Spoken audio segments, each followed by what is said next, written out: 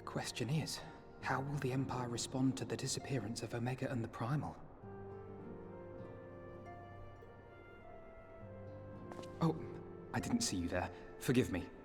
Word from Baelsar's wall is proving long in the coming, and my mind cannot help but stray to grim places.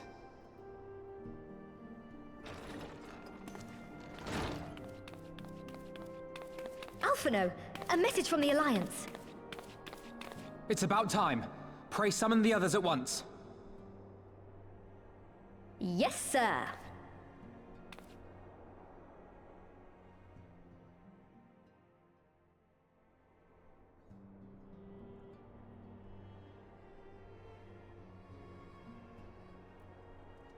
General Uldin reports that his forces have secured the breach in Baelsar's wall.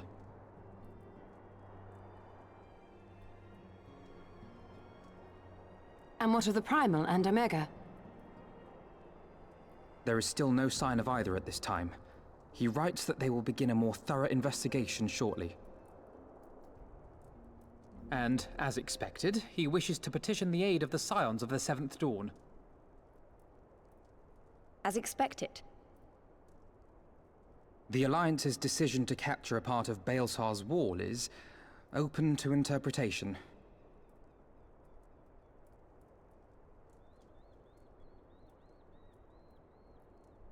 The wall serves to demarcate Imperial territory, Alamigo included, from the rest of Eorzea. To an observer, the Alliance's actions could be seen as a prelude to invasion. Indeed. And the Alliance leaders have no wish to be branded invaders. You're saying they won't fight for Alamigo? Even after everything that's happened? Not without the consent of her people, no. Make no mistake, Lys. The Alliance is in complete agreement that the Empire must be purged from Eorzea. However, they will not set foot in Gyr Abania until they have formally secured the consent and cooperation of the Alamigan opposition. They would have us act as intermediaries. Precisely. The Scions are uniquely qualified to serve in this capacity. That is to say, Lys's, given her personal connection to the Resistance. Who better than you to broker an agreement between the Alliance and the people of Alamigo? Assuming you are willing, of course.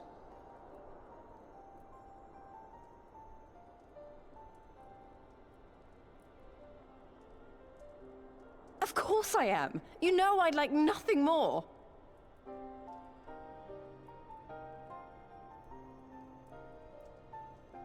As for who should accompany you on said diplomatic mission, I had a mind to volunteer myself. Well, that covers the talking part. But you just know there'll be trouble along the way. Are you available?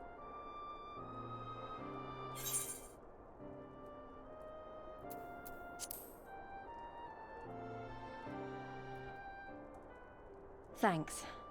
It means a lot knowing you'll be there. I too shall accompany you. Such endeavors are seldom hampered by a surfeit of healers. Good point. Allow me to offer my services as well. I have spent quite enough time here of late, so I'll be coming. But we will need someone to keep an eye on things. I trust you have no objections? None, my lady. Gladly shall I continue to serve as caretaker of the Waking Sands, and there keep watch for signs of Primal and Ascian activity both. As capable as my learned friend undoubtedly is, there are some troubles that may prove too much for a single Scion, on account of which I mean to stay. It is settled then. Let us each see to our preparations.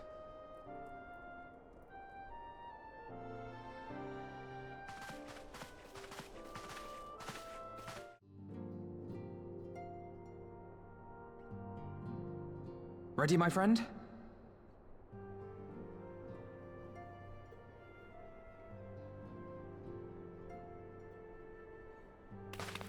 Well then. Tataru, I leave the rising stones in your capable hands. Don't worry, Alphino. I'll see that the place is still standing when you come back.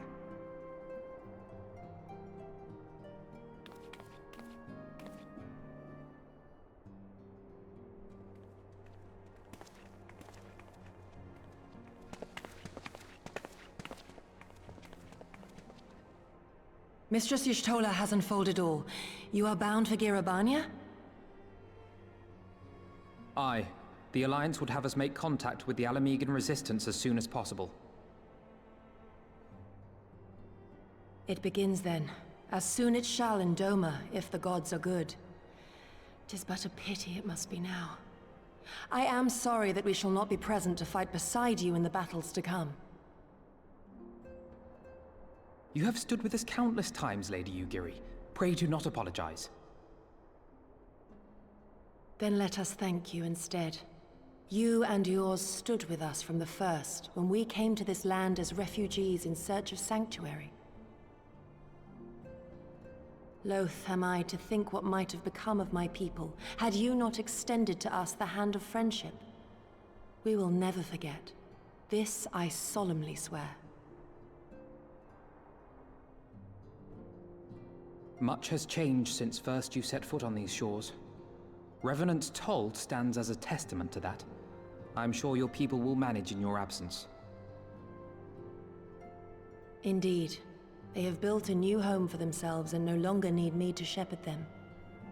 The time has come for Kozetsu and I to return to our master, to our home. I know how you feel. It's time I went home too. Though our battlefields be 1,000 mounds apart, our purpose is one.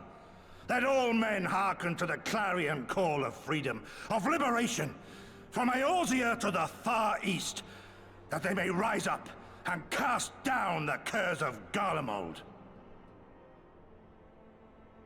Take care, you hear me? When all of this is over, we're going to celebrate, together. Just you wait. I should like that very much. Fare you well.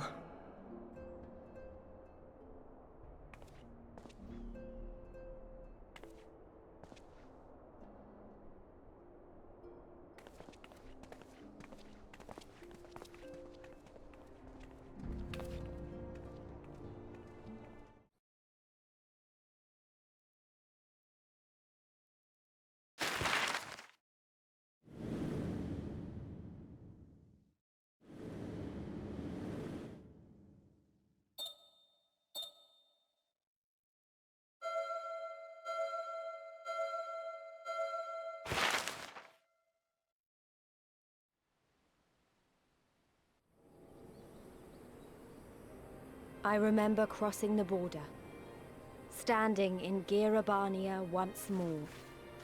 Me and my fellow scions, the warrior of light among us.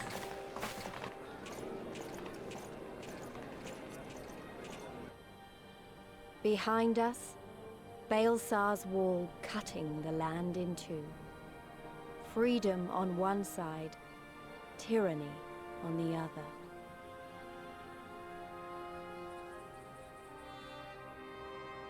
Tyranny, and the promise of a new beginning. But one that could only be bought with flames and blood.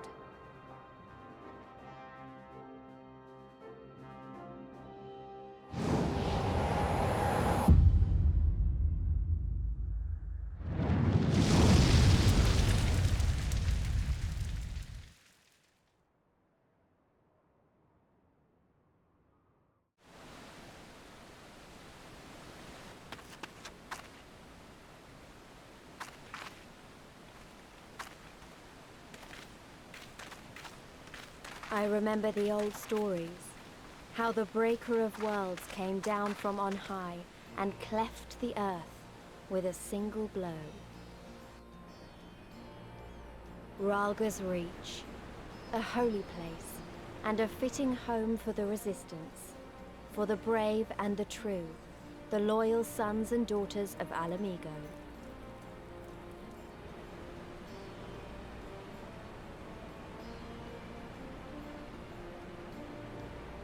They were waiting for us there. Men and women whose souls still cried out for what was lost. For what could be ours again.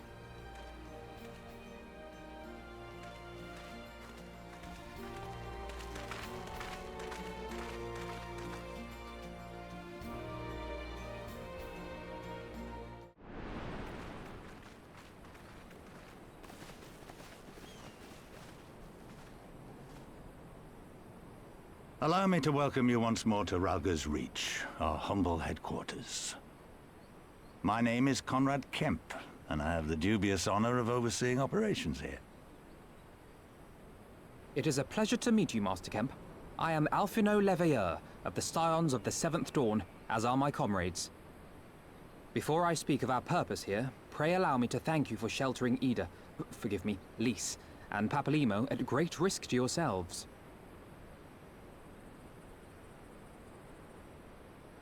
No, there's no need for that. They risked their necks for us enough times. 'Twas the least we could do. I wanted to, I mean, about the mask and... Ah, don't fret over that. You're not the first person to take up arms against the Empire under a false name. We'd do the same if we had any sense. My condolences for your loss, child. Papalymo laid down his life to save us, to give us a chance to make a better future for ourselves. There will never be a better time to drive the Garleans from our lands. But we have to take the lead on this. We can't leave it to fanatics like Ilberd.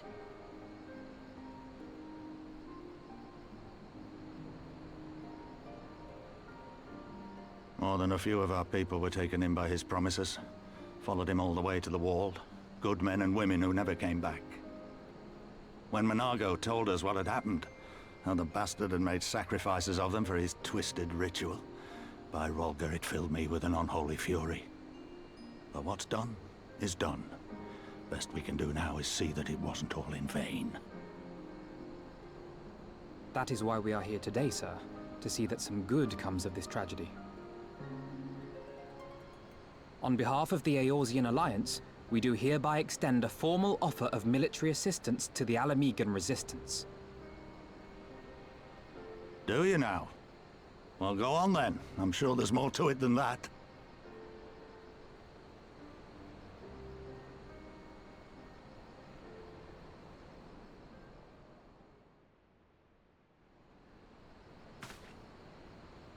So that's the way of it, eh? The Alliance, hoping to avoid a direct confrontation with the superior forces of the Empire, wishes to engage them by proxy with our vastly inferior ones. My comrades and I must confer on your proposal. A moment, if you please. Of course, Master Kemp. Take all the time you require.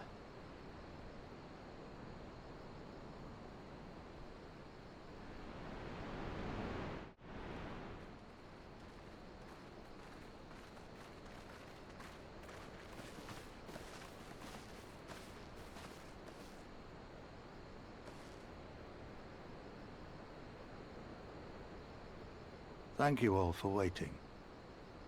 We have reached a consensus.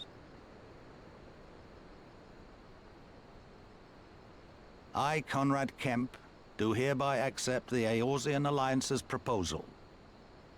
You must understand, however, that our cooperation comes with certain caveats. Those caveats being... I take no joy in this, just so you know. Were it within my power, I'd offer you more assistance. But the Resistance is far more fragmented than you realize. The men and women in my care belong to but one of many factions. Simply put, I can only speak for the people of Rolga's Reach. Now, I have every intention of appealing to the others, and I expect many will agree. But it will take time, and I cannot guarantee universal support. Understood. I shall see that the Alliance is under no misapprehensions as to your position. Much obliged. But that's not the whole of it. As you can imagine, the loss of those who cast their lot with the Griffin left us short on numbers. Some of our most trusted veterans died at the wall, and we've had to fill their posts with the young and inexperienced. Frankly, everything's in a right bloody mess. Oh, we'd be more than happy to help you get back on your feet. If we're going to work together, we'll be doing ourselves a favor. Well, there's no shortage of work to be done, that's for sure. We're in dire need of new blood too.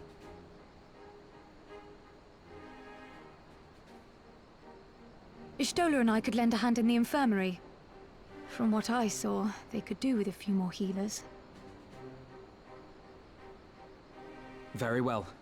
I, for my part, shall return to the Rising Stones. I'm certain there are others among the Scions who would welcome the opportunity to fight for Alamegan liberation.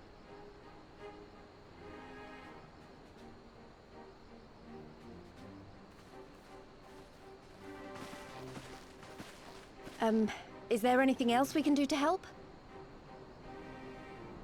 I had something else in mind for you lot. Monargo and Mefred will tell you more.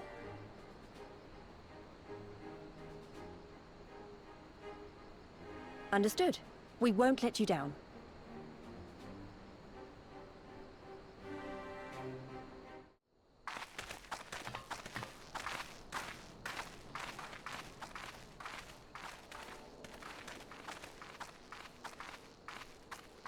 It is good to see you again, my friends. I hope you are here to tell me you have made contact with the Resistance. We are, General. Allow me to introduce Monargo of Rolga's Reach.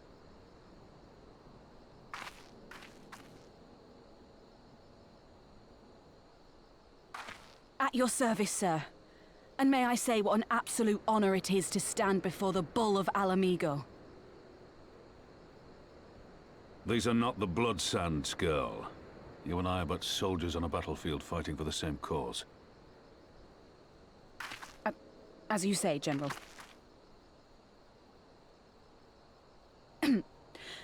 On behalf of Commander Kemp of the Alamegan Resistance, I present to you our formal response.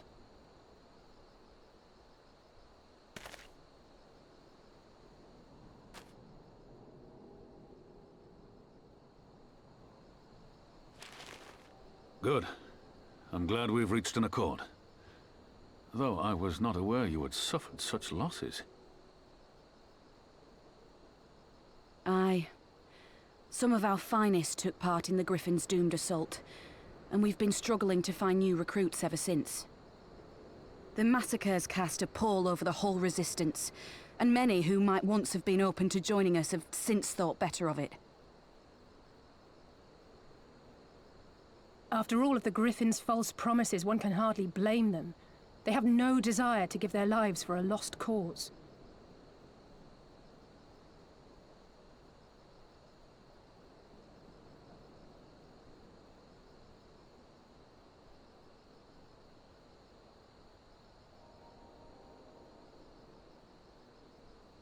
We will not lie to them. This is war, and lives will be lost. Yet what we offer is not the fever dream of a madman, but true hope. The people need proof of this, Father. Let us show it to them. I say we stand shoulder to shoulder with our new allies and engage the Garleans in open warfare. The Resistance must demonstrate that they can hold their own against Imperial regulars. And with our assistance, I am confident they can do just that. If we can achieve even a token victory, I believe it will serve to rekindle the hope of the Alamegan people and inspire them to rise up once more. Aye. Aye. Once word spread that we'd won a battle against the Garleans, I'd wager we'd have new recruits flocking to us from Malms around. The question is, when and where do we strike? I'm glad you asked. I have a plan.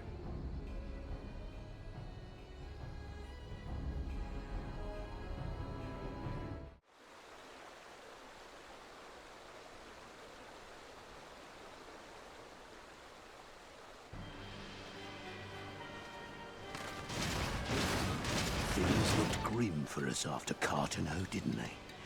Oh, how they doubted us. Yet here we are, right as rain, with fancy new toys to put through their paces.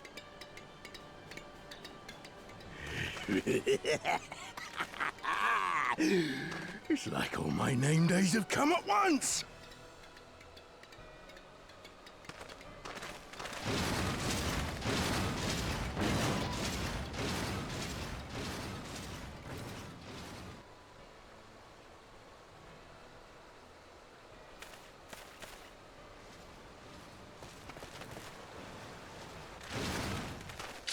Well, well, well, if it isn't Garland's little troublemaker. I can't wait to see the look on Xenos' face when I bring him your head.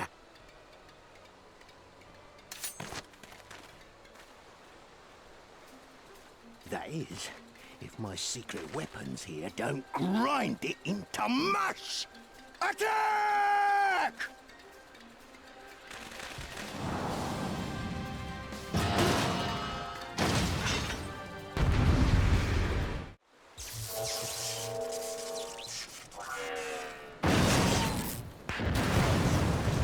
Oh! Damn it all! Miracles of Magitech design, my arse! I passed harder stools than these piles of scrap. You'll pay for this. Mark my words, the next time we meet will be the last.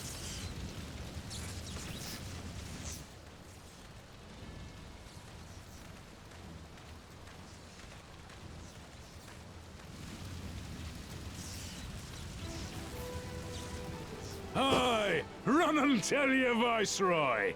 The day belongs to Alamigo! Yeah! Yeah!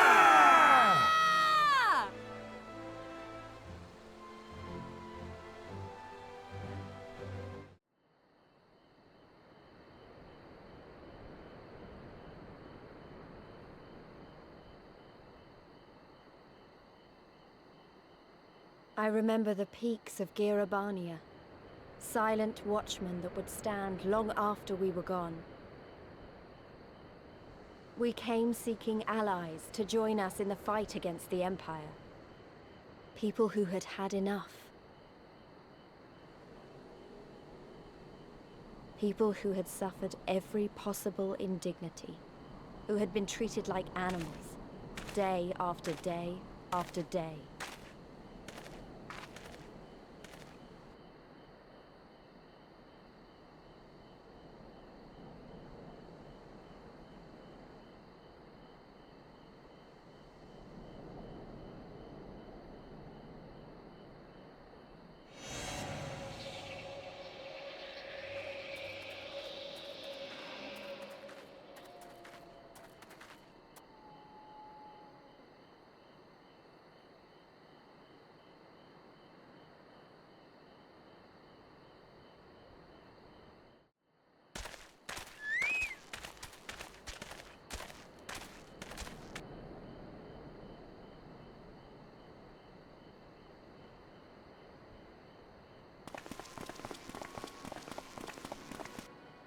Are they Imperials?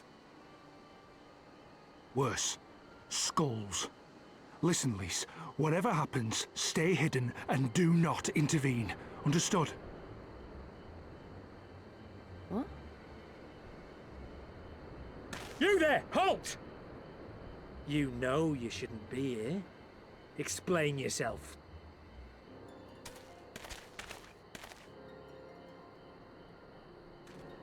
Forgive me, sir. I came to deliver the tributum. Oh, aye.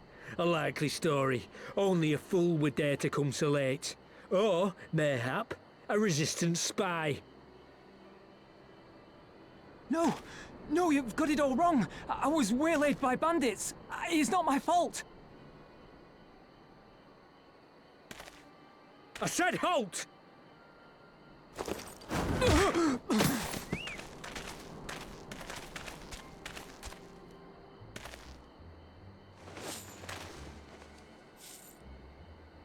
Is this a joke? You don't seriously expect us to believe this is a fib?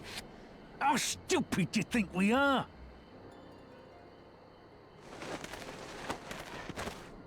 It is, I swear, on my mother's life.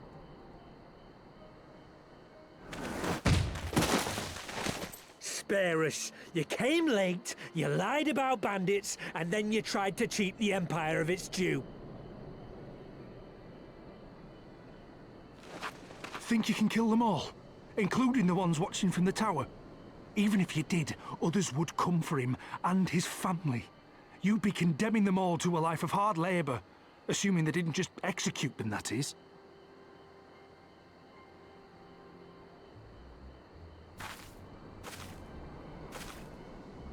But it isn't fair!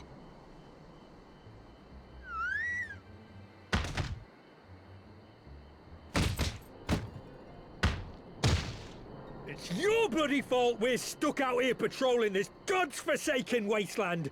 It's your fault I have to listen to people go on and on about how Alan Egans can't be trusted. I've worked and toiled harder than any man. I'm a citizen, goddammit. And what are you? A stupid, stubborn little dog who'd sooner bite the hand that feeds him and pine for the good old days.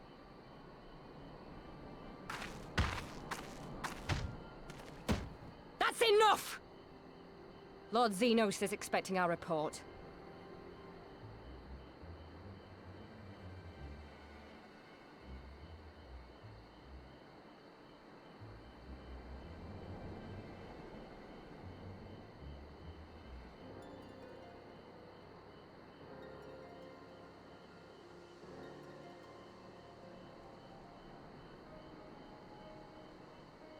I bet the poor bastard can't believe his luck. He gets to go home. We should do the same.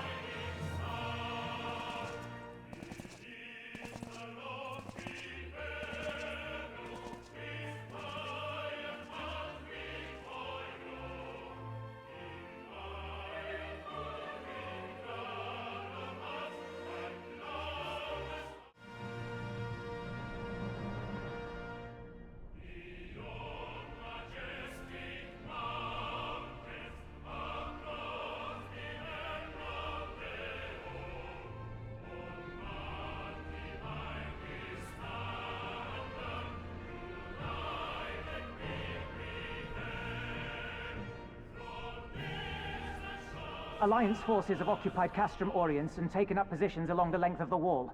Our patrols have engaged their reconnaissance parties on site, but there have been no significant exchanges, save one. A unit tasked with field testing prototype Magitech weapons was attacked. The weapons were destroyed, with the unit sustaining near total casualties. Near total? Go on.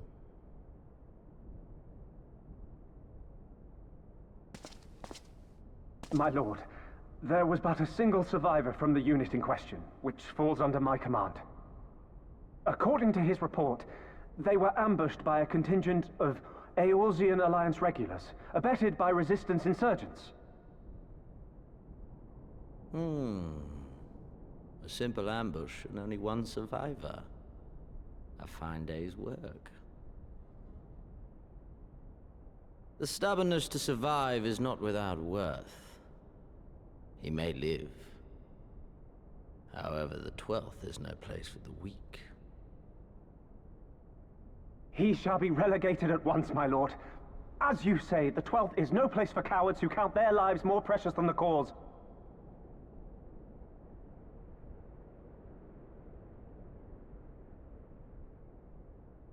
Indeed, indeed.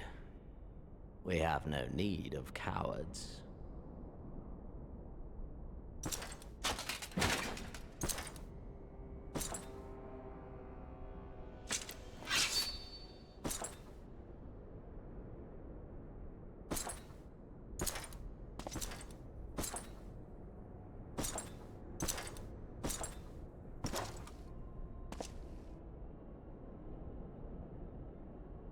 My lord,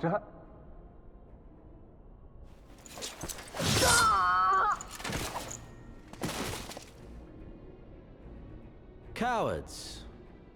Who defer critical missions to their subordinates, who hide within their castra, never meeting their prey in battle, never staring into the whites of their eyes.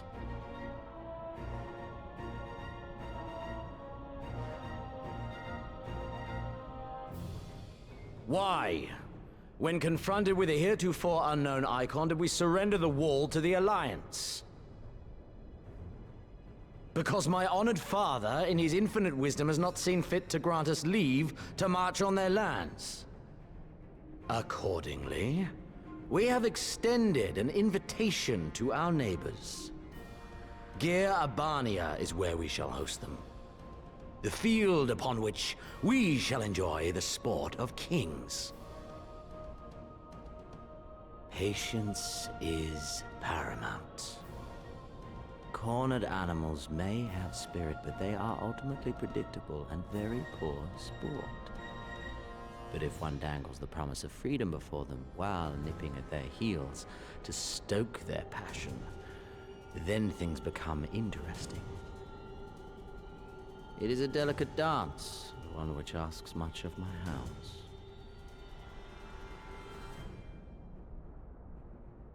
And so I put the question to you, my fellow huntsman. How shall we deal with these savages?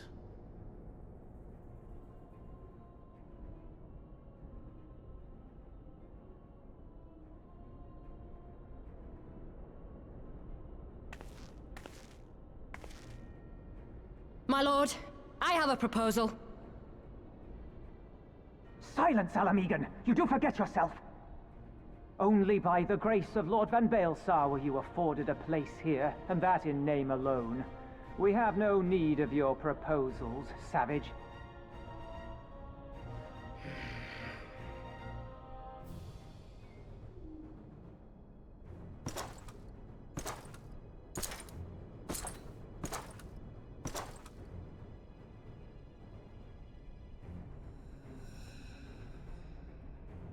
This savage yearns to hunt her own. The floor is yours, Commander. Thank you, my lord.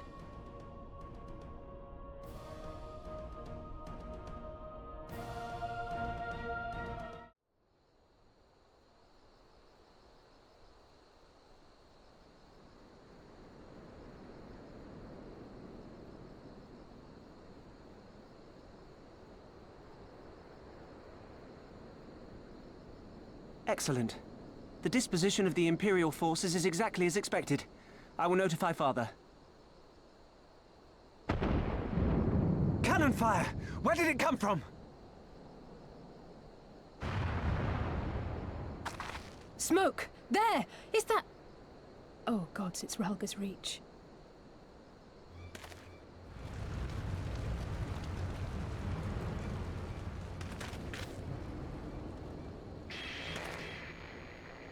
It's no use. I think someone's jamming our communications. You don't think... Could this be part of a coordinated attack? Too early to draw conclusions. We must abort the assault and return to the Reach at once.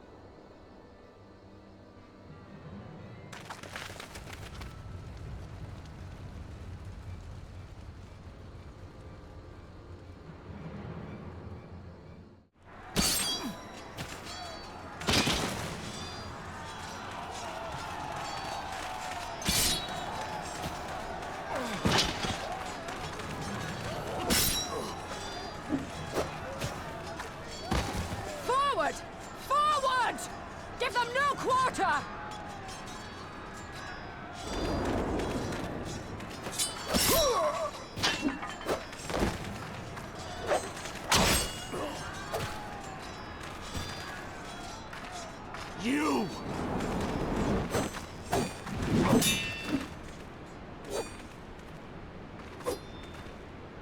Traitor! Kinslayer! You're no kin of mine!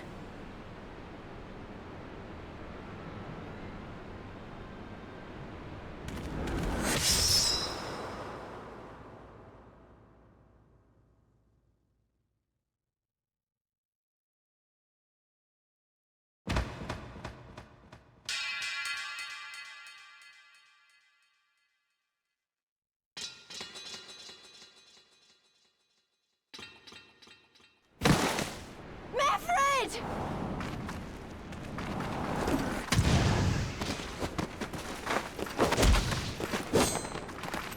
He'll take you!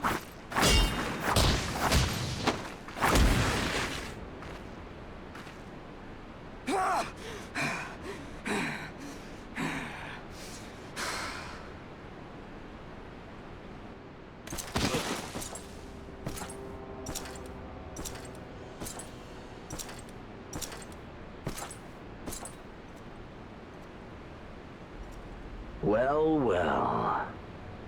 Stand aside, Pilus. This one has promise. Have a care, my lord. She's not like the others. Do not disappoint me, girl, or I will kill you.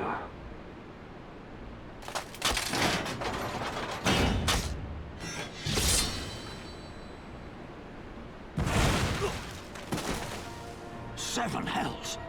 It's him! It's Xenos! The Viceroy? Oh, you are a dead man! Ah!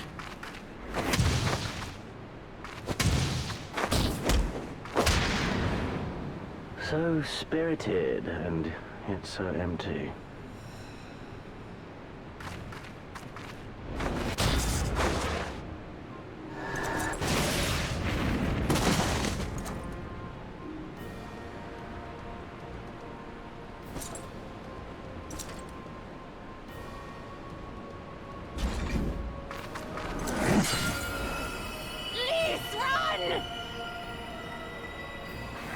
Ah, a magical barrier.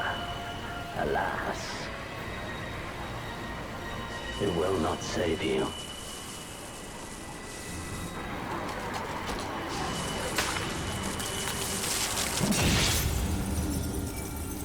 How? Yashola! Hold the line, Byrolga! Hold the line!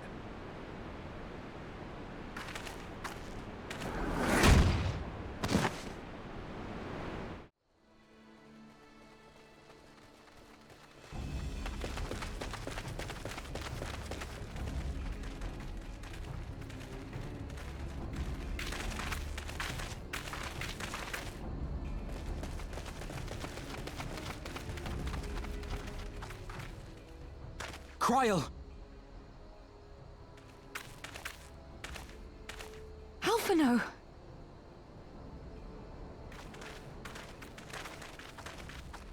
We saw the smoke and thought we heard explosions. Are we under attack? The Imperials were all over us before we realized what was happening. No one knew where to run or what to do. It was chaos. Lys and Master Kemp rallied the guards and bought us enough time to get some of the wounded to safety, but I haven't seen either of them since.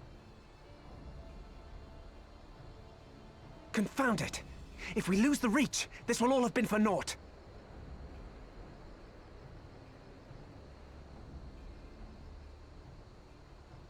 Arenvold, can you escort these people to the wall?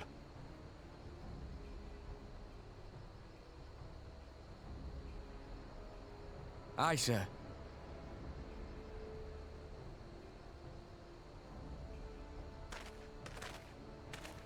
Our place is at the Reach.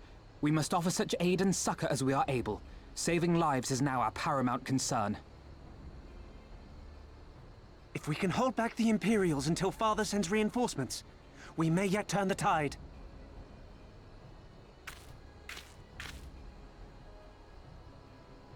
I'll join you.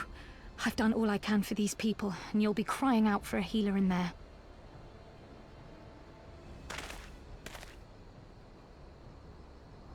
I fear you're right. Come, there is no time to lose.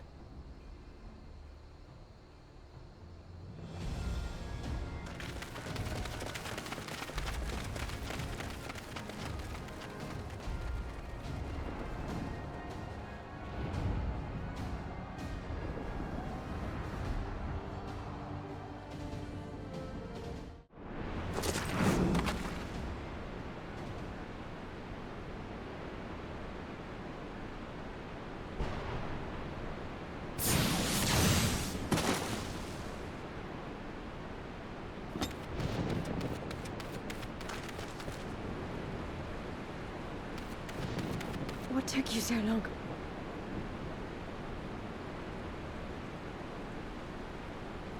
Alphino, I need your help!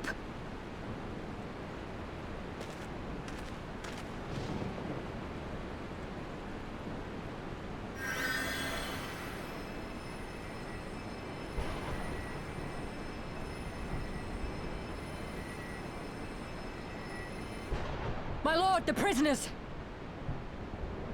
See to your men, Pylus.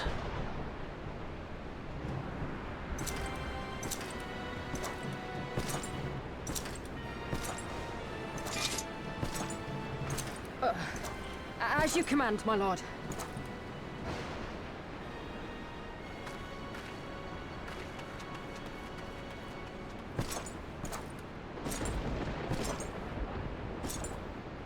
Your friends were a disappointment. But you will entertain me, will you not?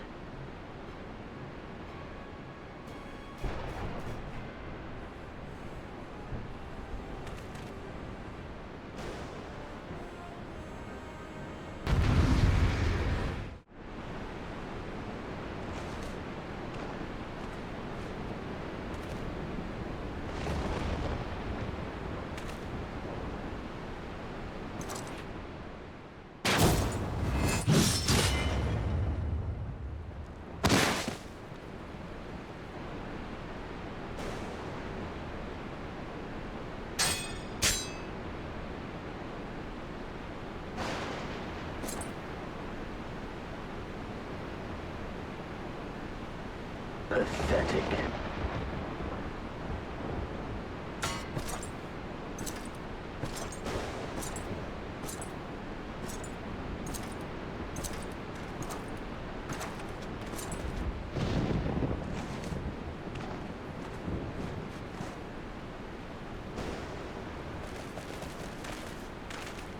Seven hells.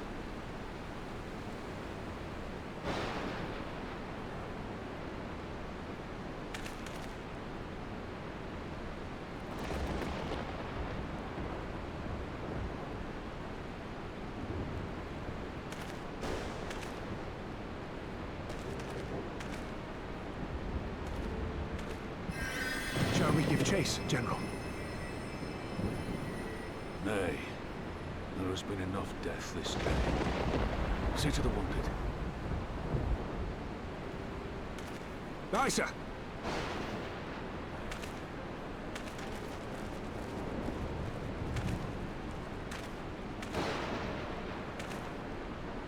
You all right, lad?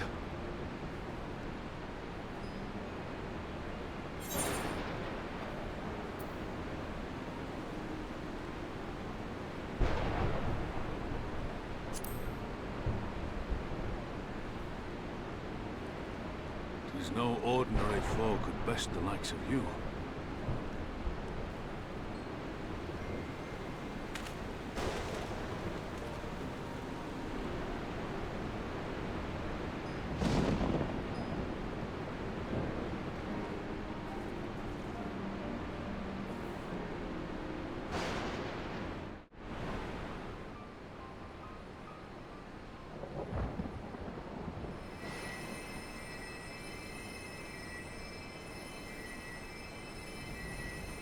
Don't you die on me, Ashola! Hold on! Don't worry, it's going to be all right. Alphino, Master Kemp is all yours. Understood.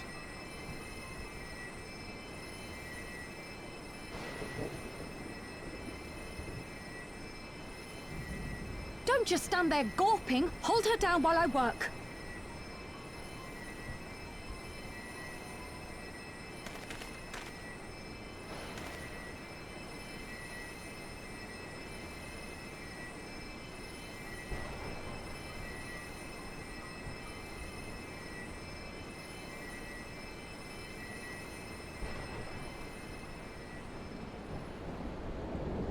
The worst is past, but without the proper facilities, I can do no more.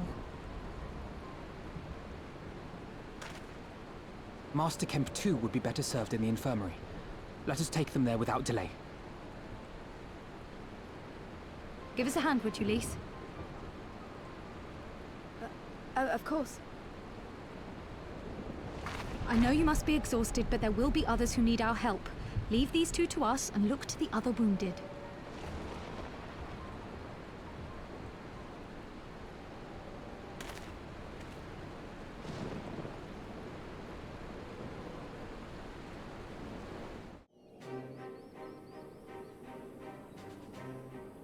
Were it not for the swift actions of the Scions and the Alliance, many more would have died. You risked your lives to save ours, and for that we thank you. There is no need for thanks. We are allies, are we not? Aye, just so. Let us not dwell on this tragedy, but look to the future. The future?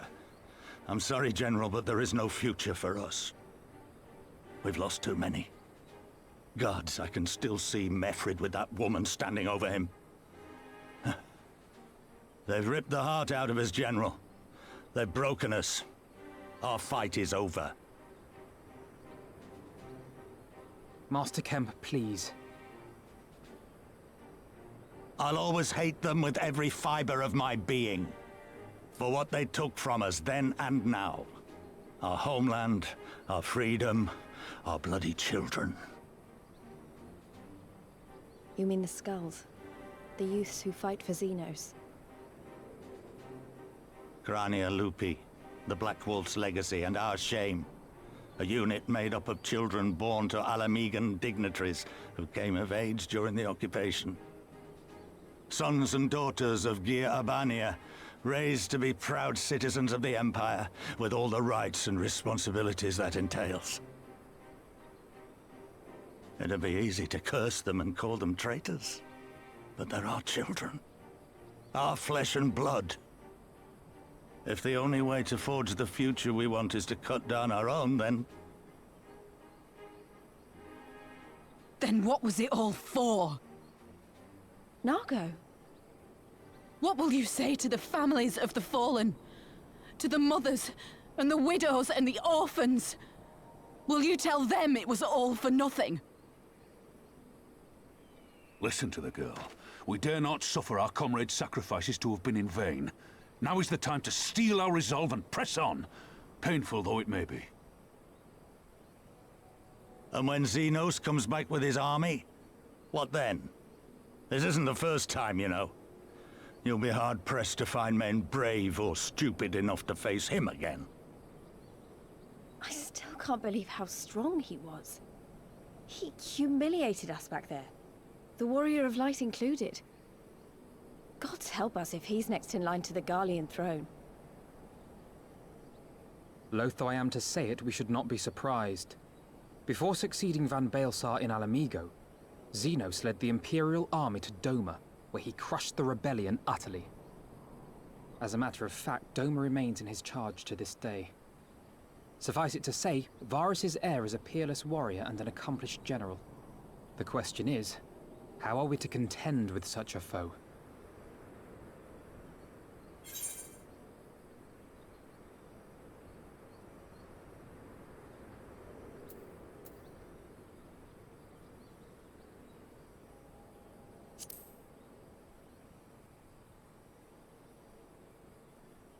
Come now, even you have your limits. But then, so too must he. One legatus ruling two provinces a world apart. Yes, divide and conquer. We kindle the flames of revolution in Doma once more, thereby forcing Xenos to fight a war on two fronts. For that, there would need to be someone left to fight on this front by the time you got back. Look, I'll not deny the plan as promised. And I feel for our brothers and sisters in Doma, truly I do. But I fear we lack the strength to see it through. Have faith in your people, Master Kemp. Them and the Scions. Hold fast, rebuild, and when all is in place, we shall defeat Xenos together. If you're going to Doma, I'm coming too. I want to help our friends there, and make sure nothing like this ever happens again.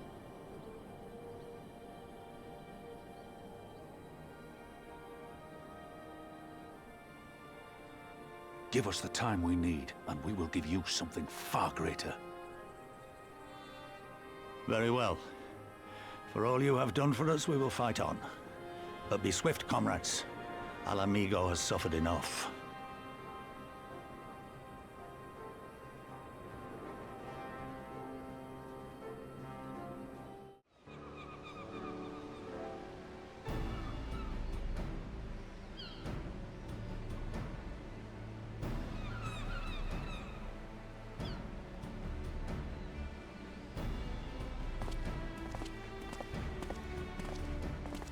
"12 be praised.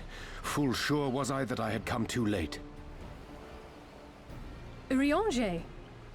Tell me you haven't come all this way just to see us off. Nay, my lady. Ere you quit these shores for eastern climes, I wished to share some words of seeming import. Look ye where the sun doth rise. See crimson embers, darkening skies. Look ye where the sun doth fall. See azure lost amidst the squall.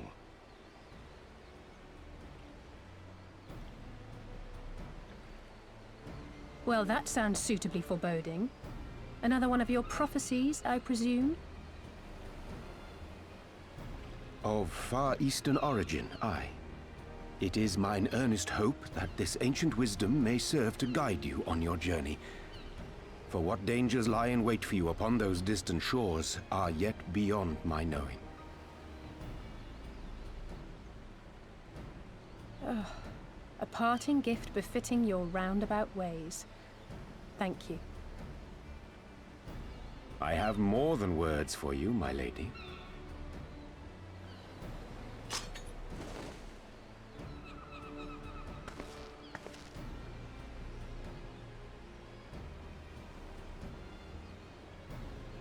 It's beautiful. Is it for me? Though undeniably powerful, your ethereal blade taxeth you greatly in the wielding. Not so this rapier, which shall serve you just as well against all but the most formidable foe. Impressive. It feels as though it's attuned to my ether. I shall treasure it. Honored guests, say your farewells, for the moment of our parting draws nigh. A fair wind blows, and I mean to follow it. It would seem our ship is set to sail. Pray give my regards to Thancred and the others, and take care.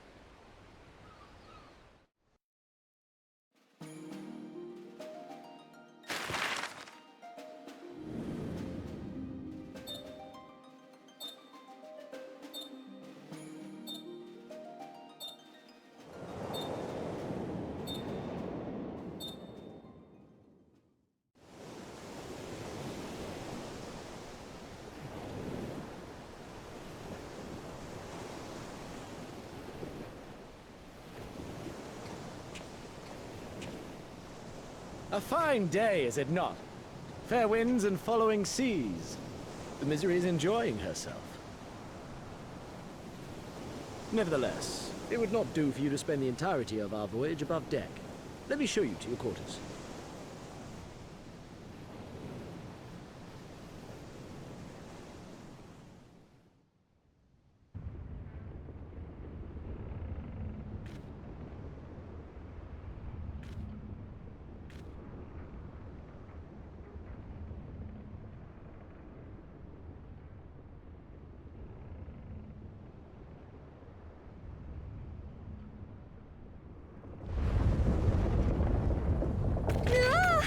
supposed to do that? Not under normal circumstances.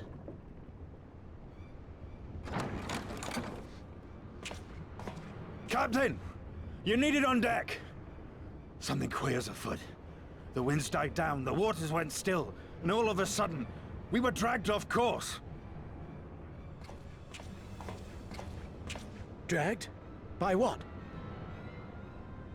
Can't rightly say, sir. But some of the lads are muttering about seeing things in the water. Things that shouldn't be there. Oh, for the love of... If you will excuse me a moment. Actually, might I persuade you to join me? Loath though I am to admit it, I have a bad feeling about this.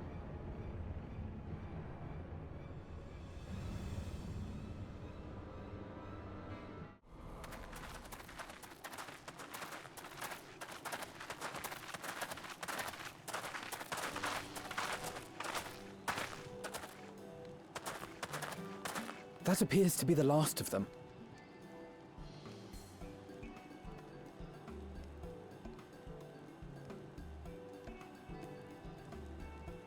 Word from the Misery.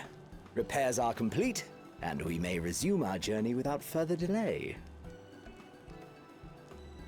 I swear, if I never hear another ghost story, it will be too soon.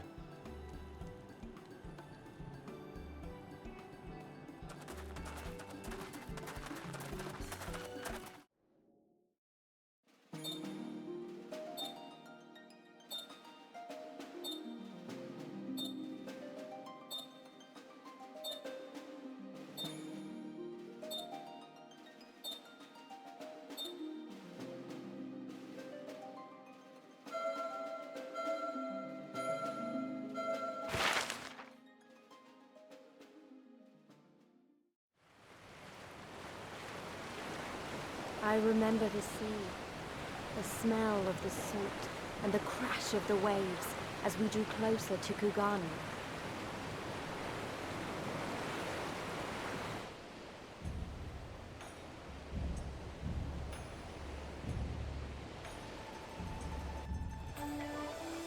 The only port open to outsiders in Hingashi, across the Ruby Sea from Othard, from Doma.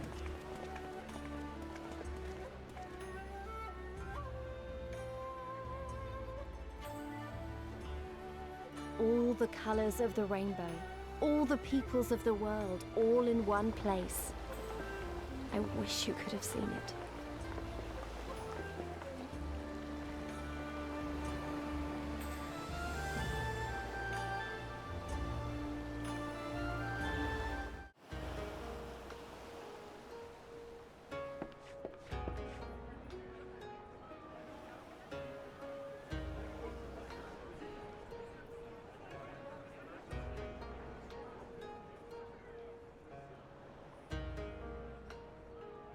By the 12.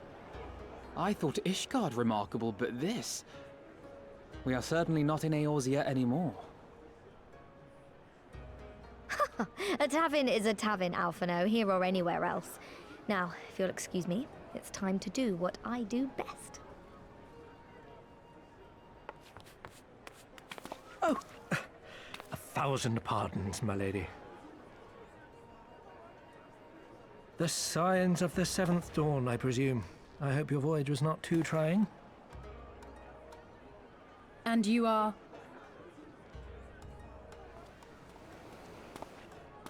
Ah, yes, of course. Forgive me. Hancock of the East Aldenard Trading Company, at your service. On behalf of Chairman Lolorito, I bid you welcome to Kugani and invite you to take refreshments at our local offices. Lolorito? I was aware his interests extended beyond the borders of Eorzea, but not so far as Kugani. Regardless, I am disinclined to accept the hospitality of grinning merchants, especially those who serve a master with whom we have such a difficult relationship. My, such naked suspicion. I do hope that business with the Crystal Braves did not rob you of all faith in your fellow man. Or do you really think the chairman is plotting to drag you into another one of his grand schemes? I beg your pardon? If you are trying to win my trust, you are failing quite spectacularly. Oh dear, have I offended you? Once again, I must apologize. Too much time in the Far East, you see. One is compelled to talk in circles round everything here, and one finds oneself longing for the invigoratingly candid speech of the Uldan markets. Though I see now that this was neither the time nor the place to indulge said longing. Might I suggest that we continue this conversation at the company offices? Too many eyes and ears here, you understand. 'Twould be decidedly reckless to say any more. If I may favor you with the invigorating candy you apparently crave, it would be decidedly reckless to follow a man I neither know nor trust. Give me one good reason why we should accept Lord Lolorito's invitation. Now there's the young diplomat I was told to expect. Very well then, I shall explain. You understand that you are come to a most reclusive and secretive nation, yes? One whose borders are closed to foreign trade save at this single port. Then it should come as no surprise that a great many parties have vested interests here. Merchants like myself are a given, of course, but for every one of us, you may be certain there is also an agent of a foreign government. Many notable nations and empires have embassies here, you know, including, of course, the Garlean Empire, with whom you have such a difficult relationship. To paraphrase, Kugani is teeming with Imperial spies, one or several of whom could now be listening to our every word. Something to that effect, yes. Beneath this veneer of bustling trade, a war for supremacy is being waged between world powers. One might say we were standing on the front lines, just not in public. I still have my doubts, but he may have a point. I say we accept his invitation for now.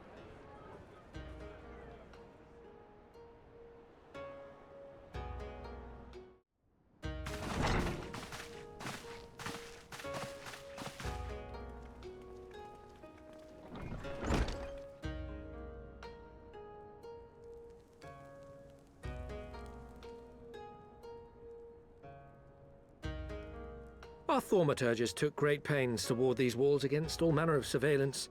Where business dealings are concerned, we do not compromise on confidentiality. You may avail yourselves of these offices for the duration of your visit. Come and go as you like, and know that you may speak freely here. Your offer is most generous, but I will not enter into any agreement which would leave us beholden to you or your master. A legitimate concern. Allow me to clarify, then. The chairman bids you consider this as an expression of his heartfelt contrition for the bloody banquet and the unpleasantness which followed. Never having been one to put stock in words alone, the chairman deems the provision of material aid to be a more appropriate demonstration of his sincerity. By sheer coincidence, your purpose here also happens to coincide with our own interests. That is, assuming you are come to aid the Doman Liberation Front. How could... I will not bother to offer a denial. You have the right of it. To be specific, we are come in search of our Far Eastern allies, Yugiri and Gosetsu, whom we hope to assist in their fight. The Auri Shinobi and the Rugadan Samurai? Then you will be pleased to know that they have both come to Kugani. Are you sure? Quite. They came here aboard a company vessel, you see. However, they encountered difficulties securing passage across the Ruby Sea. The Ruby Sea? Sorry, I've never been any good at geography. Forgive me. This calls for a map.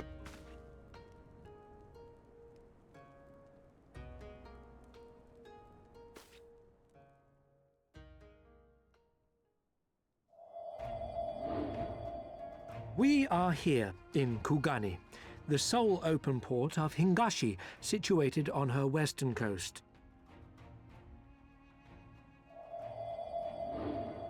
Doma, meanwhile, is here on the eastern coast of Otherd in Yansha. Therefore, if your friends are to reach Doma, they must first cross the Ruby Sea. Alas, this is easier said than done, as the Ruby Sea does not fall within the dominion of either Hingashi or Doma, being controlled since antiquity by a third party, namely the Confederacy.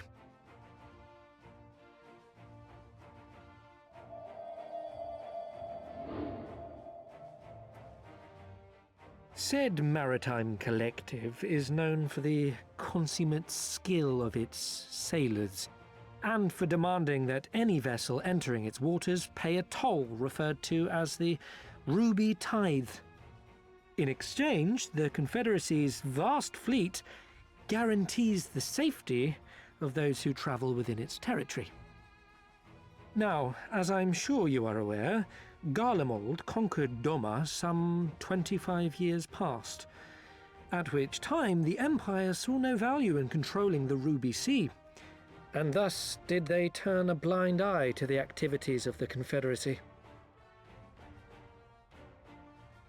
The recently appointed acting Imperial Viceroy of Doma had other ideas, however. She has formally condemned the Confederacy and declared that any who recognize their authority shall be branded enemies of the Empire. Bowing to this pressure, Hingashi severed ties with these toll-takers and forbade the payment of the Ruby Tithe, prompting the Confederacy to make it known that any merchants choosing to sail the Ruby Sea would do so at their peril.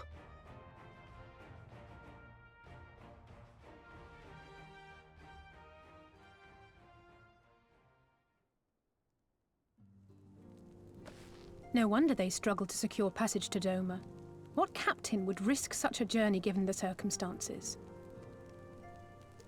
I'm told your friends were not so easily deterred from their course, but I know not whether their persistence bore fruit.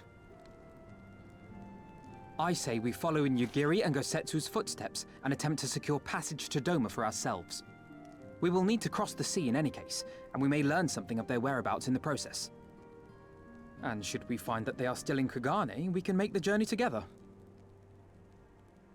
In that case, I have some information which may be of use to you. No quid pro quo, I assure you. The chairman was most insistent that I aid you to the best of my ability.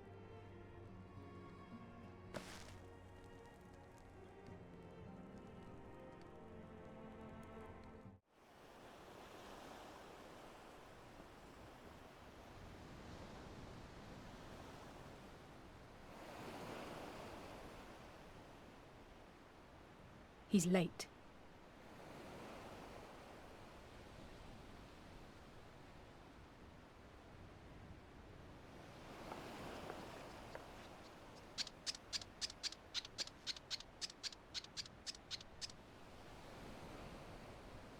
Endless and most sincere apologies to you and yours, yes. This way, quickly now.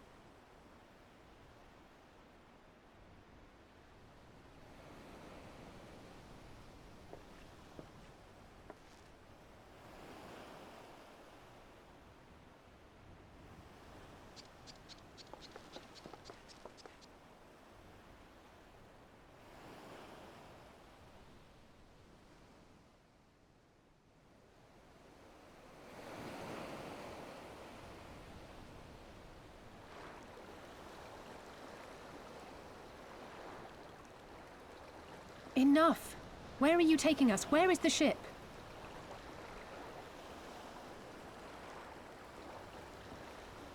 This ship. So very sorry to inform you, yes. Long before was it pledged to another. To me, these ones are for Doma.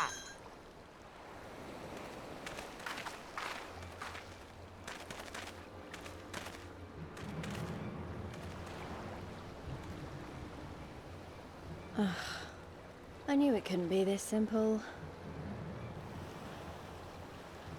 Nothing personal, yes, yes, just business. Then business is about to take a turn for the worse.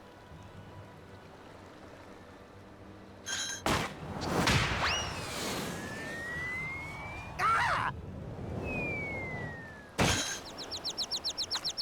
Come on, let's find a way out of here.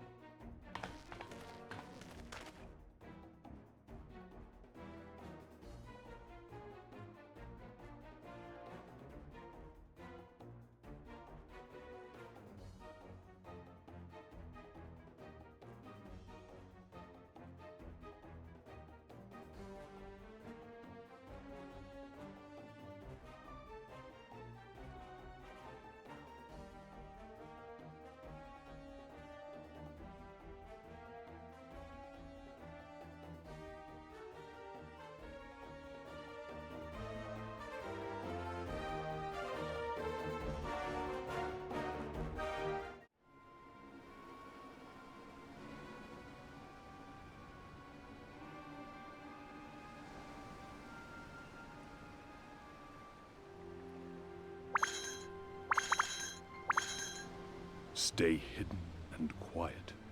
Understood?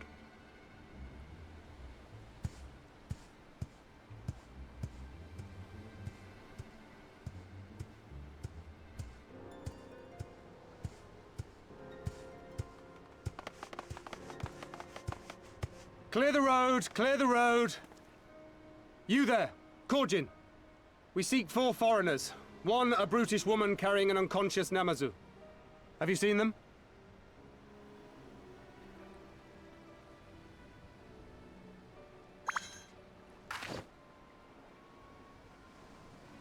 For foreigners, you say? Ah, yes! Very rude they were, making no apology as they barged past. They went that way, I think. Many thanks, good sir. With me, they cannot have gone far.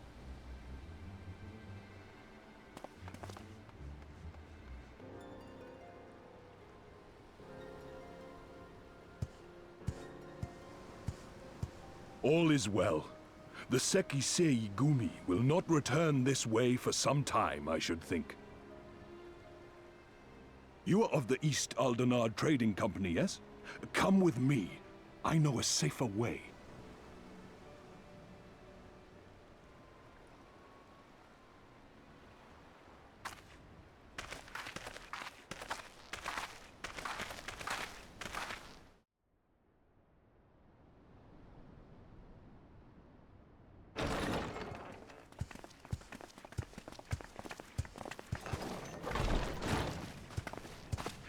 You are returned.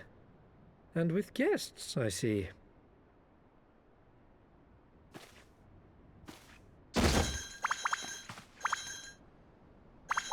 Our meeting went about as well as expected. We've brought the Namazu who thought to betray us. When he wakes up, we'll see what he knows about Yugiri and Gazetsu.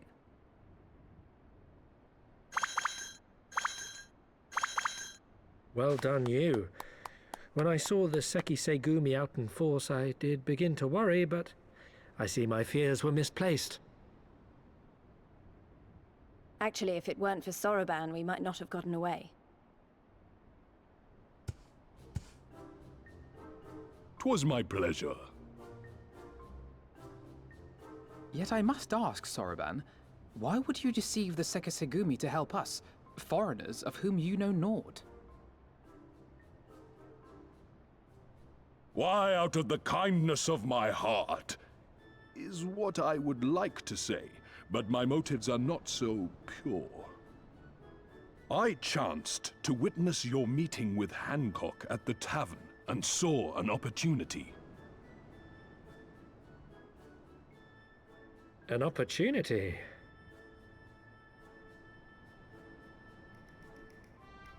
Like many, I came to Kugane as a trader to make my fortune. Kojin of the Red may serve the Empire as mercenaries, but Kojin of the Blue walk a different path. Regretfully, most here would rather not meet our gaze, much less do business. So I seek the custom of those less predisposed to dismiss us outright, namely the East Aldenard Trading Company. Quid pro quo, is it? Well, there is no denying that we owe you a debt. What say you, Hancock? Will you consider doing business with our entrepreneurial friend here? Rest assured, Master Soroban, that in matters of trade, the company does not discriminate. We would be honored to hear your proposal. I promise you will not regret this, good sir. Ah, yes. You sought passage across the Ruby Sea, did you not? I have a ship you can use. You do? Well then, far be it from us to refuse. You have our deepest thanks. And you mine.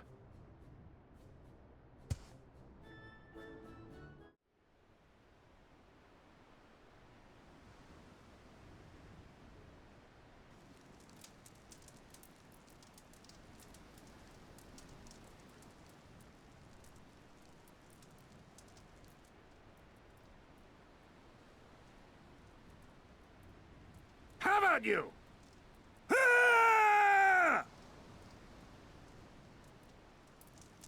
Was that? That was Gazetsu. I'm sure of it. He's in trouble. Lise, wait! I suppose we should follow her then.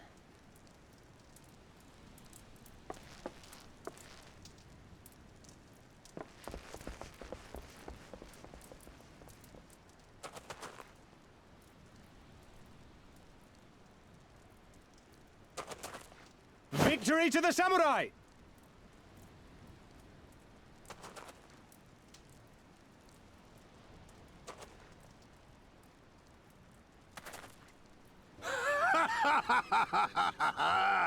How many is that now?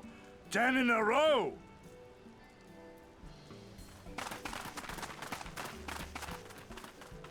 Gazetsu!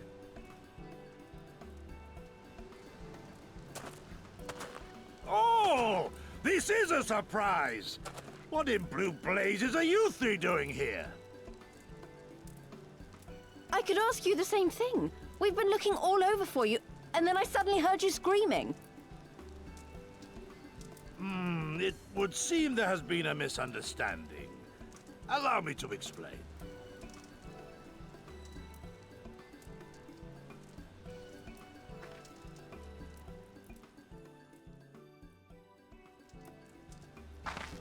So, in summary, you started a brawl with some off-duty Imperial soldiers and were subsequently arrested by the Sekisagumi, whom you somehow befriended and convinced to set you free if you could defeat a given number of them in single combat.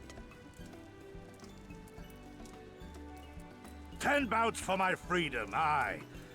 'Tis but a pity you came too late to witness the last one.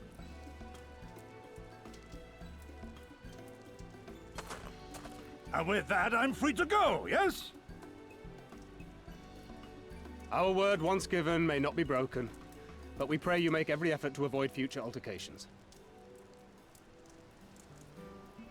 Circumstances notwithstanding, my lord, we are honored and grateful to have witnessed firsthand the skill of a Doma samurai.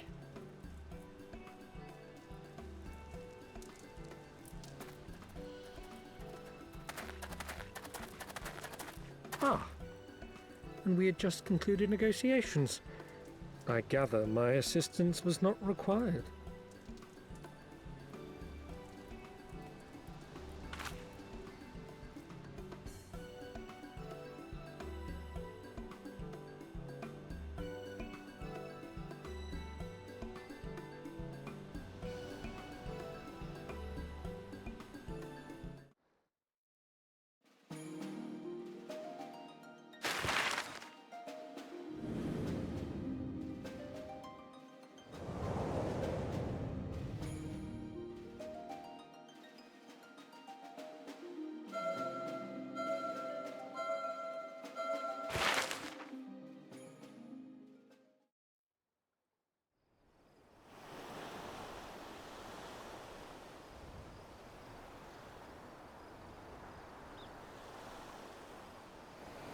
I remember the water, how it turned crimson in the morning sun.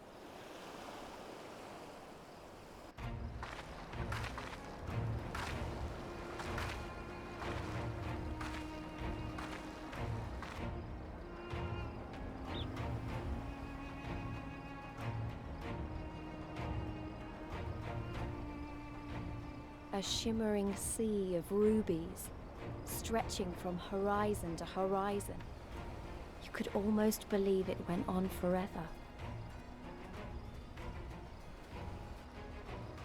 But beyond that red expanse lay a land in turmoil. On the shores of Othard, our Doman brothers struggled in vain.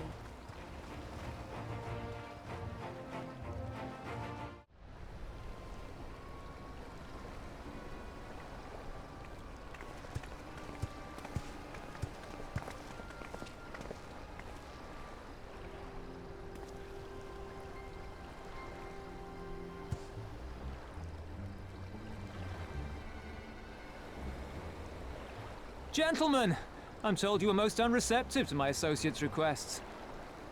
I realize you do not look kindly on the Confederacy and her ways, but if you refuse to pay the ruby tithe, your safety in these waters cannot be assured. Spare me your concern, pirate. Your feeble attempts at extortion will not work on us.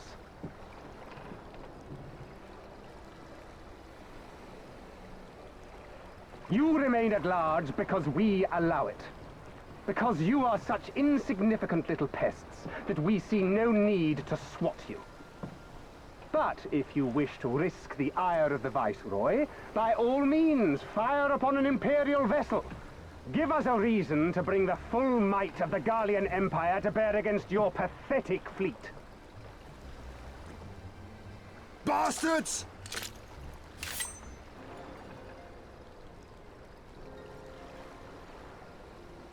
Gentlemen, surely the fact that you have such limitless resources at your disposal gives you all the more reason to spare some few coins for the less fortunate. All talk, just as I thought. Come, let us away. I have no time for this rubbish.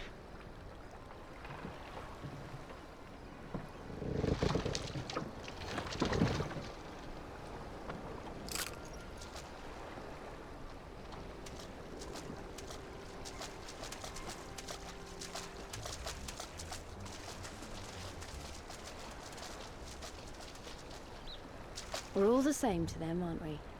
Savages to be ruled or slaughtered.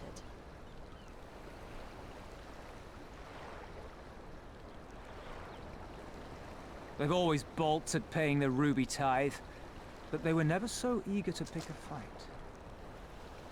The problem, you see, is that many of my comrades in the Confederacy are of Doman descent, and the acting Viceroy, well, she's none too fond of Domans, to say the least. If we take any action to hinder the safe passage of an Imperial vessel, she'll accuse us of attempting to foment rebellion and brand us enemies of the Empire, which we can ill afford to be. Like the man said, we're all talk. And where did the Kojin stand in all this? With the winning side, of course. They're mercenaries to a fault, eager to offer their services without coercion. The Shellback could tell you more, though something tells me he would rather not.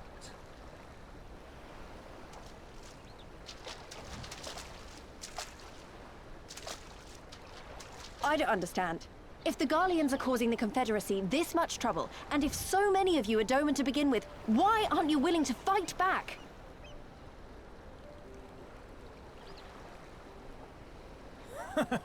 Spoken like a true friend of the Doman Liberation Front.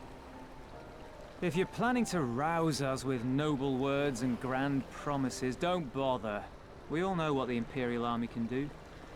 Compared to them, we're boys with boats. Besides, what ties a man may once have held to his home are forsaken upon joining the Confederacy. We look out for none but our own.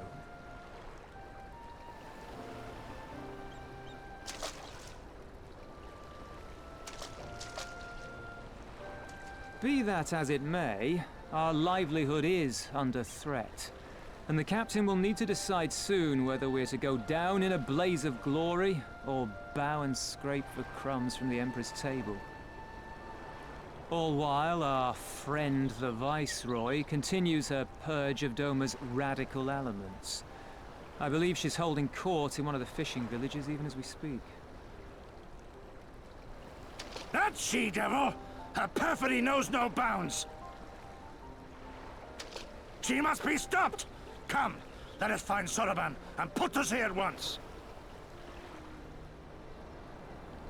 Tell the others that these ones have paid. We all have places to be.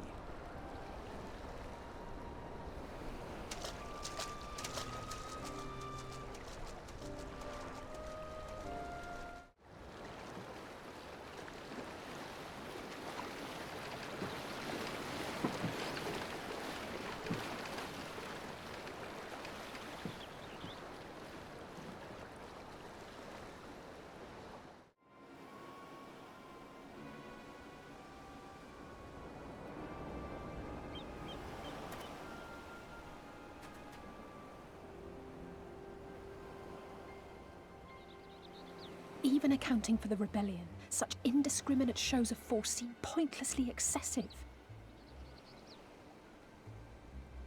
If only you knew how commonplace such scenes have become. Are we too late? Over there, someone's coming.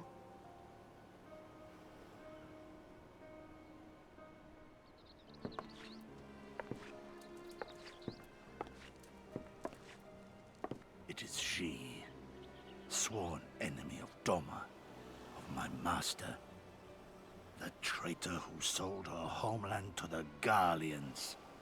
Yotsuyu. The Viceroy herself. And look behind her. Isn't that...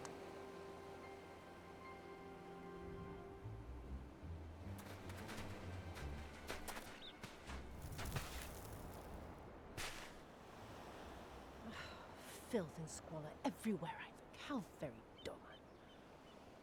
What I wouldn't do for a drink.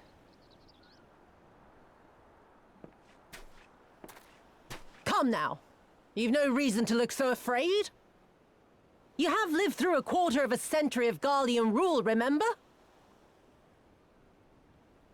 'Tis better to bend with the wind than stand tall and be broken.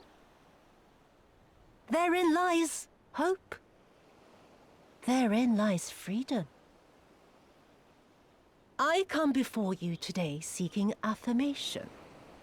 A heartfelt declaration. You are free to answer me as you see fit, yet even the least among you should know the correct response. Should.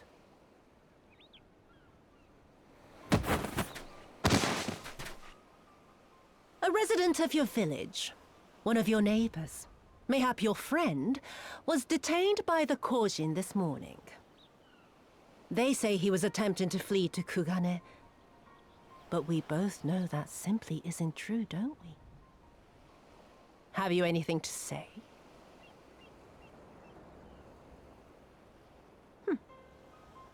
Bit slow, this one. Is there anyone more sensible among you?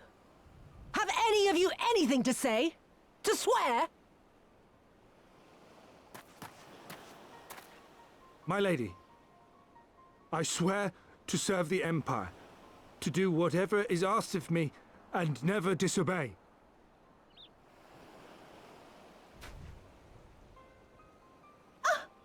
Well said, that man.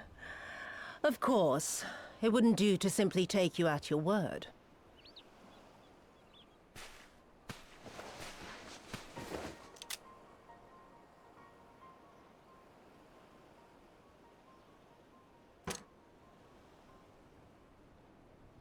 Kill him. Surely you can do that much. He must be guilty of something or other, or he wouldn't have attempted to flee the Empire.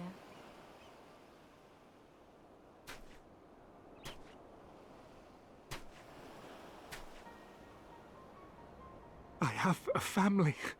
Kami, forgive me. Kami, forgive me.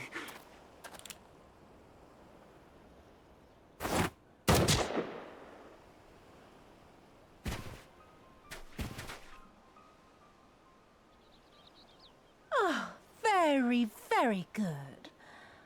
I've always had a soft spot for men like you. Next, I want you to shoot those two over there. Too old to work, you understand. A burden on the Empire. We can't have that. But they're my parents. You can't expect me to...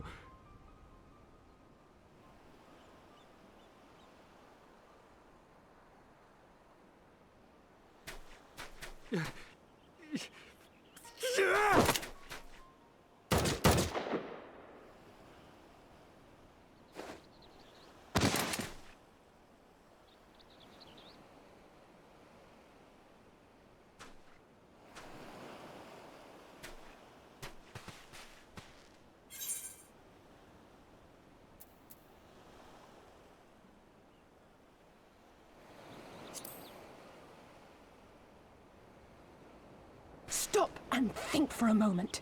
If you go charging in now, every one of those villagers is as good as dead.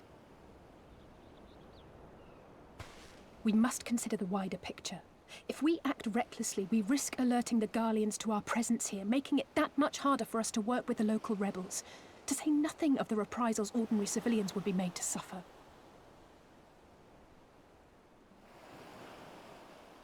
Open your eyes, girl. They are already suffering. Let me go. I am putting an end to this madness. I will approach the village alone and identify myself. As a former leader of the rebellion and a known fugitive, they will wish to detain me until they are certain they have learned all I know. Use this time to make your plans. You saw what those monsters did to the villagers. Who knows what they'll do to you, assuming they don't kill you where you stand? We live and die at the pleasure of the Kami. My fate is in their hands and no others. If it be of any comfort, I am no stranger to chains. You can't expect us to stand idly by as a comrade goes marching off to his death. And this is nothing like Kugane. Nor is it like the Reach, Lys, or the Wall. Let him go. Hold out for as long as you can, but remember, noble sacrifices are to remain an absolute last resort. I wish I could say it won't come to that, but only the gods know how we're going to get you and the others out in one piece. A miracle, perchance.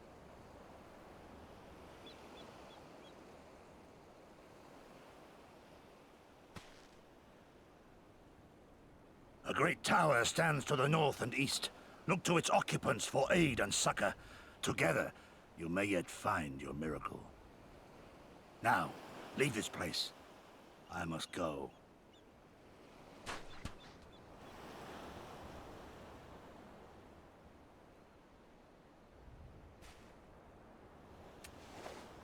Oh. Another idiot like all the rest. I'm beginning to think it may be something fundamental. Something intrinsic. Something quintessentially Doman to ignore the simple truth. You can't do a damn thing if you're dead. Enough, Yotsuyu!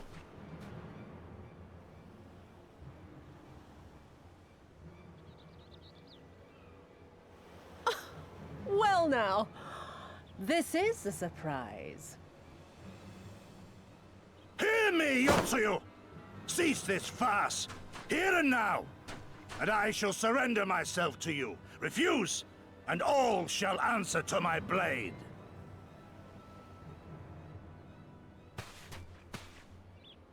Bring him to the tavern.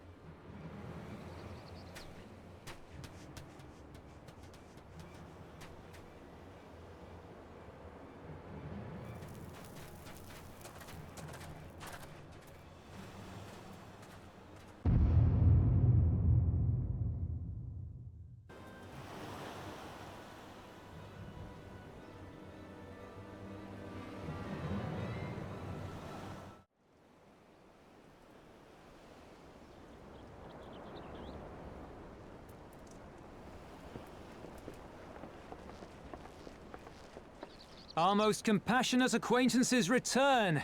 For your deeds, we owe you many thanks. but something tells me our thanks are not sufficient. The strange thing is, I was certain you understood our position. And yet here you are with that same look in your eyes, and those same words upon your lips, I'll wager.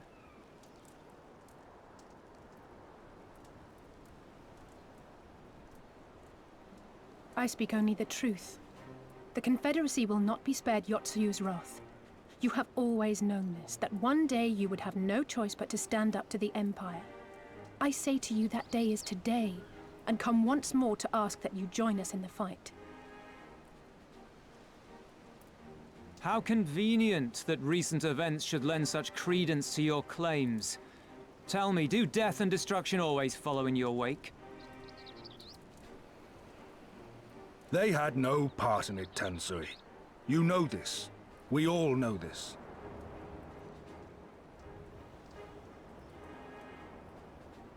They came and took our Doman brothers.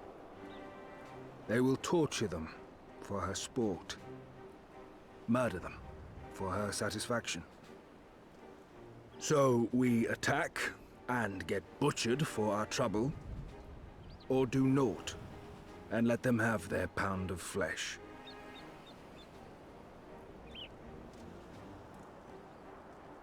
If this be our choice, I say we suffer the ignominy. We endure. We survive.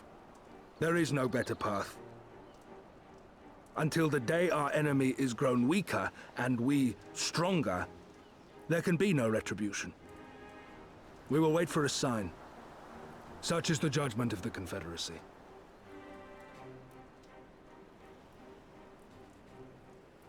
So that's it then. You're just going to abandon them to her. They'd die for you, you know, for the Confederacy. They would die for you, but you wouldn't even think to risk your lives for theirs.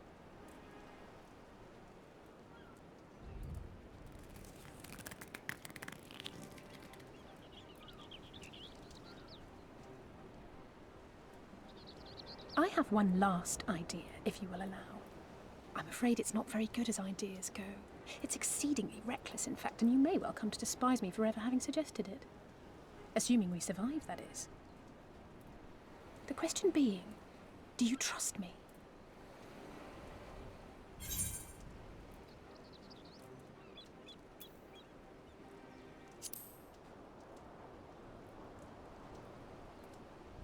We can't stand by and let innocent people suffer, here or anywhere else. I'll do whatever it takes. Then let us roll the dice.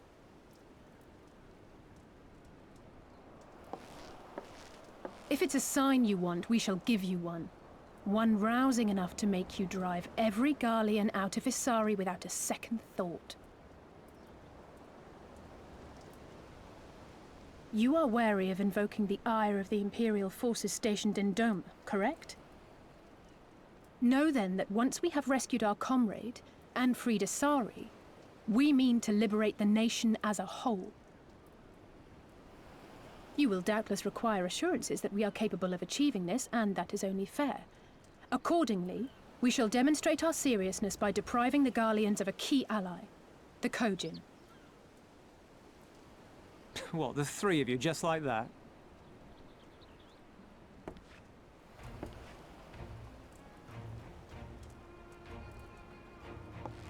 Actually, my esteemed colleague here will attend to it on his own. But the how of it is not your concern, only the outcome. If we succeed, you help us liberate Isari. If we fail, you lose nothing. A simple enough wager, if you have the stones for it.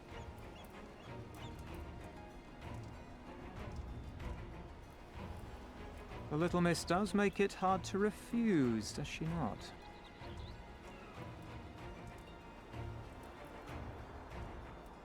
Words are air. We will weigh you by your deeds.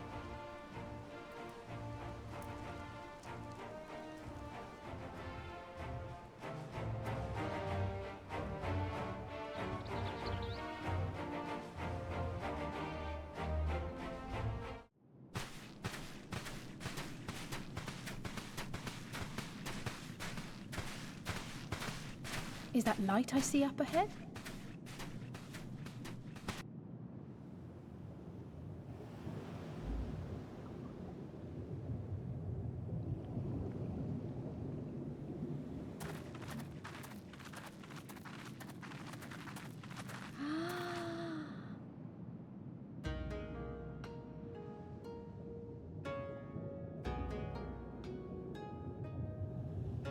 We appear to be standing inside a giant bubble. By the 12. I think we're on the seabed.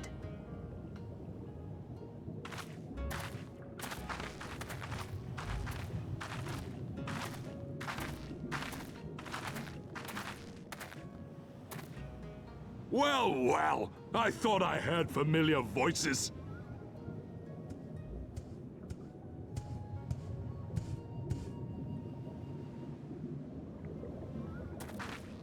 Soroban, what are you doing here?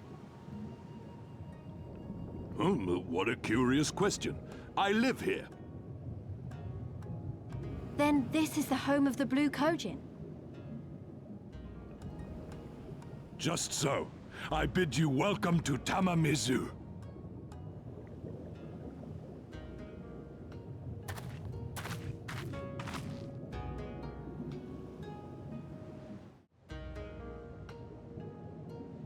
Welcome, guests. Gratitude to you for aiding Soroban in his negotiations. We thank you for your hospitality, honored elder. Pray forgive me my brevity, but I wish to discuss an urgent matter.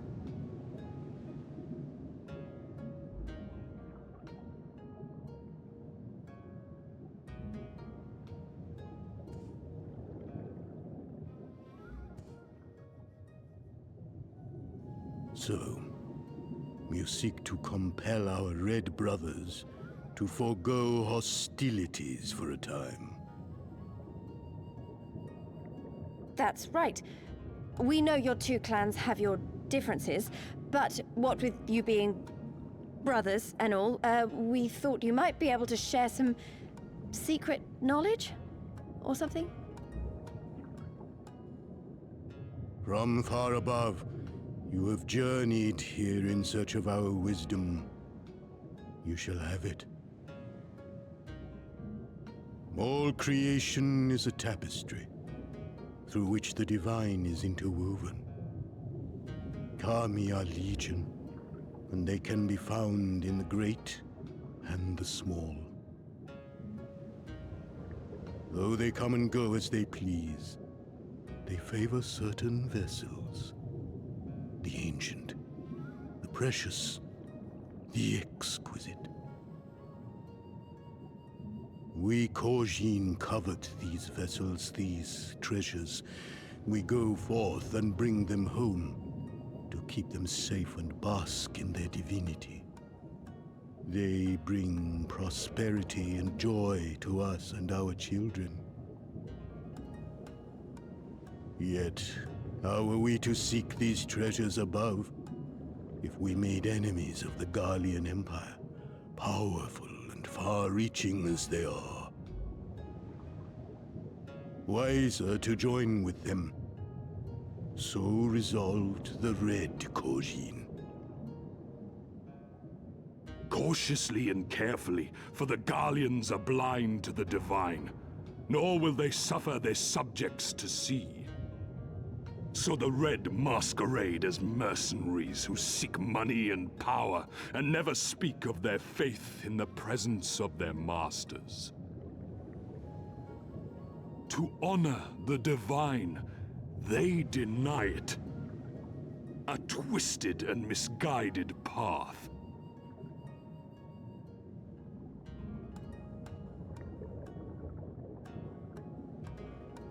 Aye, aye. Kami will not abide such foolishness. This they shall learn to their sorrow. While our Red Brothers live by the sword, we Blue Kojin uphold the old ways, engaging in trade and valuing peace. Alas, men distinguish not between our clans.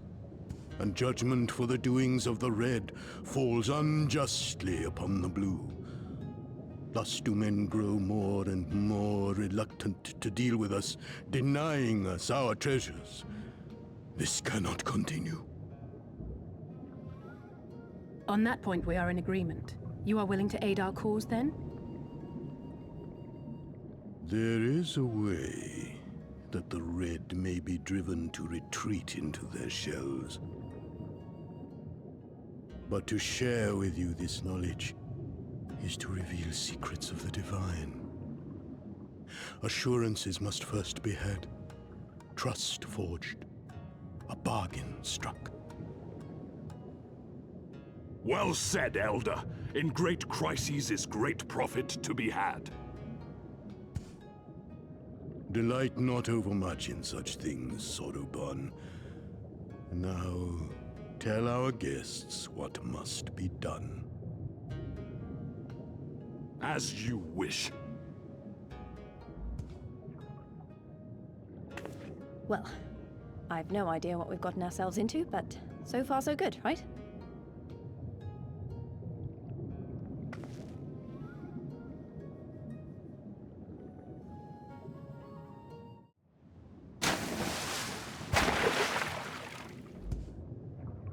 It is done.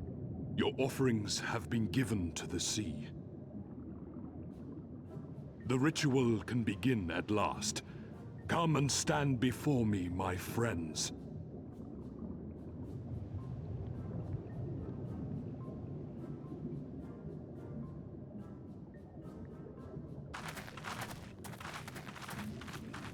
Yes, yes. Listen to my words, and let all else wash away. Listen to my words, and feel them flow into your heart. At first a trickle, then a flood.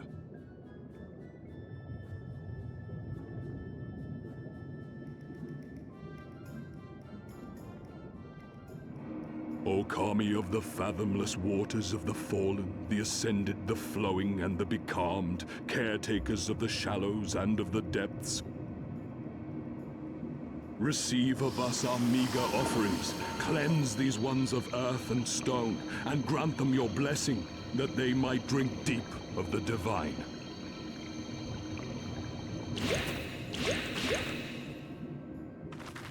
The ritual is complete, my friends. You may now breathe in the depths as you would upon land. Strange. I don't feel any different. Are you sure it worked? Reasonably. The blessing does have its limits, of course. While it will allow you to dwell in the depths, it will not help you traverse them. I can swim well enough. How about you, Alize? Oh, like a fish, in contrast to my doggy-paddling brother. Somehow, the boy just isn't very buoyant. Skilled or no, your bodies are ill-suited to the sea. Your cause demands alacrity, and you shall have it. But first, let us take to the water.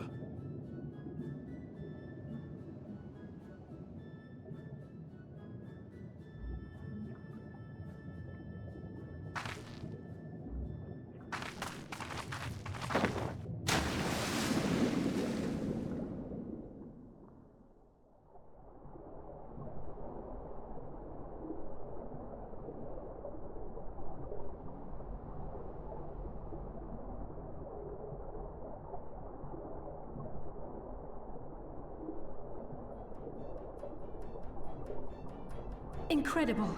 I could swear I was breathing air!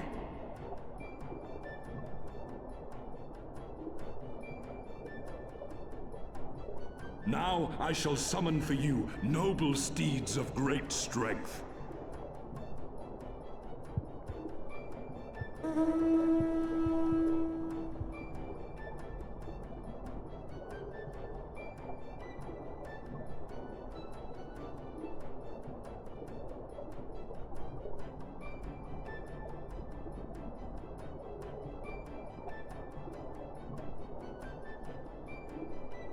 Wow, look at them! I bet they could take us all the way to the deepest depths of the sea. And so they may. After we've won over the Confederacy, rescued Kosetsu, and liberated your respective homelands.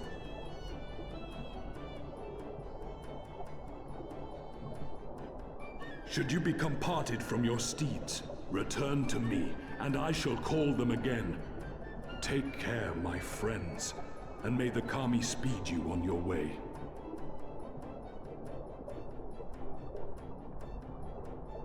We'll find that treasure in no time, come on!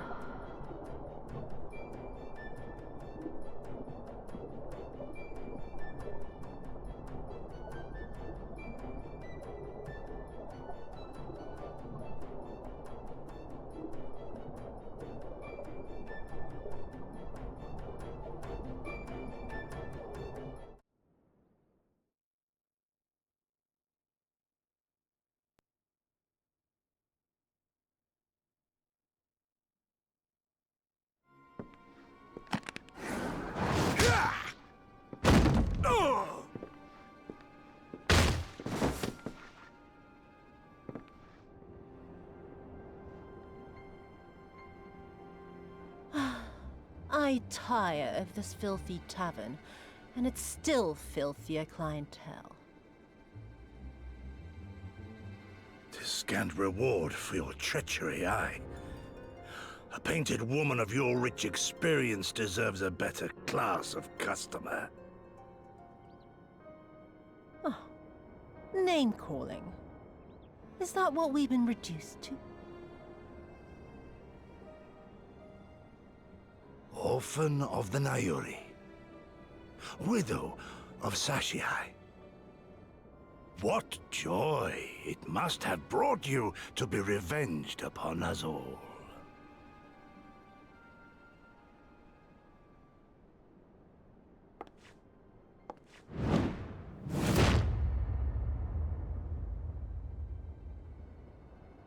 Not enough. Not nearly enough. My appetite for your agony is as an abyss. Bottomless. Insatiable. Before you die, you will cry and beg and prostrate yourself upon the earth. You will crawl on your belly through the muck and the piss and debase yourself for my amusement. All of you.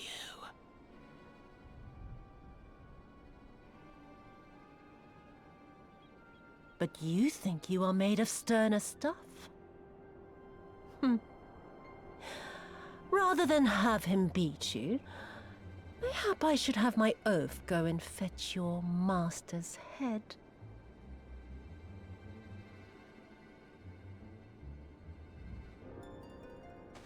Oh, poor Lord Kaien.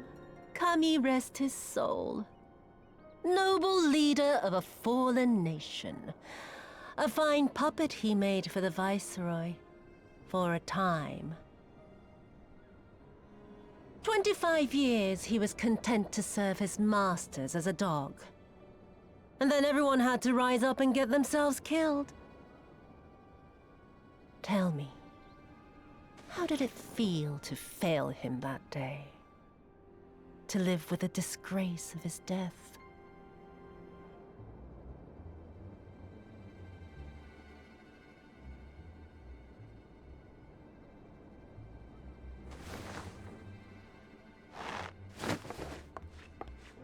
Not that you were a stranger to living with disgrace, of course. In the what was it? 25 years since you were humiliated and tossed into an imperial jail? You had plenty of time to get used to it. Oh yes, I heard the stories. About the samurai who would do anything to return to his master's side, even if it meant pledging his blade to his sworn enemy. They say he walked with death, that he slew 1,000 men in the Empire's name. Truly a tale for the poets. I do not deny my sins, but I will not be reproached by the likes of you. Oh, I mean not to reproach you, but to praise you. You're a survivor, samurai. Just like me.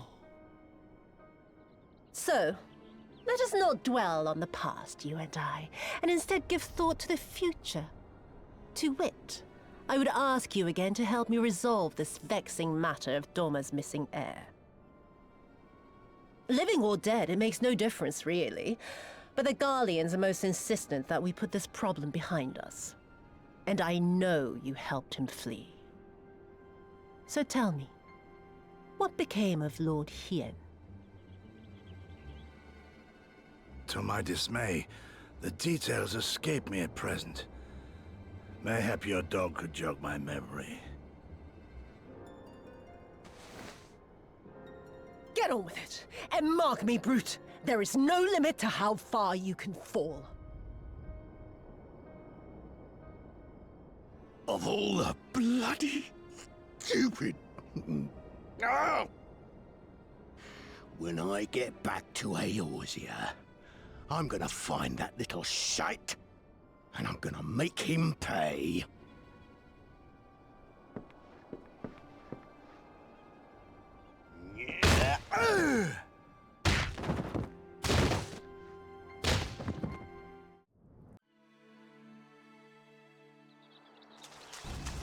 Thieves! Thieves!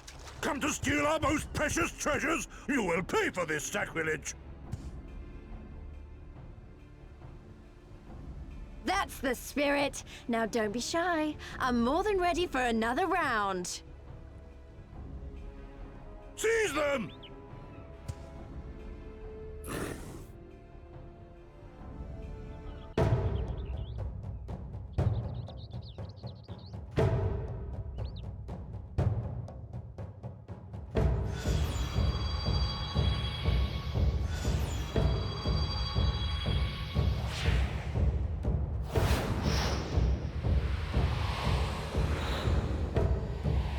What in the world?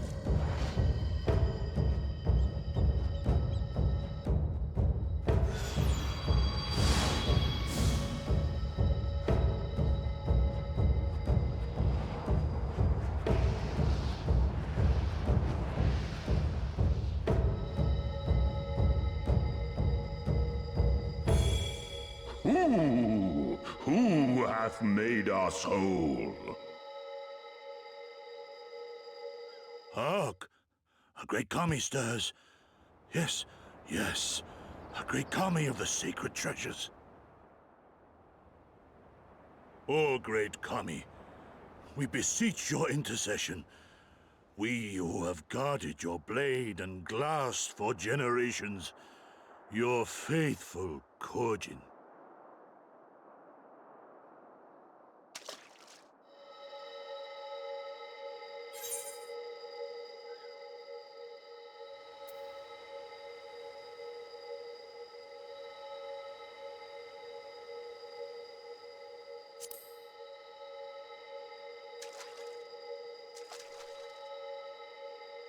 Thou didst freely deliver our jewel unto thine enemy's own treasure vault?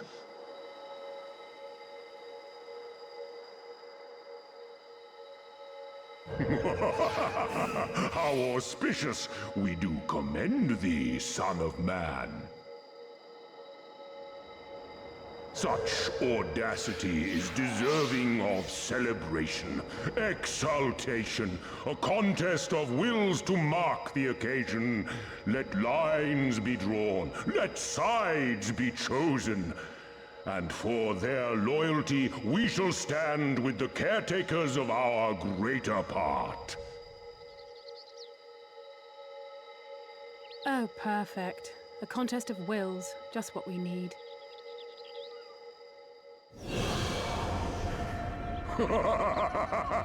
Hearken to us, shelled ones. Upon this day, your wish shall be granted.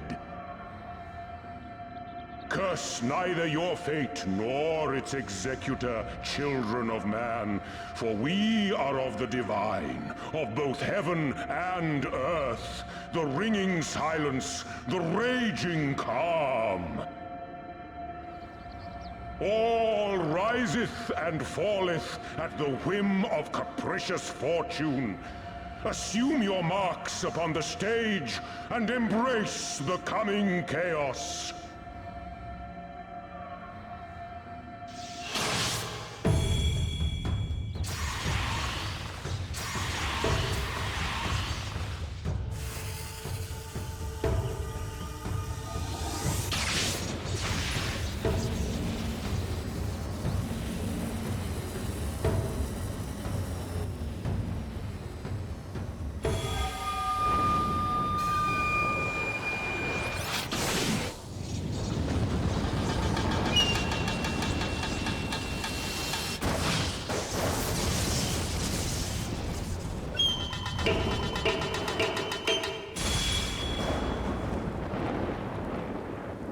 We are Susano, and in revelry do we rejoice. That's a primal standing in front of us, right? And a horde of angry Kojin at our backs. Oh, this contest is getting worse by the moment. Lys, help me clear a path.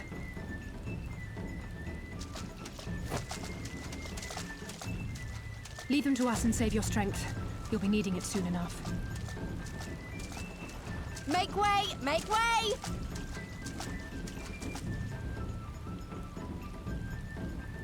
Spoil not your appetite for the feast, children of man.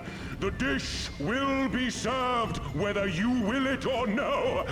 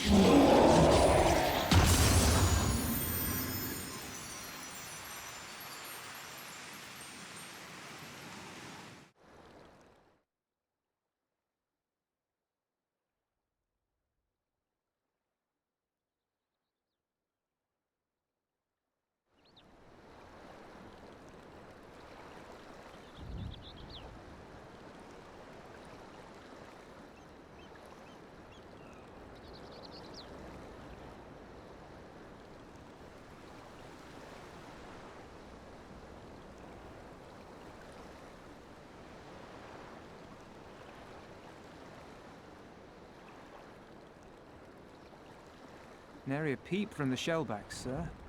It's enough to make one wonder.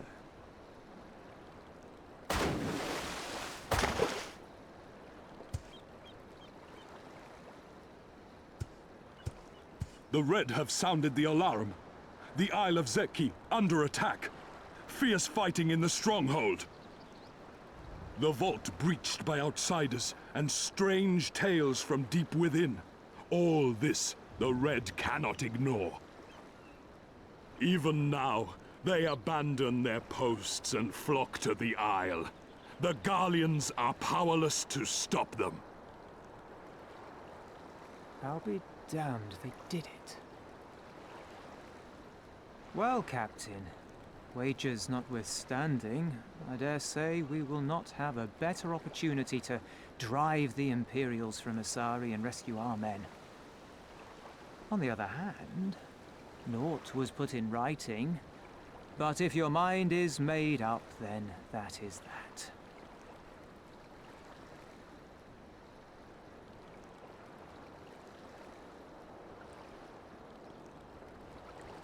I should add that if you were to change your mind, none would gainsay your decision, nor think you beholden to your past.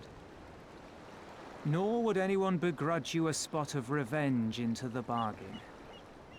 Like the little miss said, we knew this day would come.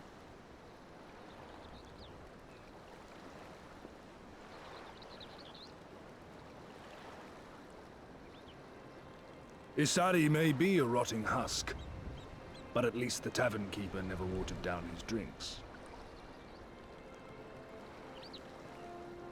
Well said for a temperate man.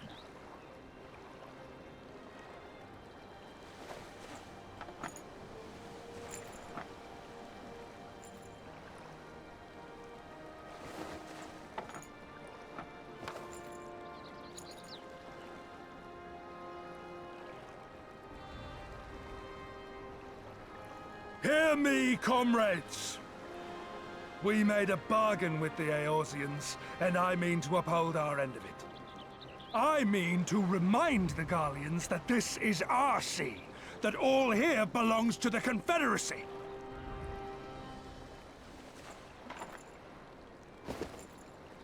All that is theirs is ours for the taking, and take it we shall. We will strip them of everything they hold dear.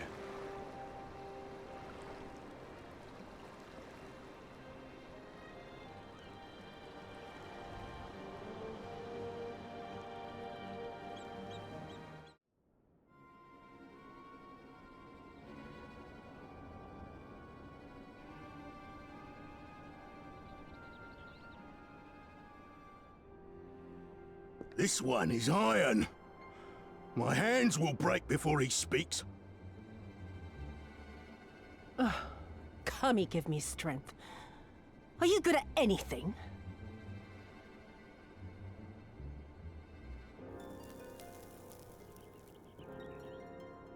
I had hoped this might prove more productive than blind inquiries, but I see you are determined to waste my time.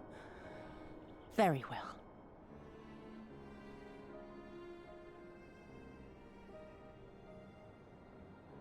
Line them up. Kill one for every question he refuses to answer.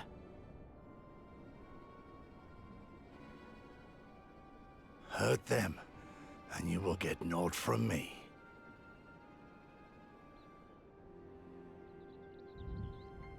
You have given me precisely that thus far, so what have I to lose? Mark me, samurai. I will find Lord Hien, be it with your help or with your heads.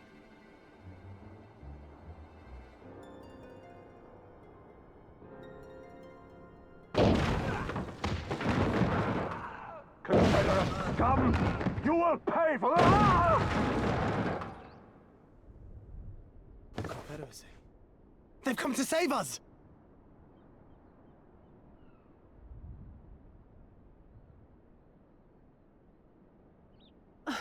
And this after I took such pains to cow them. Even pirates have their pride, I suppose. Enough to march to their deaths, no less. Oh, the stupidity of it all. It truly is a sickness. I shall just have to lance the boil. Drain them of every last trace of honor and compassion. Every last drop.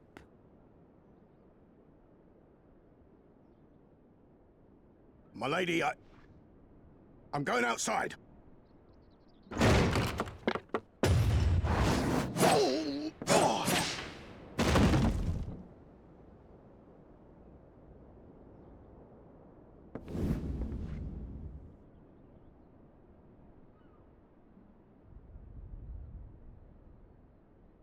The Kami are not finished with you yet.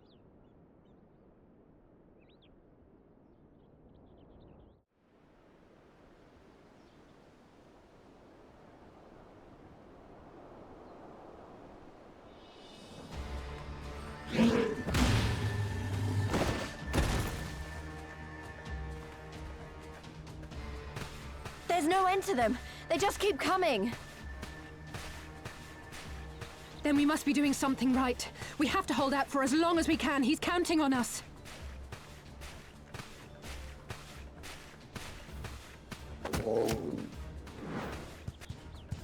Susano is slain! Slain by the Shellless One!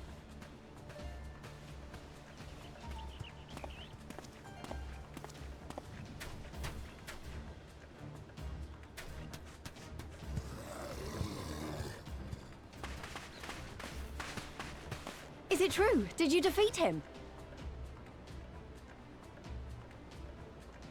Well, in that case, how do you fancy helping us keep the Kojin occupied until the Confederacy make their move?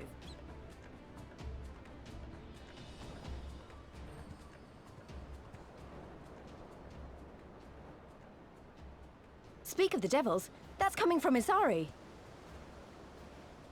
I think we've done all we can here. Let's withdraw and make for the village. Right. Although, they don't seem keen to let us go.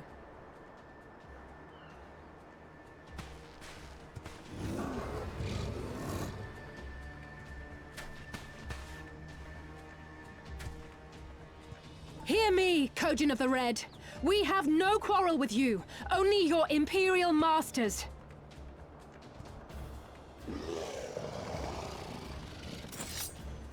No more blood need be shed this day. I pray you let us go in peace.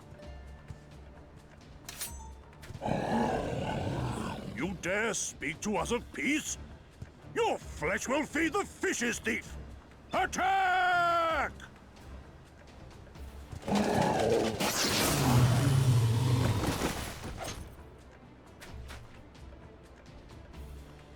Now's our chance. Don't worry about her, she can handle herself.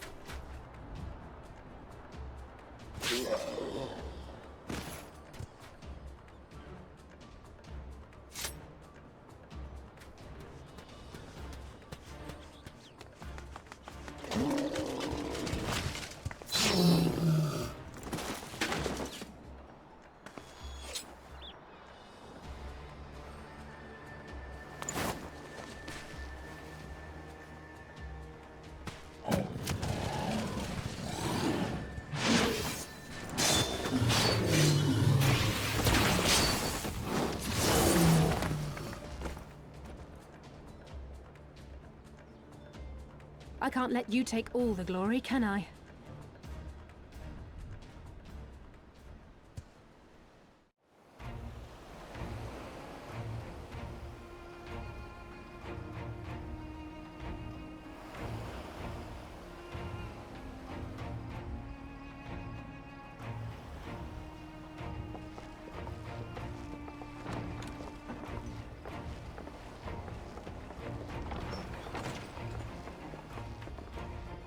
My Eorzean friends. Saw the smoke, did you? A pity you did not come sooner, though I gather you were busy elsewhere. Gosetsu! You're alive. You're all alive. And full of vim and vigor. Did I not tell you I was no stranger to chains? The fighting cannot have lasted long. Where are all the Imperials? Fled. They stood their ground for a time, until it became clear that their Kojin reinforcements would not be coming. We took some few casualties, but my deeper regret is having let Yotsuyu slip through my fingers. That bodyguard of hers may be a half-wit, but he's a mean bastard on the battlefield. In any event, I imagine all involved are satisfied with this outcome. So far as the Empire is concerned, the Confederacy attacked Isari in retaliation for the Viceroy's actions. And without the aid of insurrectionists, I might add. Suffice it to say, we are prepared to be the subject of their undivided attention for the foreseeable future.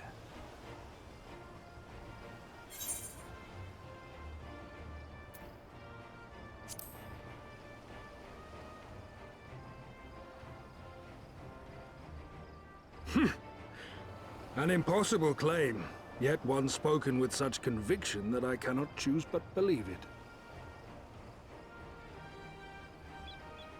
Your assistance would be most welcome. Nevertheless, we shall do our utmost to spare you undue danger. We are already in your debt. Nay, little miss, all debts are paid. For by your deeds, many still live who elsewise would not. Let both parties count their blessings, and may fortune continue to favor us all. You still seek to bring freedom to our people, then? You will go to Yansha?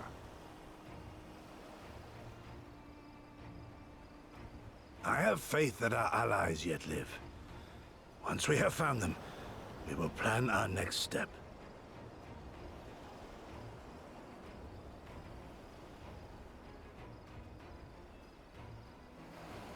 Yansha was the crucible of the rebellion. What happened here pales in comparison to what Yotsuyo did there. Remember this. Fear changes men. Have care in whom you place your trust.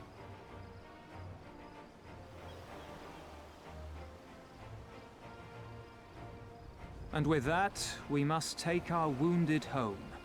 Oh, your Shellback friend sends his regards and looks forward to your next meeting. Try not to die before then, eh?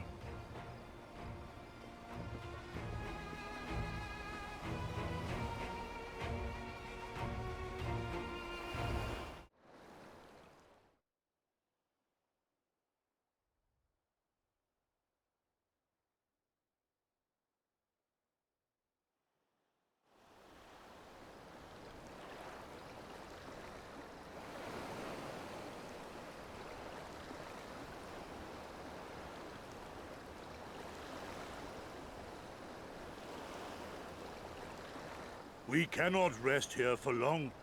This place is not safe.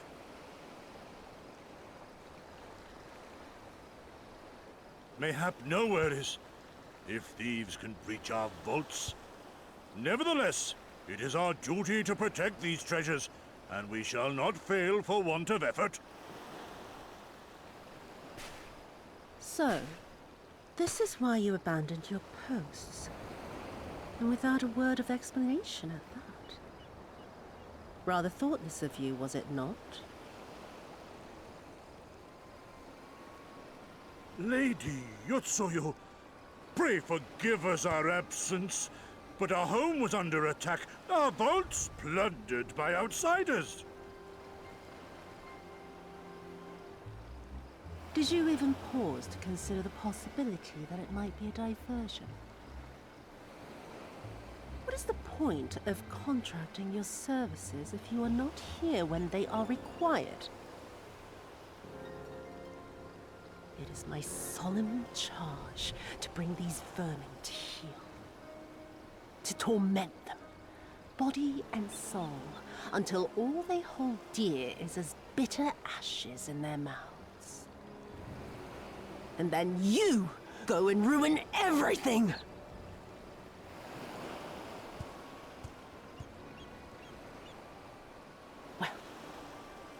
There's naught to be gained in belaboring the point. All that remains is to administer your punishment.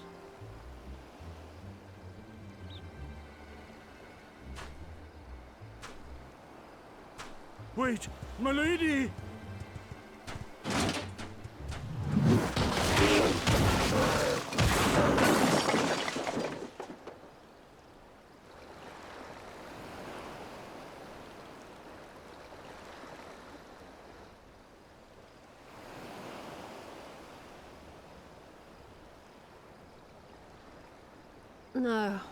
No, it's no good. There's just no joy in it. No release. There needs to be some investment. They were negligent imbeciles deserving of punishment, but it was hardly personal. 10,000 such Korjin could not satisfy me half so well as a single doman.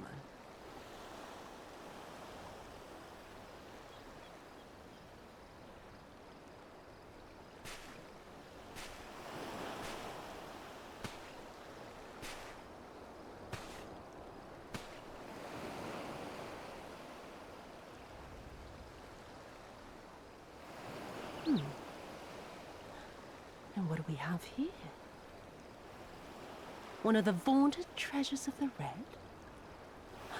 The craftsmanship is certainly impressive. Mayhap we can use it to make amends.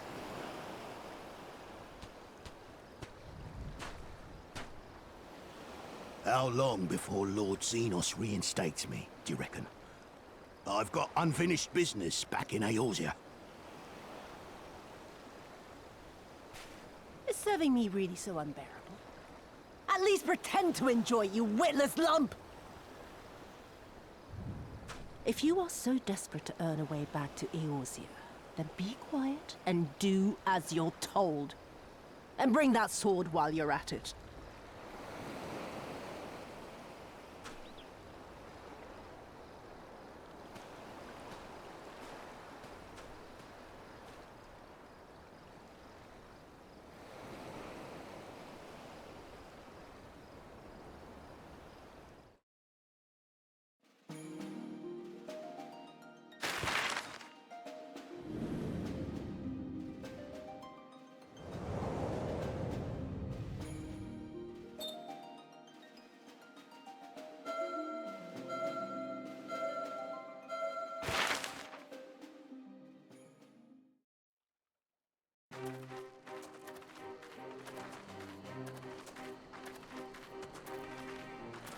I remember the silence. How the talking stopped when we first set foot on the plains of Yansha.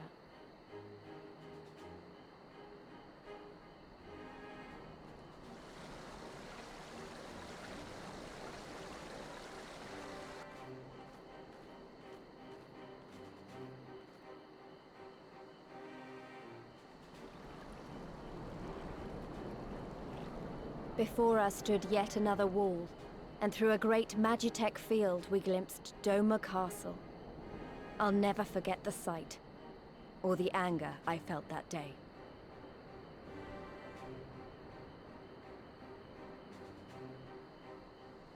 Life, liberty, hope, so much lost, so much taken. As we walked through that war-torn land, no one said a word.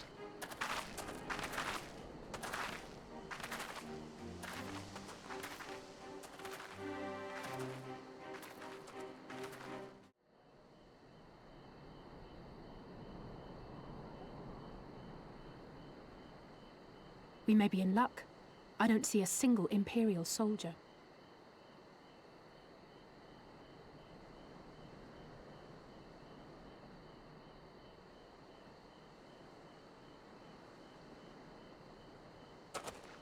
Then there is no need to remain hidden. Let us go and greet them as friends.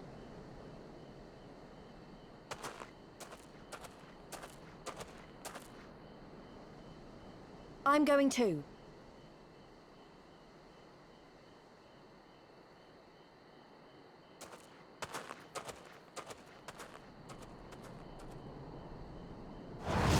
Good people of Namai, hearken to me. We come in peace and desire only information to learn of recent events.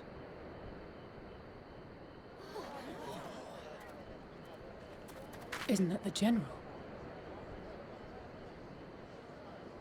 Lord Gorsetsu, Kami preserve your right. He lives.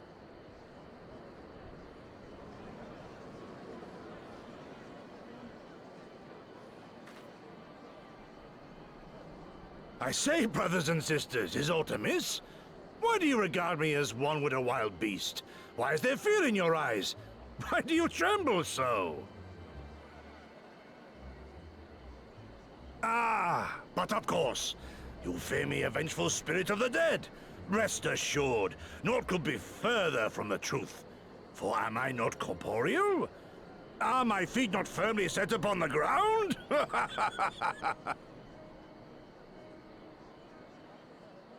What should we do?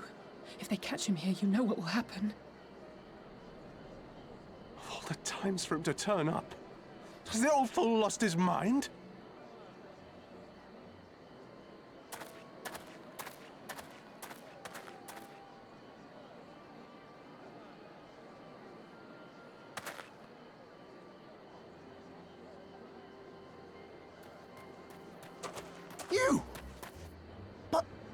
Why have you come here? What do you want from us? I know not who you are to speak thus to your elders, boy, but mine only desire is to be received with the hospitality owed a humble traveler, not the fear and trepidation one might afford a wrathful shade. What you going on about? Actually, never mind, just come with me, now!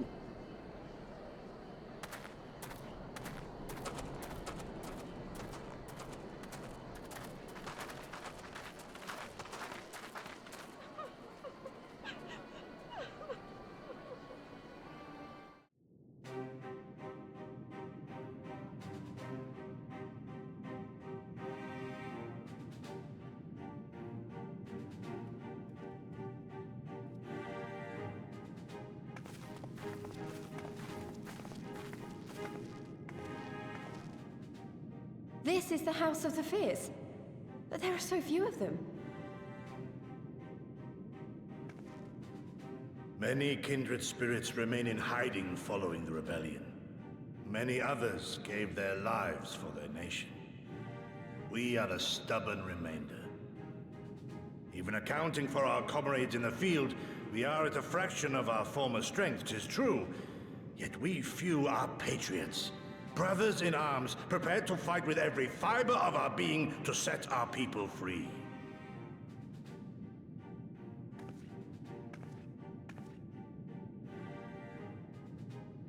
Ever are we hopeful that others will join our cause, but never did I dream that you would journey so far.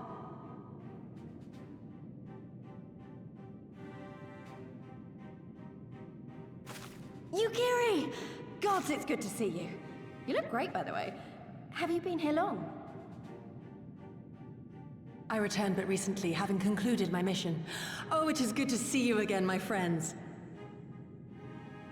Did I hear aright? Your mission is concluded? Then you have found the young master. Ere we speak of that, I would know by what fortuitous circumstance our friends came to be here.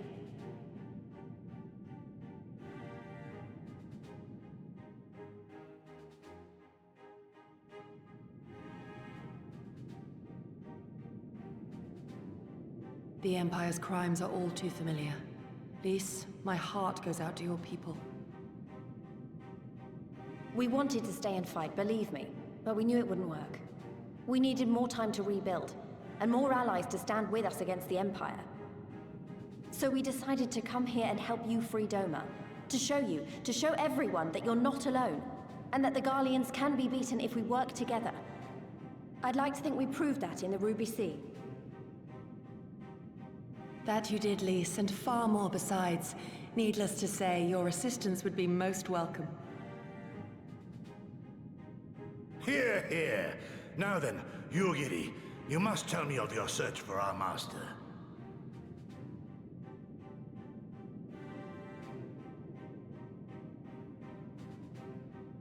Lest you wonder, he speaks of Lord Hien, son of Lord Cayenne, who perished during the rebellion. When it became clear that all hope of victory had gone, Lord Hien bade us deliver as many of our people as we could to safety beyond our borders. But as his father's heir, he was determined to fight on, and so he did, until he suffered a grievous wound in battle and vanished without a trace. Until now. For I have found Lord Hien, seen and spoken with him, on the Azim steppe. O boundless and merciful Kami, the young master lives. Tell me, was he well? Did his wound yet ail him? Where is he now? Have you brought him back to us?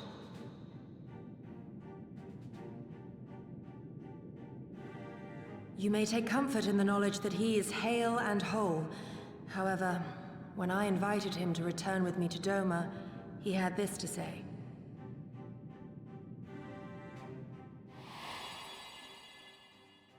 If Doma yet thirsts for the blood of patriots and tyrants, I shall offer unto her my blade. But if she has had her fill of bitter draughts, I shall offer unto her conquerors my head. Thrice did I declare to him that no true son or daughter of Doma would ever accept such a sacrifice. But for all my passion, he would not be swayed. Learn the truth of her heart and return to me, he said. And so I left him.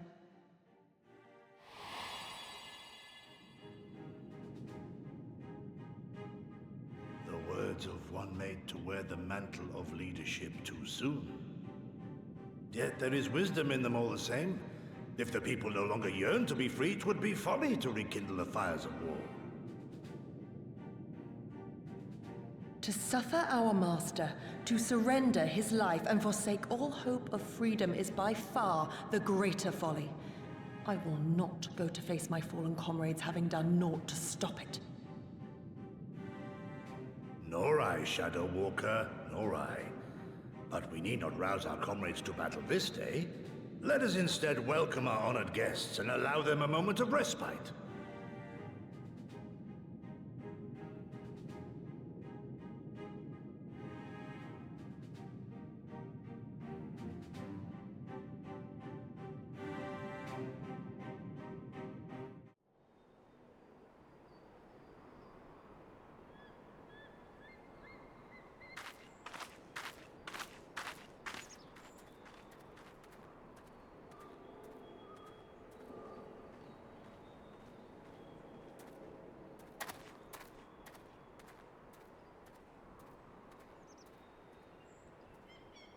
Imperials.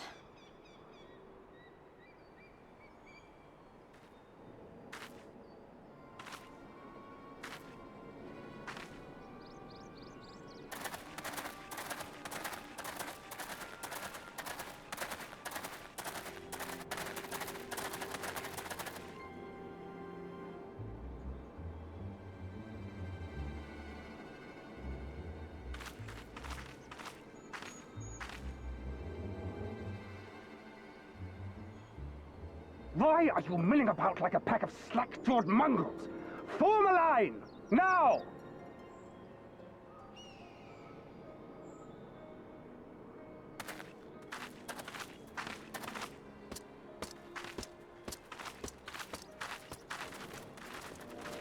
Finally. I come before you today to deliver an announcement of the highest import. So listen well.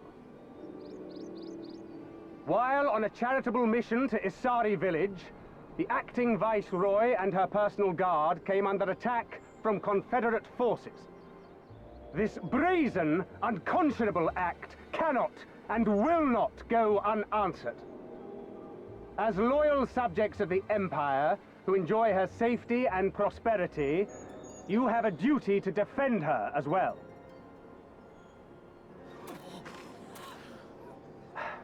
There is no cause for alarm. We have no intention of sending ill-trained fodder to the front line.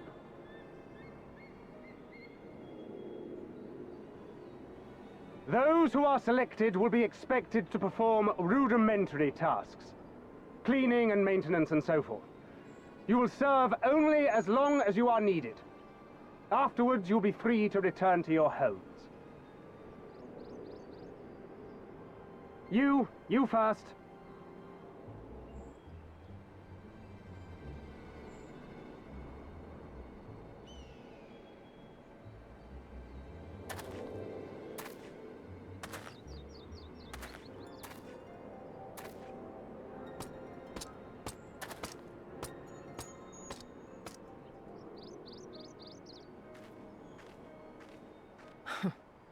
The Empire has no pressing need of cleaners. This is but a thinly veiled attempt to intimidate those who supported the Confederacy's actions, and isolate any whose loyalty they already suspect. And lastly, you. That should suffice for now.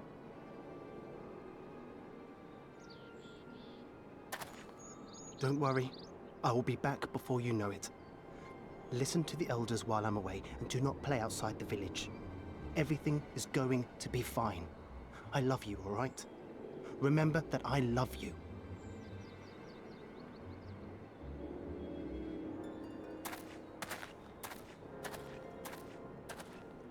We thank you for your cooperation. Rest assured that this will all be over very soon, once the Confederacy has been made to pay our own ruby tithe.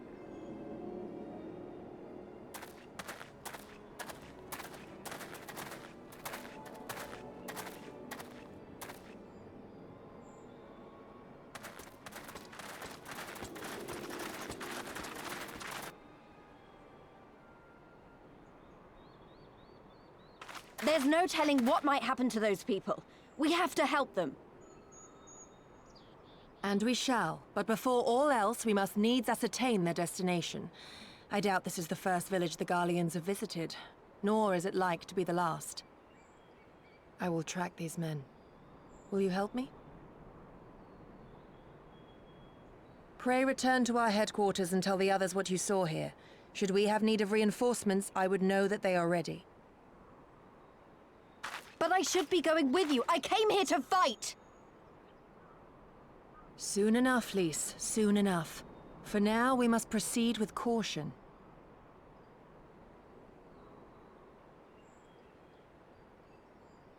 I know that. I do. It's just... when I saw them rounding those people up... Look, if anything happens, anything at all, you'd better call for us. I mean it, Yugiri. Anything at all.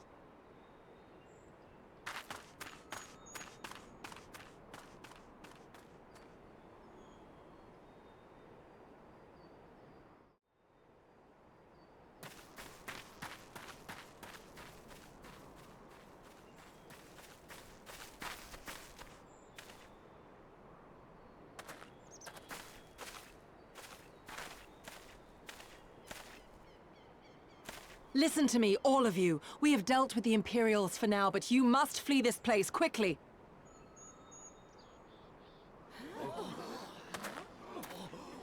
Dealt with them?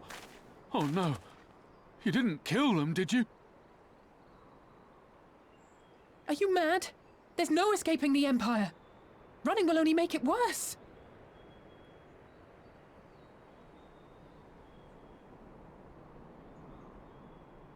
To stay is to die. You know this to be true. Even if you lack the will to fight, surely you have the will to live! Or has that, too, been beaten out of you? Is this what has become of Doma?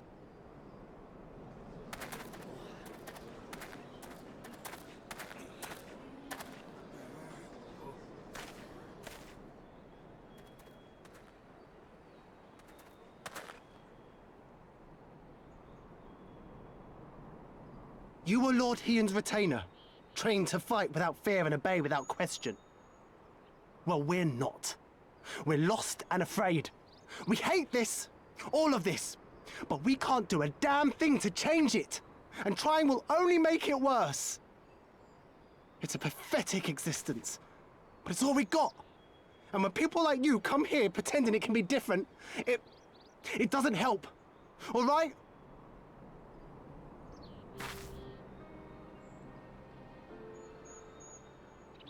Peace, boy. Peace. She came to help, and for that we should be grateful.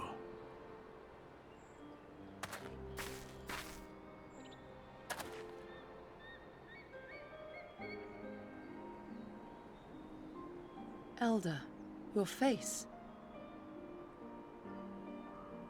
We all have scars. Some too many to bear. Too many battles.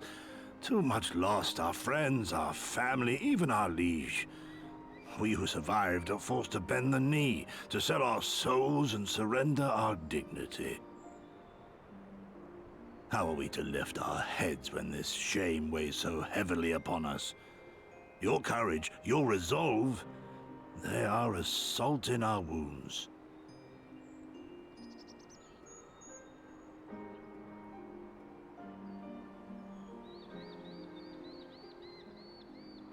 If they only knew what you would do for them, my lord. You have made your plight clear, and I shall impose my will no more. But know this, brothers and sisters of Doma. For all you have suffered, for all the horror and the ignominy, you are still here. You are still alive. My lord prays you value your life as highly as he does. As for me, I swear by all the Kami in creation that I will free you from this torment, no matter the cost.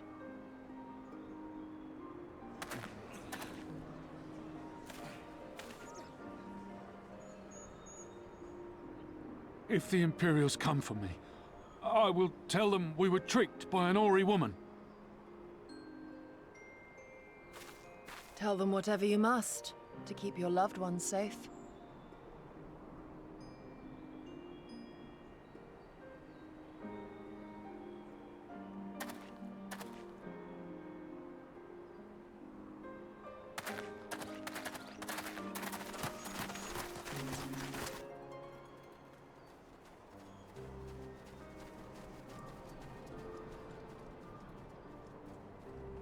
Why would you... After everything...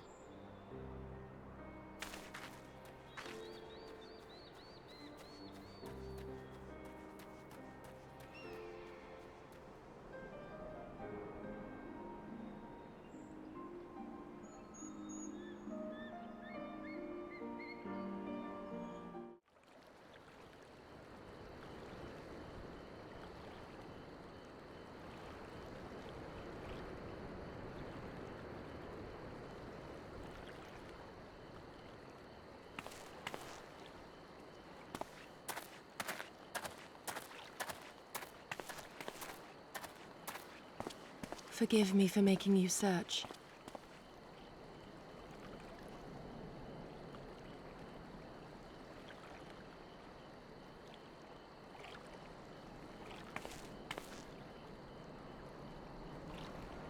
It calms me, the sound. It helps me to remember the sway of the ocean when I close my eyes.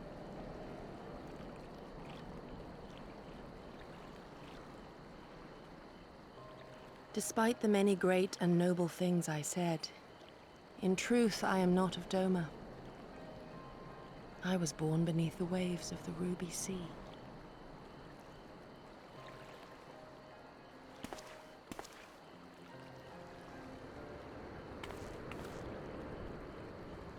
To think that you were there, that you even spoke with my mother and father.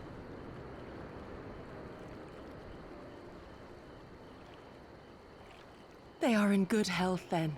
The knowledge is of great comfort to me.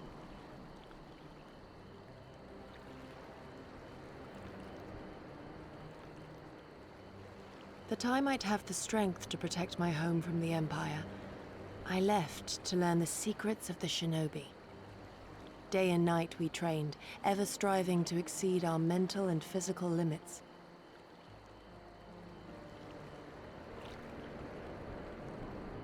After a time, my skills were recognized, and I was dispatched to assist the Doman Liberation Front.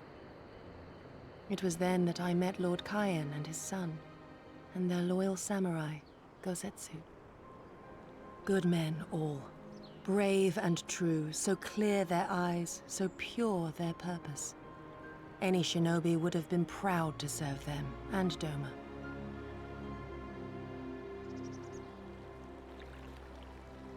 But, in the end, I will always be of the sea. Every day, I pray for my home and for the people I left behind, that they might be spared the wages of war and live in peace, untouched by this madness.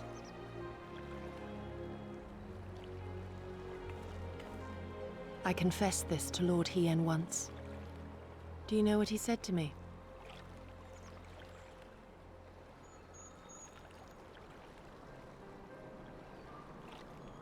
He said, "Good. We are better for the conviction of our allies, and draw inspiration from their example. What is weak alone may together grow stronger." Never did I lose faith in them. Even when all was lost and I led our people to Eorzea, I clung to the belief that our dream would one day be realized.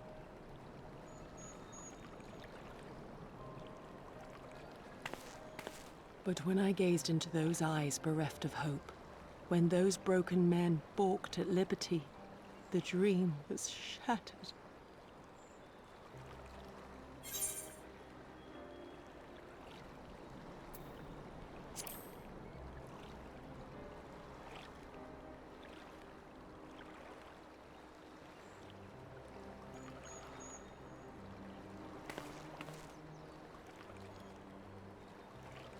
That you remain resolute even in the face of everything we have seen. It heartens me more than you know. Thank you for standing by this naive fool.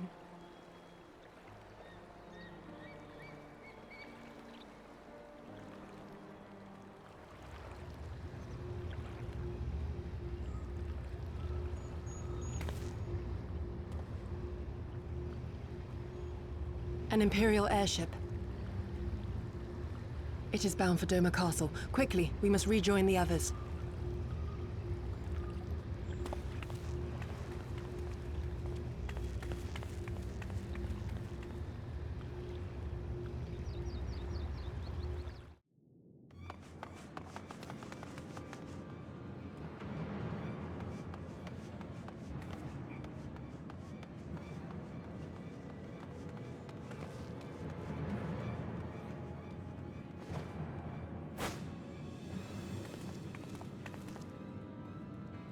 There you are. What happened? Are the villagers all right? We freed them, along with many others. Kosetsu, we spied an airship bound for the castle. Know you aught of it? Aye, that we do. The Crown Prince is come to Doma. We suspect this is a result of recent events in Girabania. Our defeat notwithstanding, there appears to be some concern in Garlemald that subversive elements may be rallying in other provinces. Though Yotsuyu governs Doma, Xenos remains the province's anointed viceroy, and it would seem he has come to assess the current situation in person. If Xenos is here, we must seize this opportunity and kill him. Would that it were so simple, Lady Yugiri. You may recall that we encountered Xenos at Rolga's Reach.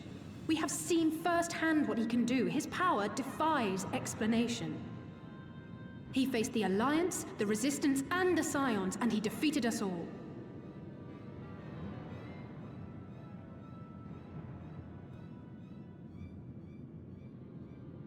We survived and learned from the experience, it is true. But if we are to defeat him, it will not be through simple opportunism. We will require a flawless plan. We know his strengths. A prodigious swordsman trained from childhood by the finest Imperial tutors, reputed to be without equal on the battlefield, which is why we must not meet him there. Nay, we keep to the shadows, the domain of the shinobi, and thence we strike. You need only give me the chance. Were this but a matter of personal revenge, I would not presume to bar your path, for I myself crave that same vengeance. But to draw steel against the Emperor's son is a grave decision, and one that will shape our nation's future. Do not forget Lord Hien's words. What, that we should sheathe our swords if the people lack the will to fight? I will not squander this opportunity. If we do naught, our master's life is forfeit. Even should you succeed, Xenos' death will not win Doma her freedom. More likely, her doom. Can we defend our people against the Empire's retribution? We few against a legion? Do not be a fool, child!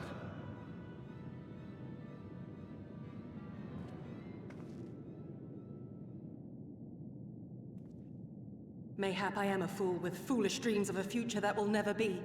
But I will not forsake them! Yugiri, wait! What now?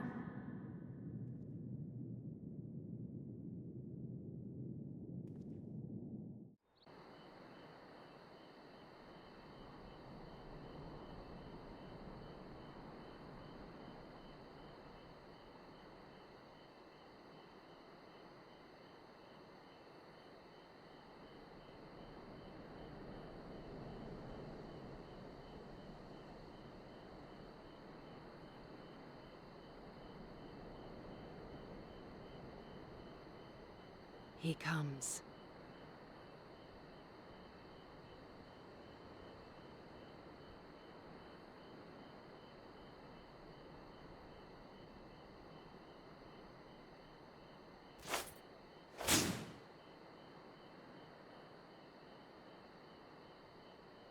The village is not far, my lord. If it please you, we shall escort you there directly.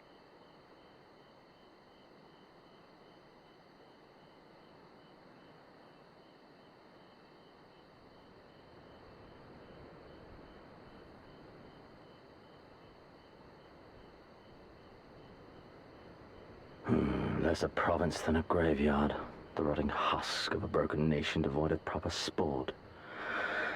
But as his radiance wishes... Yes, of course, my lord. And may I say how terribly sorry we are that you had to come so far.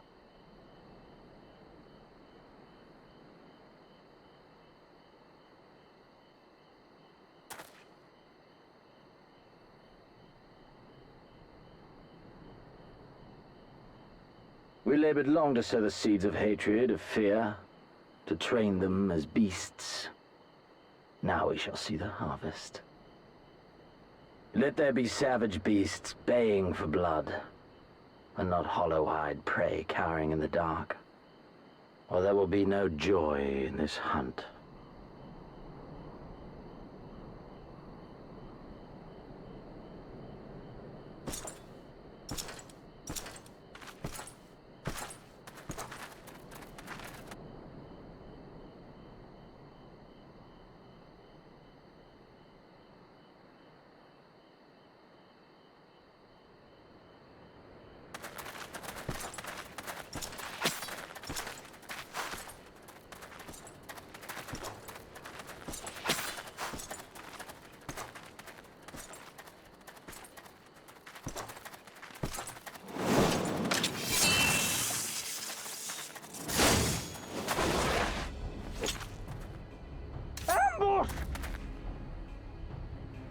Shinobi? And me without my brute.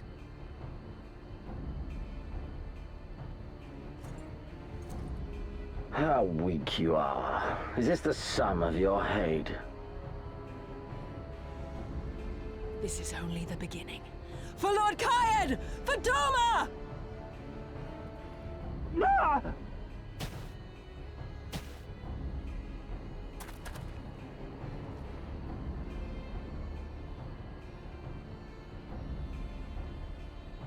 Mayhap I shall test this new blade of yours. Let us hope it is to my liking, lest your misfortunes compound.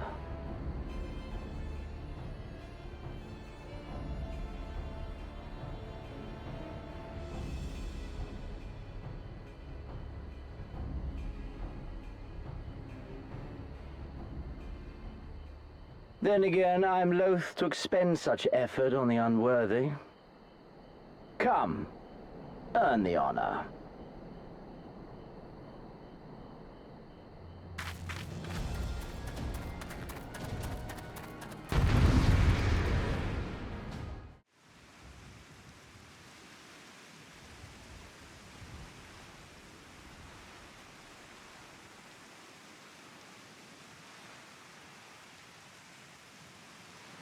Ah, I remember you, Al Amigo, the champion of the savages.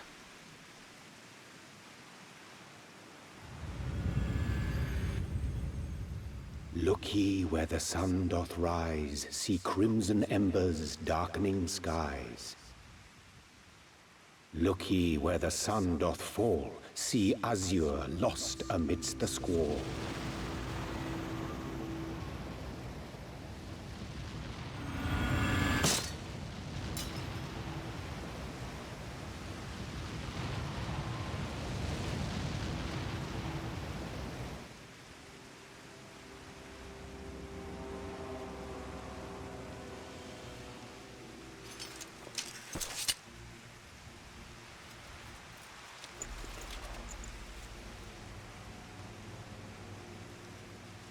Oh, how right I was to spare your life.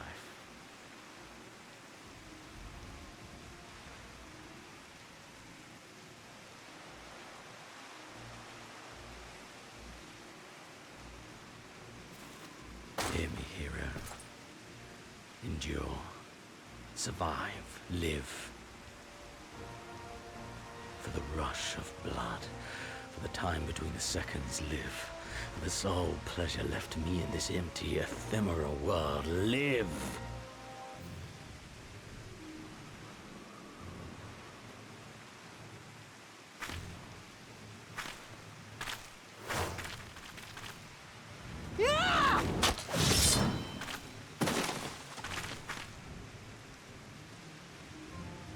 You are not worthy.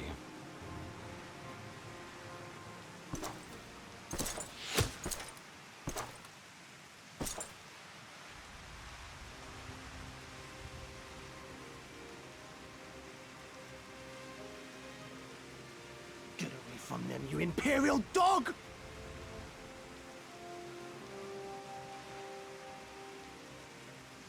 No, don't. You must flee.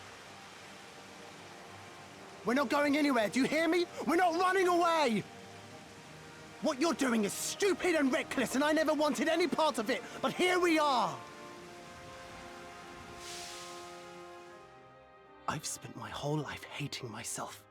For every time they made me beg, for every time I held my tongue to protect the people I love.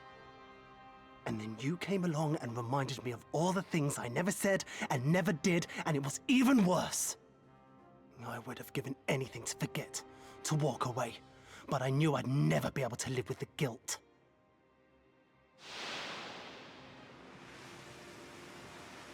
So we came, all of us, for you, for ourselves, for Doma!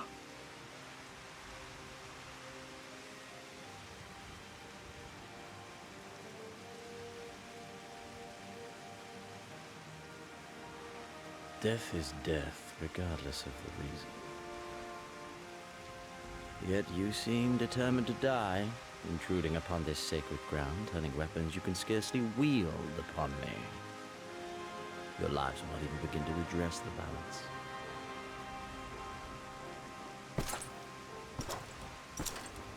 How wrong you are!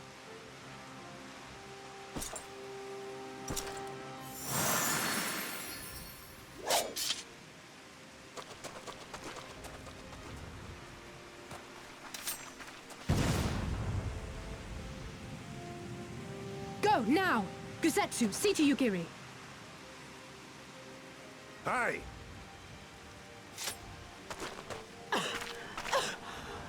I can't see a damn thing. Someone stop them!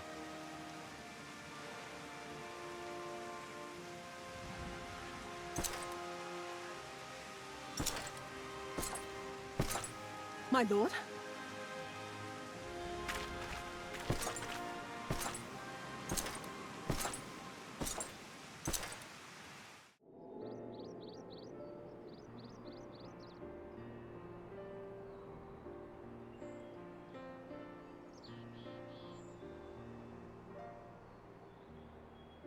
How are you feeling, my lady? Much the better for my comrades' ministrations and your most generous hospitality. You need not worry. Good. If there is anything else we can do for the two of you, anything at all, just ask.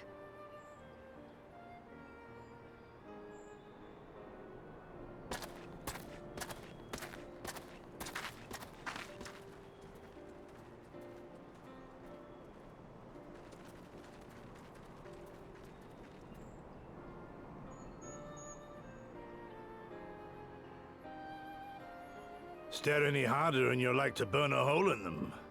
Go and say your piece, for goodness sake. I've got nothing more to say to them. I'm going to find out how the others are getting on.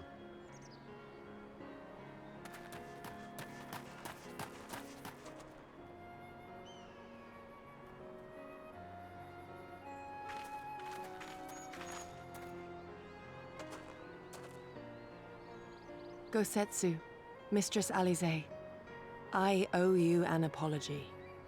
I acted with reckless disregard for my own safety, and endangered I know not how many others in so doing. Scorning your wise counsel, I knowingly defied our master's wishes, and left you no choice but to follow suit. Nonsense. I followed our master's wishes to the letter. Consider once more his words, and the intent therein. In offering his head, he but sought to shield his people from harm, loyal retainers included. You must value your life more highly, Shadow Walker. On the other hand, your recklessness did serve as an inspiration to many. Mayhap you should not be so hard on yourself. In any event, if you must apologize profusely, it seems only right that you expend as much effort thanking the one person who supported your plan from the first.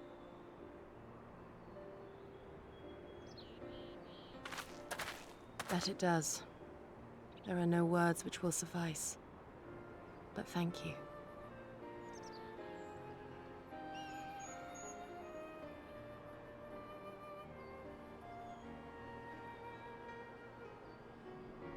And there they are! 12 be praised. When I learned of your rather questionable plot to assassinate Xenos, I feared we would need to recruit a new Primal Slayer. I'm sorry we couldn't be there. Alize made me swear to stay behind no matter what.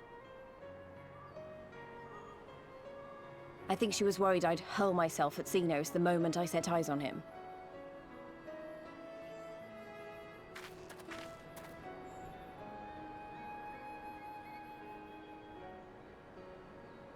What? You'll forgive me for changing the subject, but now would seem a good time to discuss where we go from here. Though the Empire has yet to retaliate, the fact remains that we have revealed our presence and signaled our intentions in so doing. It is only a matter of time before the Imperials move against us. Given that we lack the strength to oppose them, 'tis plain some manner of brilliant stratagem is required. Therefore, I yield the floor to the preeminent tactician of our time, with whom I was privileged to share a room.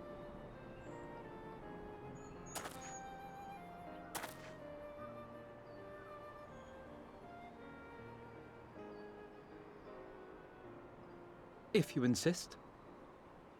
While in Kagane, we debated a number of approaches and were eventually forced to concede that we cannot look to the Alliance for aid. Even were it possible to ferry sufficient forces and materiel from Eorzea in a timely manner, such a massive undertaking would not long escape the attention of the Empire. It would be a miracle if our ships reached the shore. Fortunately, according to Tataru and Hancock's intelligence, the Empire has withdrawn most of its forces from Doma in the past year, leaving her relatively unguarded. That being the case, a popular uprising, spearheaded by the full might of the Doman Liberation Front, may feasibly be sufficient to threaten the seat of provincial government, namely Doma Castle. 'Twould be rather easier said than done, of course, but I have seen worse plans prevail. Then we must needs meet with Lord Hien and convince him to return, for there is no surer way to inspire our people to rise up as one. He desired proof of his subjects' conviction, and they have provided it, through no less a deed than openly opposing Xenos himself.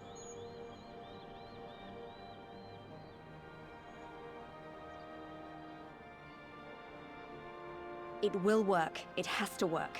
And next time, we will defeat him.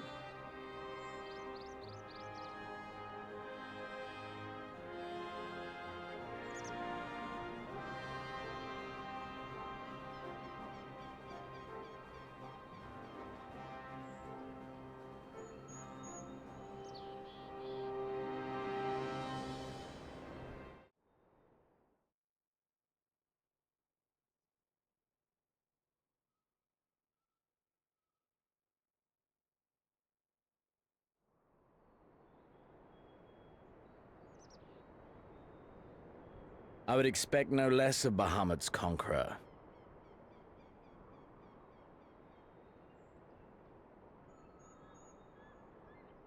Prepare the airship. His Radiance will not object. We have fulfilled our obligations here. I would see this prize for myself.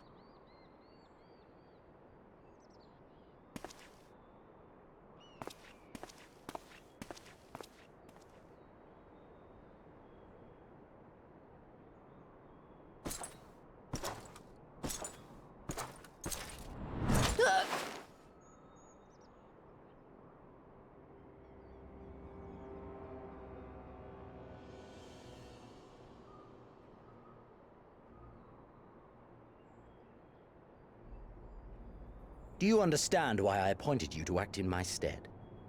You, whose only accomplishment was to whisper the right words in the right ear.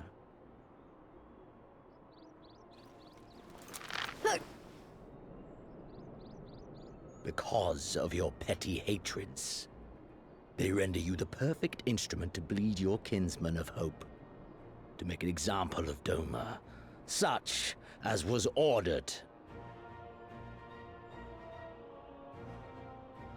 Listen well.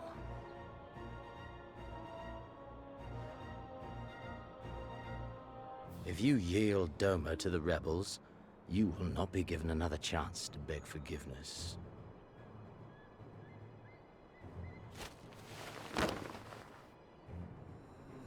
Do your duty, now. Or die with the rest of them.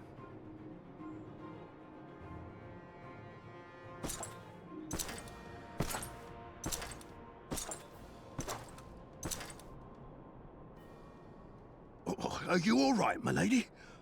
That was uncalled for. Oh!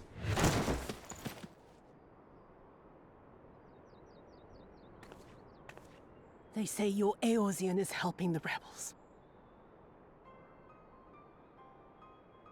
I want him dead. I want his friends dead. I want the heads of everyone he knows and loves mounted on the castle walls.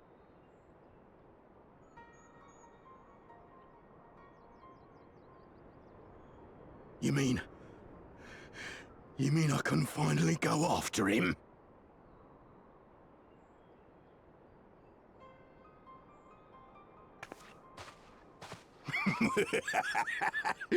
I've been waiting for this chance. I promise you, my lady, he won't escape this time. Not this time, oh no.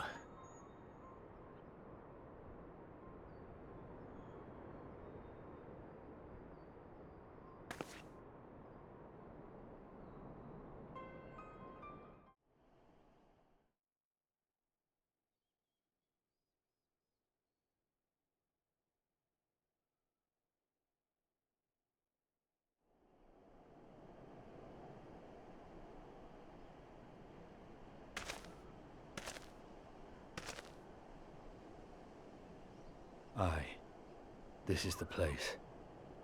When his shade was banished, you swore to leave this life behind.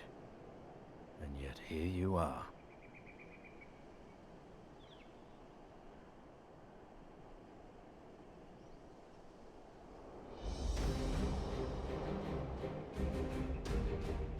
Yet, if this be the work of the Eyes, what choice do you have but to end it? Or so the boy would say. Damn you, Alphino.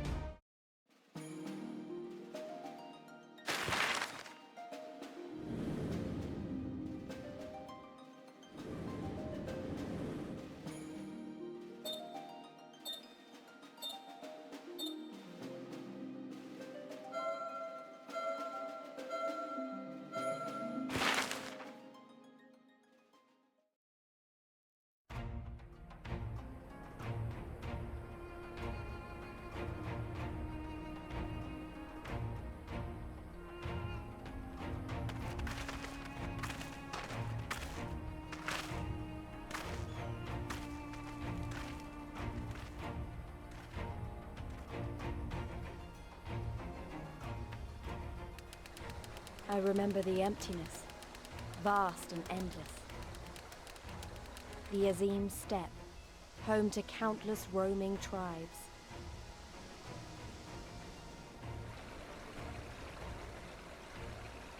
A sacred land, watched over by elder gods. Here, we would find Doma's salvation.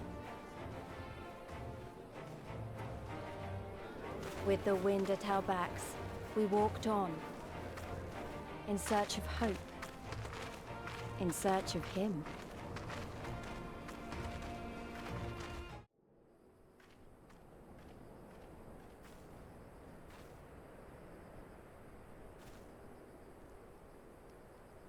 Hey! How goes the search? Any luck?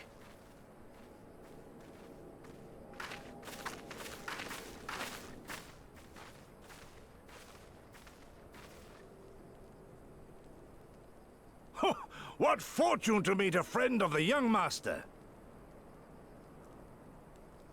Well met, Cyrena. If you have an inkling as to the current whereabouts of Lord Hien, we should be most grateful for your assistance.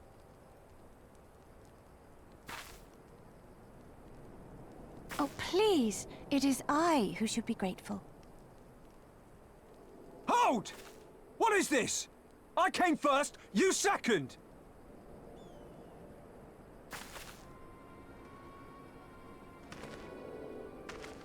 Know you to whom you speak? All people of the steppe should. Or have you fought so much that you have forgotten the face of your superiors? Superiors? I spit on your superiority, little prince! Twisted and mad as sand devils your kind are!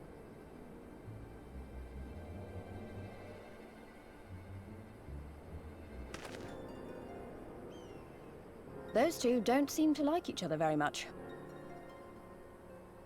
Those boys are of the Oronir and Dothal, the two strongest tribes. The children of Azim are destined to rule, so they declare to all who will listen. Their word is law, for now. Grand, flamboyant fighters, but deadly, very deadly. He prances as a horse, as do his brothers after their many recent victories. The Undying ones too are strong, fearless, and vicious. They often reigned in the past. Now they are sorely tested.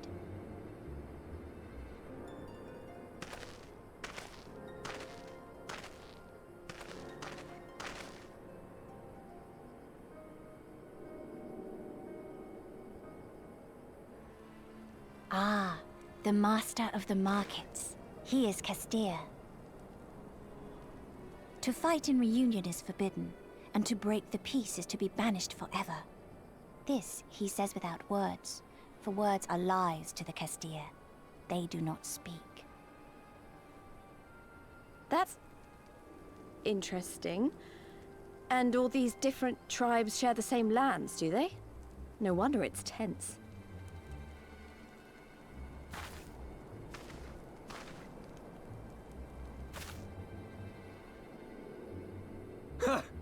I shall look for you on the field at the Nardum. Mark my words! As shall I! Mayhap I shall take 11 more Dothal heads to make a dozen with yours. I look forward to the day!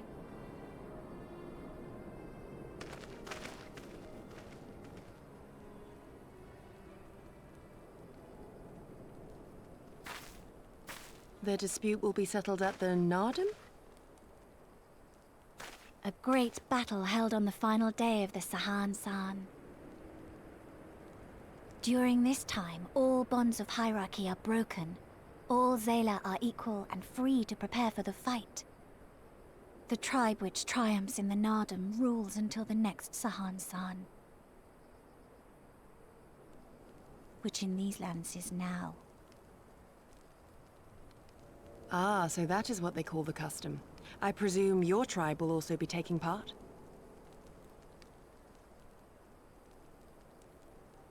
Not all seek the Dawn Throne.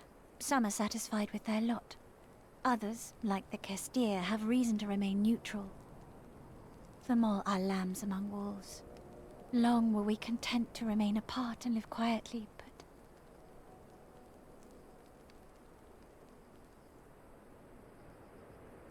Never mind that.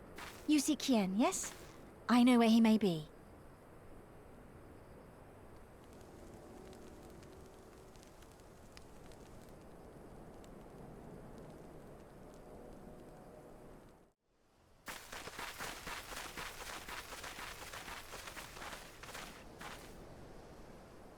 The Kami are merciful!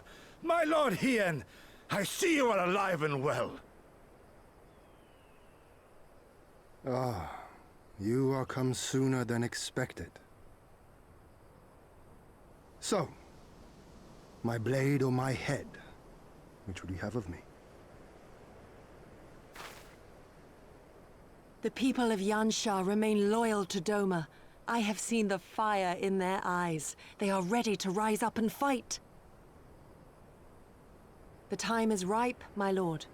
Return with us, blade in hand, and lead Doma to freedom. Naught less than liberty will suffice, then. A pity. It will prove far more difficult to deliver than my head. But if my people wish to pursue an impossible dream, then who am I to deny them?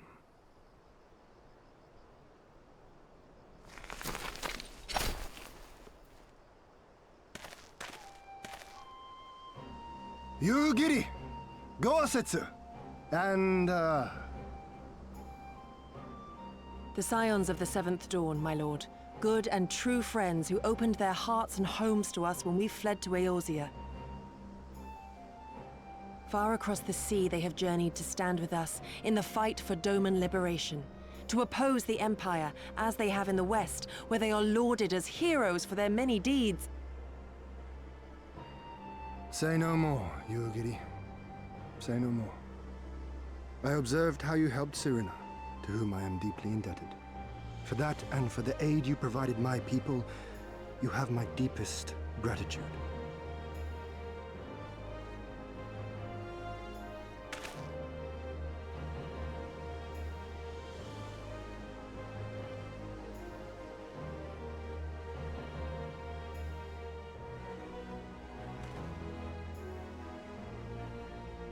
There is no doubting your strength nor your character. It would be my honor to fight by your side.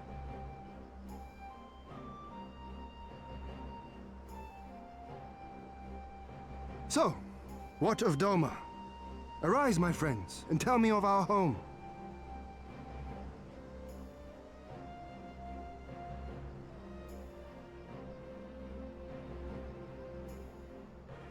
I have made my decision. Yugiri, I bid you return to Yansha and take charge of our forces in preparation for my homecoming. As for our esteemed guests, I would ask that you remain here with me. I sense you will be a great help in the coming days. Your will is my command, my lord, but how much longer do you intend to stay? Oh, only until I have won the contest? I mean to return at the head of a Zayla army.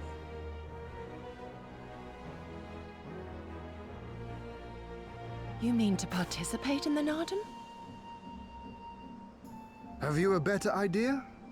Consider how soundly we were defeated before. The Imperials may have since grown weaker, but we are weaker still.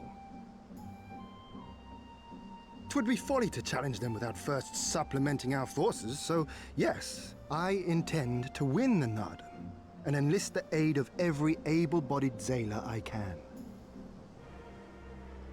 Furthermore, by championing the Mole in the contest, I can at last repay their kindness. Lest you forget they saved me from certain death, and a man who suffers such debts to go unpaid is without honor and unfit to lead. Just so, just so. Our lord has spoken, Yugiri. But take heart, I shall keep him safe, and should it come to it, bring him back by force. This is no laughing matter, Gosetsu. But if these are my orders, very well. Once more I place my faith in you. Pray look after them both.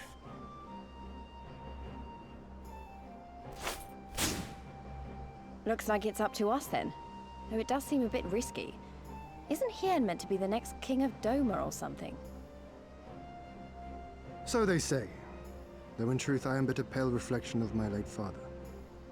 All the more reason to entreat your assistance.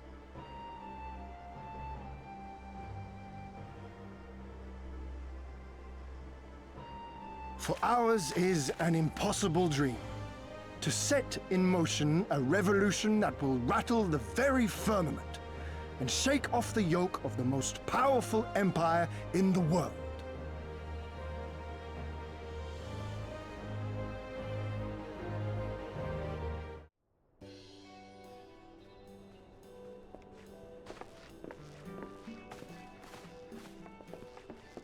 Tamarun Hatun, Sirina, I am returned. Ah, you found each other. Ours is the soil, Hien. The Domans, and the Eorzeans too. You know us? The gods know you, child. As do the stars in the heavens, which shone bright at your coming. The mole hearkened to the whispers of the elder gods, which guide us in our daily lives. We know them through the Utun, like my grandmother. Hatun, I am come to beg a boon of you and yours. That I might liberate my homeland, I seek to rally the strength of the steppe. To that end, I wish to fight in the Nardam, as a warrior of the Maul. Will you grant me this honor? To stand with the mole is fruitless. Hien, do not do this. The gods may have willed that our tribe join in the Nardam, but there is no path to victory. We are weak and our numbers few. Even with your help, it would be impossible. I thank you for your concern, Sirina. But it is precisely because of the seeming hopelessness of your cause that we must needs cast our lot with you. Were we to join hands with a more favored tribe, our victory would inevitably be attributed to them, and no one would follow me to Doma.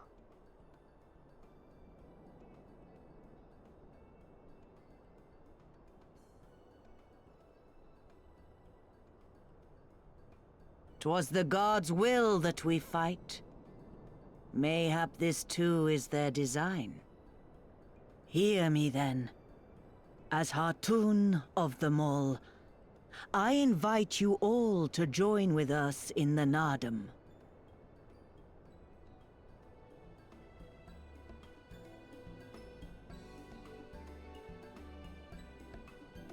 Will you look after them? Come with me, friends. There is much I would show you.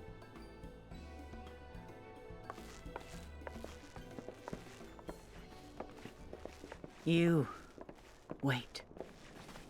I would have words. A singular radiance, shimmering, like a jewel of the Dusk Mother, blinding in its brilliance. Stars flicker and flock to you. Before such gathered light, even the secrets of the gods may be laid bare.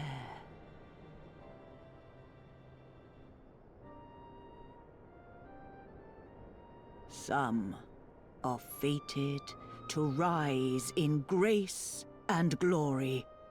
Others to falter and fade, though not from memory.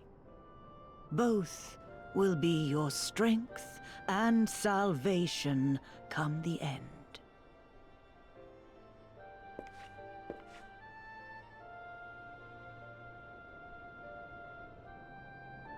Cherish the stars and the light they bring you in the dark. For you are a traveler, are you not?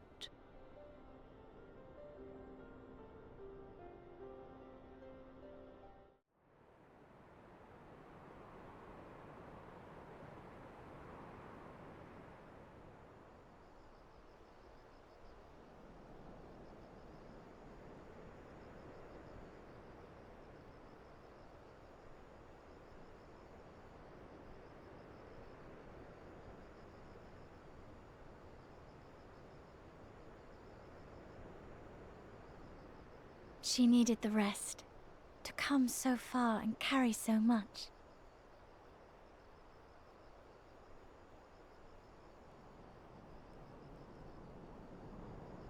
Hien and his friend, too. Strange that they should vanish so soon. Ha! Ha!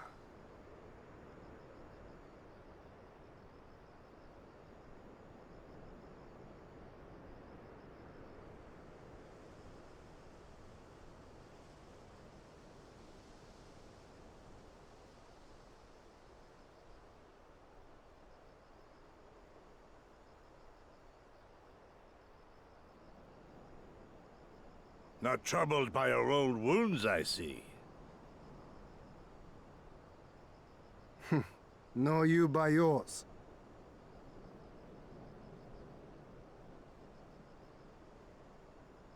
I know I should have fled with the others after Father died, instead of blindly fighting on. It was reckless and foolish, and there was naught to be gained from it. Everything to lose, rather.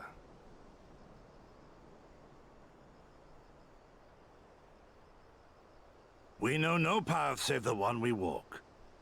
I myself am in no hurry to meet those who have gone before. Not while I have still to make amends. Well said.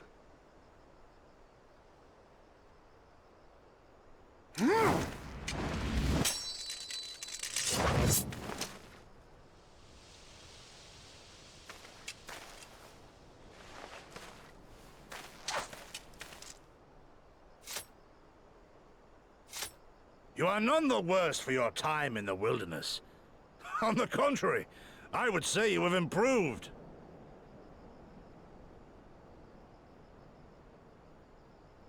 Come now, your victories still far exceed mine. Or have you forgotten all the times you trounced me as a boy?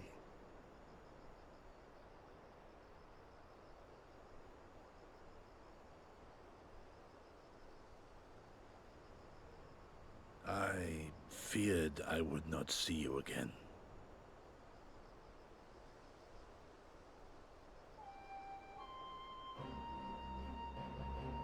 A life so fortuitously saved should be spent wisely. Without regret, would I have traded it for our people's amnesty, had it been their will. Instead, they have called for the sword, and so that is what I must be. Until this blade is broken, I can but carve a path forward.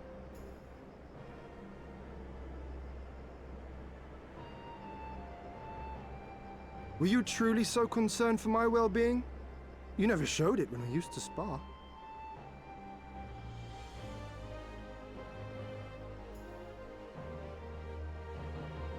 How you cried when you lost, and when your mother tried to comfort you, and when you inevitably came at me once more, swinging your wooden sword wildly. Mina's little Master Shun. What a fine young man you've become. A man should not be addressed by his childhood name. I've told you about that before. Ah, the mask slips. And I was so close to cultivating a winning persona.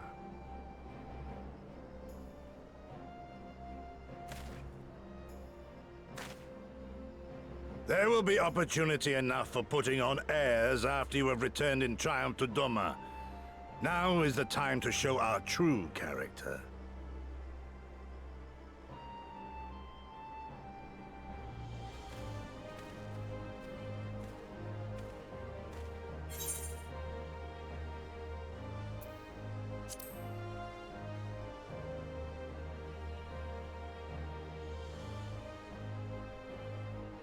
Quite right. Which makes me think you should join us next time. I dare say you have a secret or two of your own to share.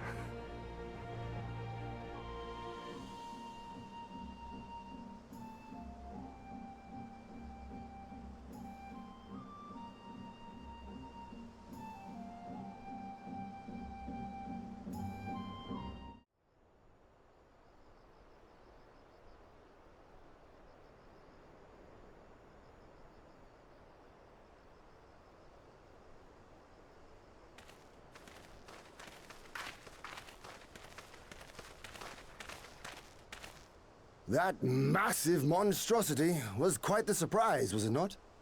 Who knew that the steppe held such secrets? And with that, there is naught left to prevent us from taking part in the Nardum.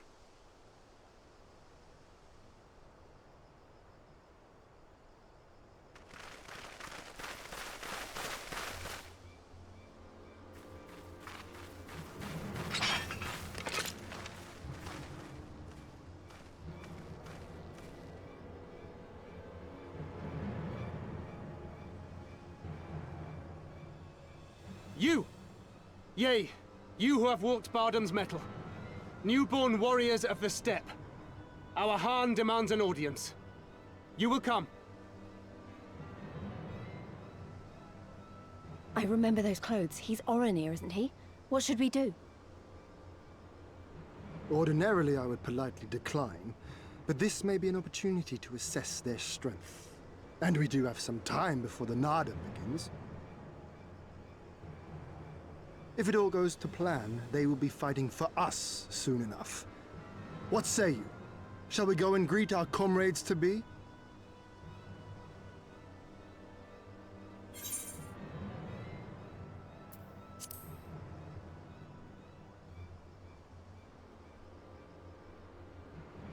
Whatever happens, we shouldn't keep Siren and the others waiting. Let's be ready to make a swift exit, all right?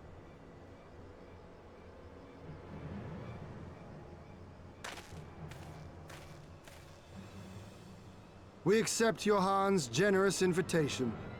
Lead the way.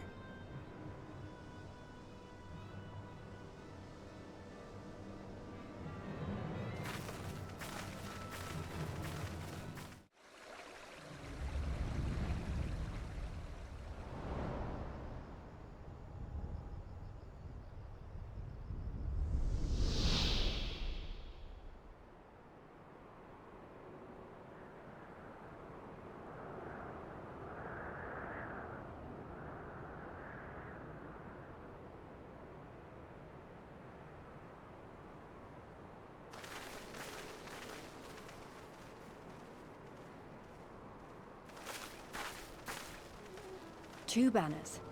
So it's not just Oronir we're dealing with.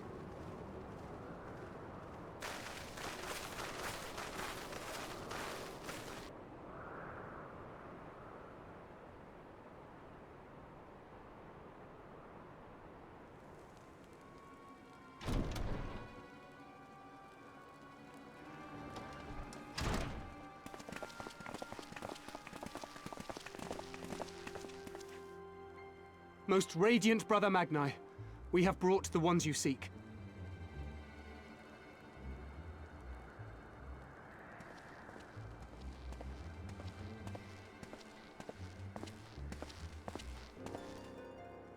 You conquered Bardam's metal. As warriors of the Mall, aye. You were the Khan here, yes? Why have you summoned us? Mayhap to propose a joint endeavor? Nay, Doman, we shall not speak as equals. Born of the sun are Oronir, and born of the earth are you. When I learned of trespassers, I bade my warriors take their measure, to flay them if they failed. But if by the grace of Azim they should survive their trials and emerge anointed, then bring them hither to pay tribute. Tribute, should it prove satisfactory, shall earn you the favor of the sun. His beloved shall bask in his radiance, and their supplications be duly considered.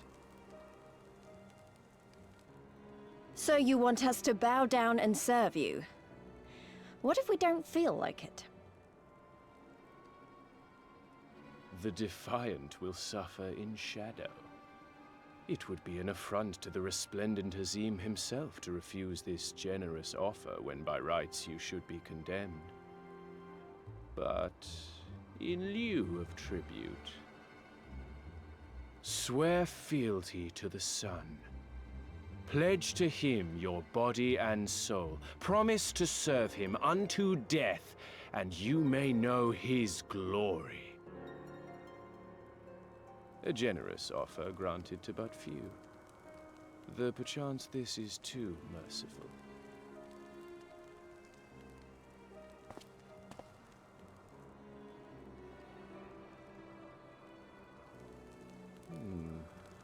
It seems our brothers of the Buddha want you. The men only.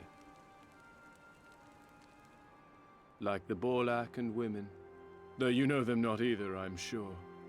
No matter. All you need know is that you will serve, one way or another.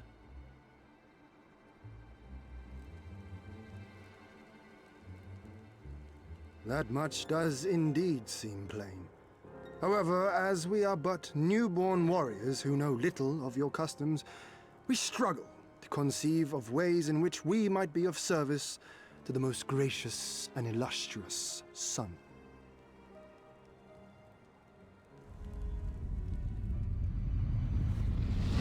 You make mock of us, Doman. Do not do so again.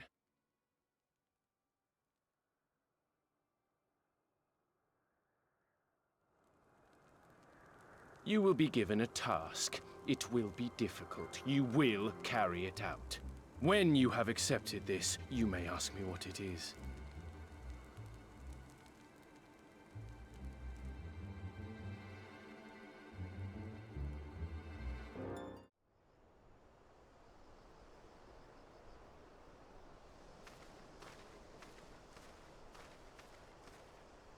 How he died matters not. Gesser was a great warrior. He will return to us in time. Not soon enough, Hartoon. The Nardum is nearly upon us. Mayhap we should counsel restraint until after. I do not understand. If Gesser is dead, how should he return? Silence! You come to spy on us, knowing naught of our ways. We know you are fearless, and that you are called the Undying Ones. That is true. None are braver than the Dothal, for we do not fear death. With death, a warrior must dance boldly, fearlessly, for thus does his soul burn bright. Then, in death, his soul shines white, exalted. The flesh rots, but the soul endures. And ere the seasons have turned, so he shall return. When he is glimpsed in the eyes of a newborn, he is blessed with the same name, that he may grow into a great warrior once more.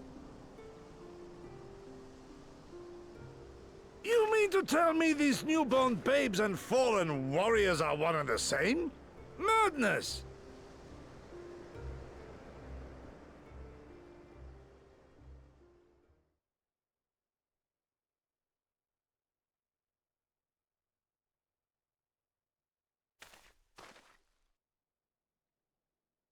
I gave you leave to observe, not to insult our beliefs. Have care what you say. Otherwise do as you will.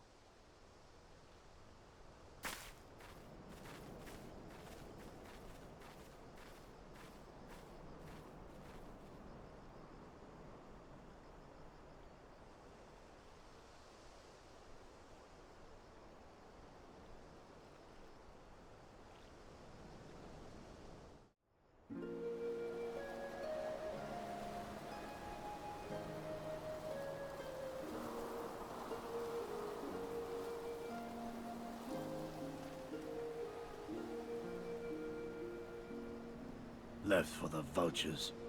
It seems an insult to the man.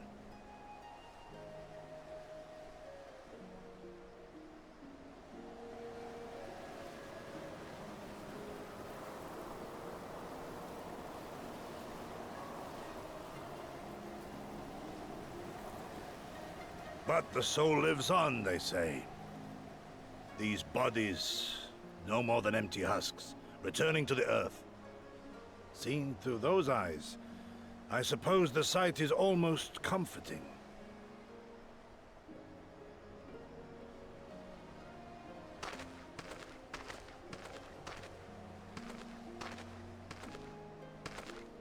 Pardon me?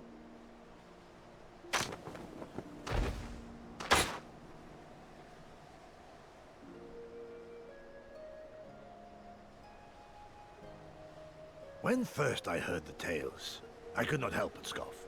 Another queer tribe, I thought, with still queerer customs. Yet having borne witness to their rites, I cannot deny their There is a certain logic to it all. A samurai will die for his lord without hesitation or regret. But this is not because he delights in such sacrifice. It is because he has faith that his death will serve a higher purpose. There is an awakening in that instant. When the heart sings, and the blood burns, and his soul finds peace.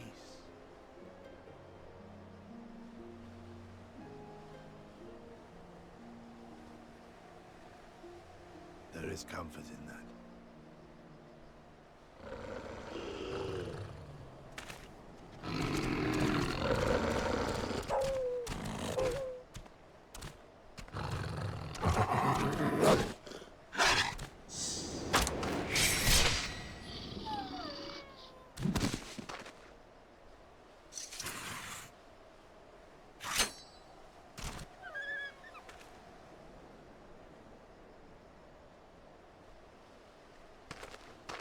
Nay, we dare not permit ourselves that luxury, my friend, tempting though it may be.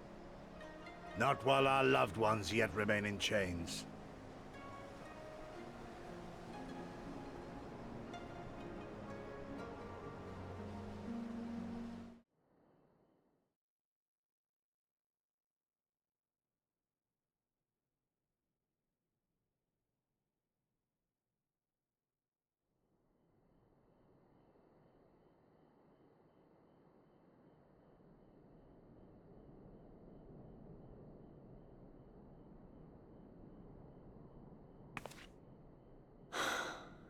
Well, if there is a way out, I can't see it.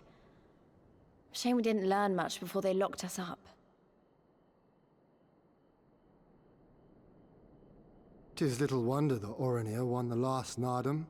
These people leave naught to chance.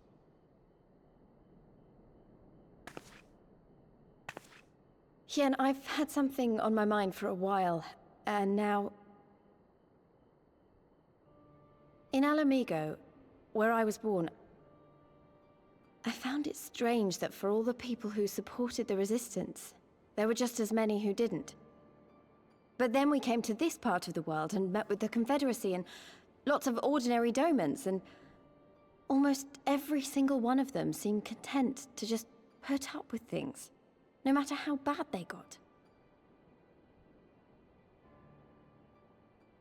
They all had their reasons, of course, and it's not like I don't understand them, but the thought of it made me so angry. After everything they'd been through, everything the Empire had done to them, how could they not rise up? How could they not fight back?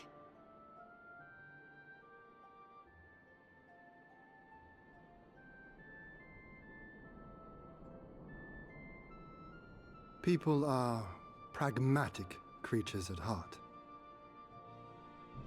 They hold on to hope only until they taste true hardship. Then comes fear and regret. Safer not to dream, they conclude at last.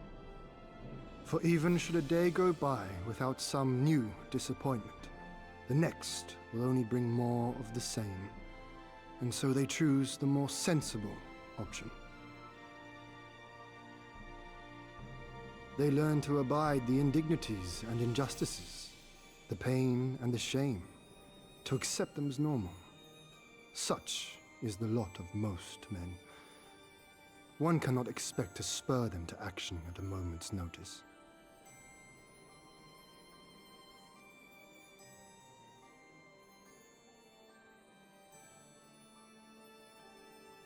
But if one who has known their pain can convince them to strive for something greater and rekindle the fire in their hearts, then they will remember what they have lost, and they will rise.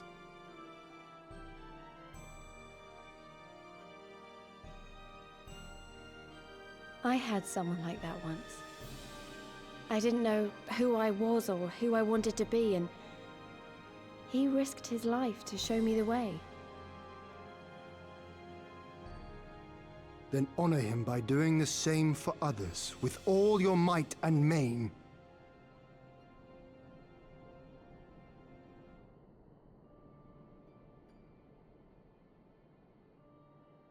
You know, when my homeland fell 25 years past, I was still in my mother's womb. Never have I known a free Doma.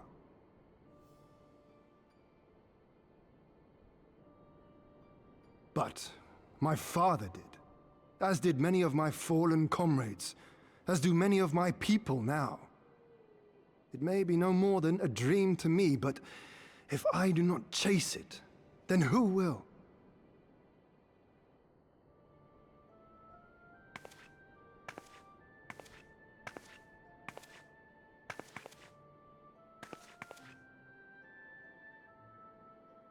The way you carry it all, you're just the same. As you? Oh, no, not me. Definitely not me. I meant the Warrior of Light. Out there, somewhere. Doing what needs to be done.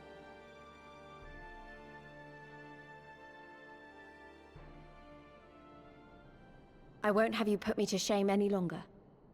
I'm going to seize the future I want, with my own two hands.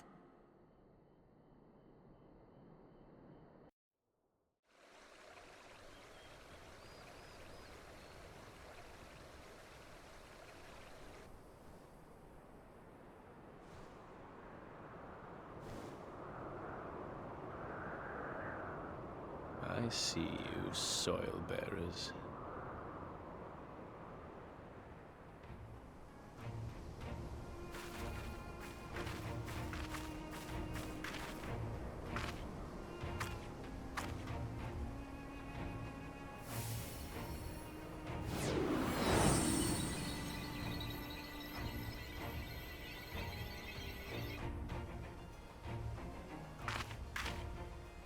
The soil has been scattered, and the steppe reborn!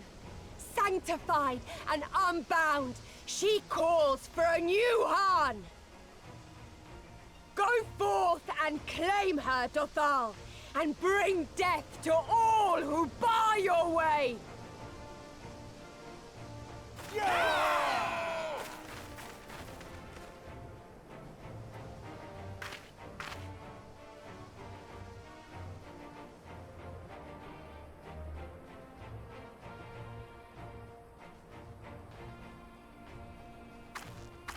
It begins, Grandmother.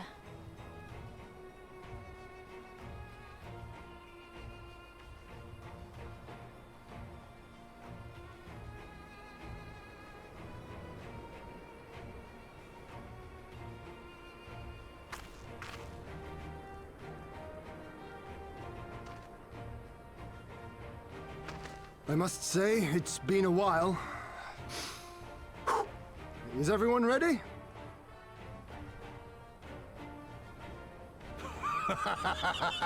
A samurai is always ready!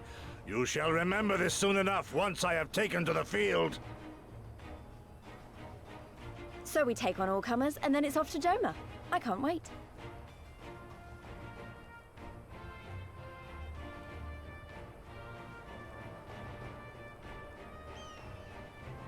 Thank you, my friends. Upon the soil of one and all shall our deeds be inscribed.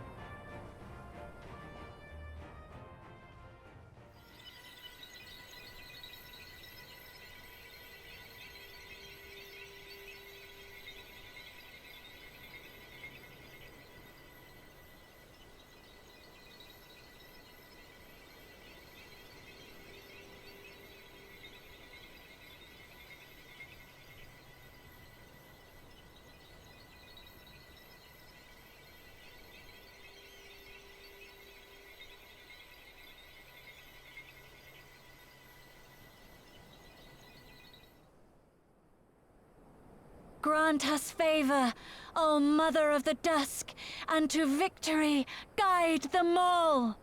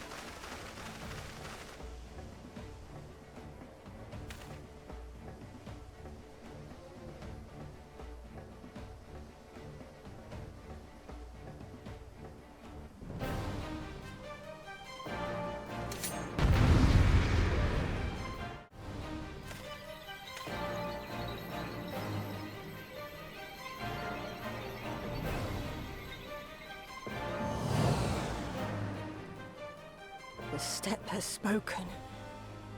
Then the Hanis.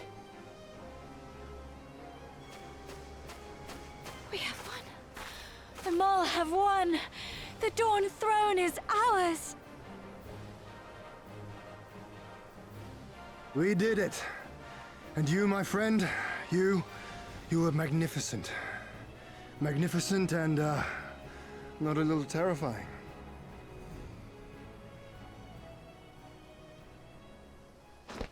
What a strange tale this has become.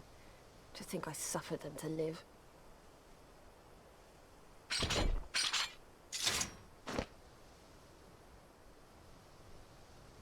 On your guard, Otun. The wind warns of men in iron.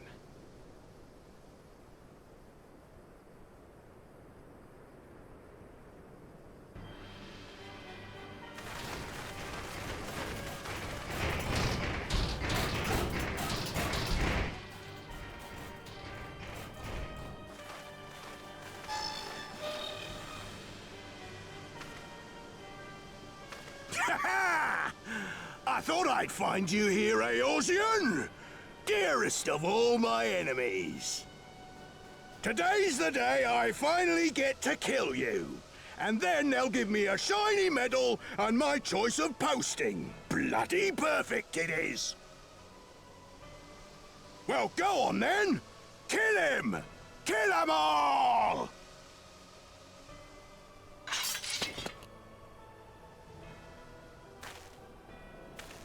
Dearest of all his enemies, eh? Congratulations.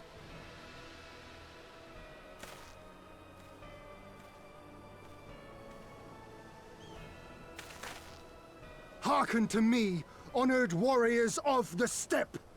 Our enemies intrude upon this sacred ground!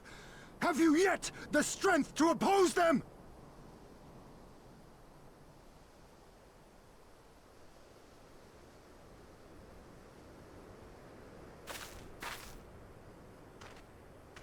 You forget to whom you speak, Doman. We are the Undying Ones. We are Dothal! If this be the will of the Mole and their Han, so be it. The sun shall abide by the law of the steppe.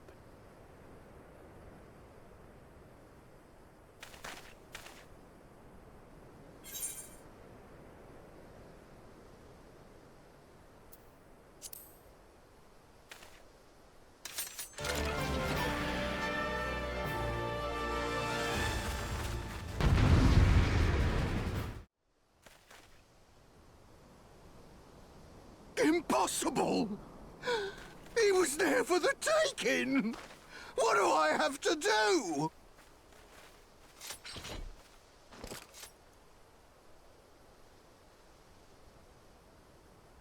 I need more men, more weapons, more power!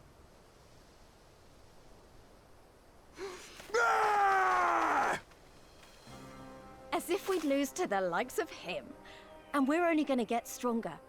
Stronger and stronger until we're strong enough to take back everything they stole.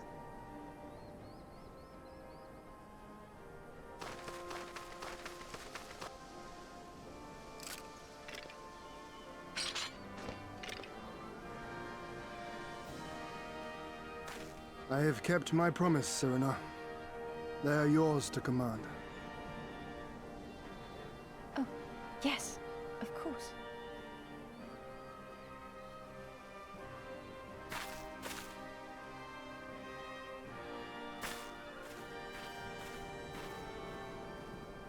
Brothers and sisters of the steppe, the Nardom is ended, and we Mol now claim the Dawn Throne. No demands shall we make of you, save these. Heed our comrades' words, and honor the law of the steppe.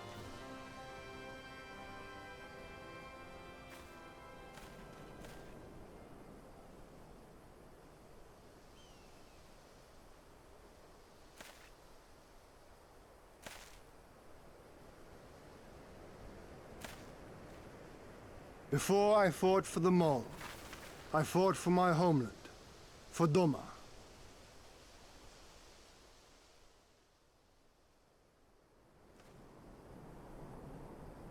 To Doma, would you have us go to fight your war and win your freedom?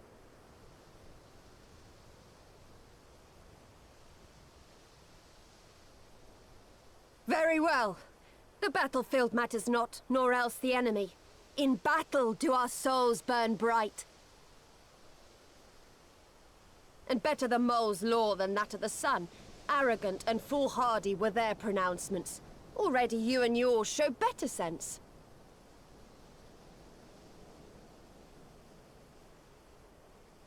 The sun shall answer your call, Doman.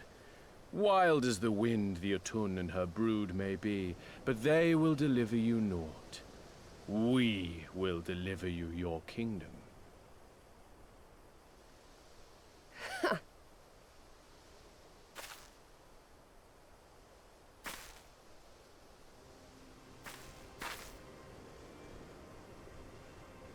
Weak and few as we are, the Mole will fight for Doma too, if you will have us.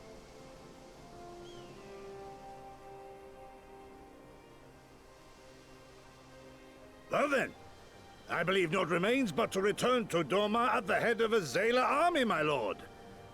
I cannot wait to see the look on Yugiri's face.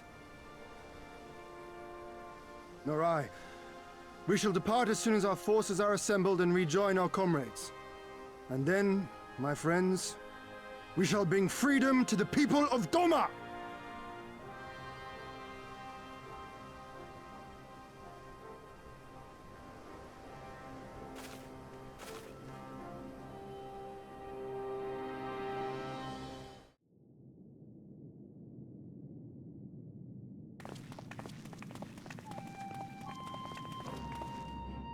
Brothers and sisters, pray forgive me my absence.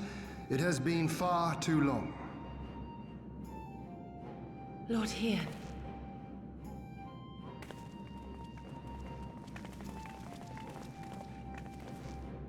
Gosetsu told us of your trials and tribulations on the steppe. Would that I'd been present to witness your victory, my lord. Our victory, Yugiri, owed as much to each of my stalwart comrades as it did to me. Now rise. I will not suffer this excess of formality any longer. Alphino and Alizé Levieux, I presume. I'm told we owe you much. It is a pleasure to meet you both. The pleasure is ours, Lord Hien. Though we were born and raised a world apart, our values are one and the same. Freedom, justice, liberty. Each of which Doma shall soon enjoy once more. Hopefully. I understand you have brought an army. Indeed. The Zayla tribes of the Azim Steppe have pledged their military might to the cause. Good. We, meanwhile, have secured the support of the Confederacy and a not insignificant number of your countrymen.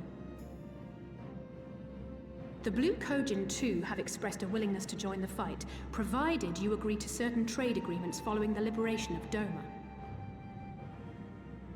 The shinobi will render what aid they can. However, Suino Sato refused to answer our call. No matter. What forces we have amassed far exceed my original expectations. You have my thanks.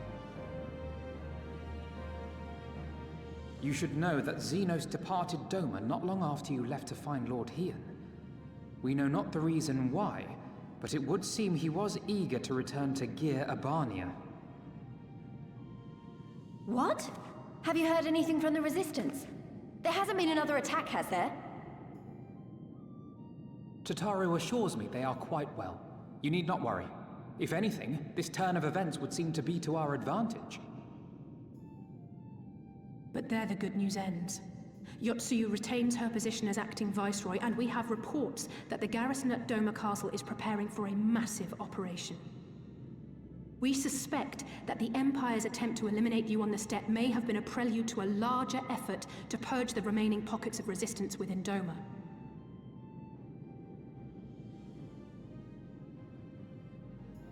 The hour of reckoning is upon us.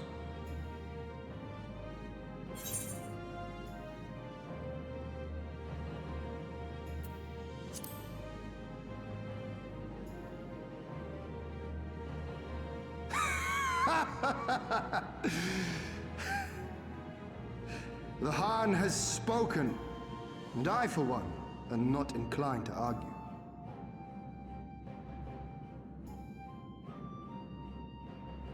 In this place, in this moment, I call upon you all. 25 years of oppression, of tyranny, of shame. It ends with us. We will prevail.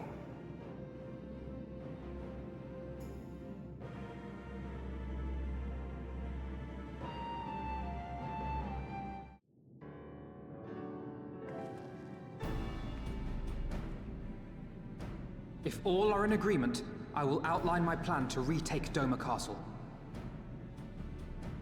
First, Lys and the Doman Irregulars will conduct a series of raids against Imperial targets throughout the surrounding area, with the aim of drawing the garrison's attention. Shortly thereafter, our Zayla allies will launch a surprise attack on the castle's airborne defenses. In this way, we will prevent the enemy's airships from rendering support and cut off one means of escape.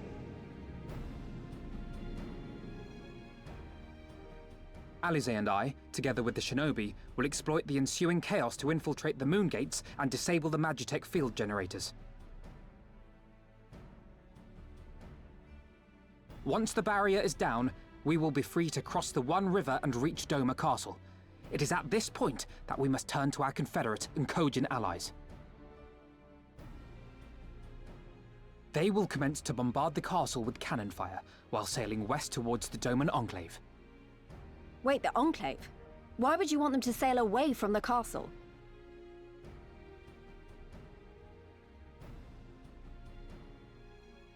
Because the Enclave is home to countless civilians.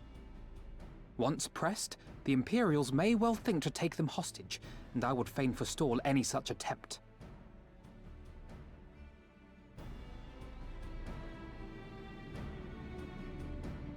After we have secured the Enclave, we may lay siege to Doma Castle directly. The main strength of the Doman Liberation Front, under Lord Hien's command, shall be committed to this endeavor, as will you and your redoubtable allies.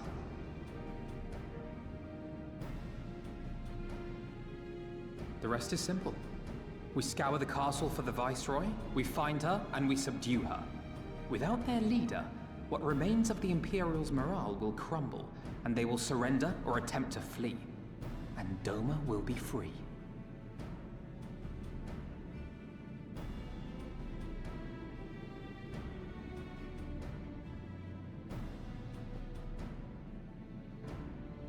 Your thoughts, Lord Hien? If any points were unclear or gave you cause for concern, I should be glad to go over them with you.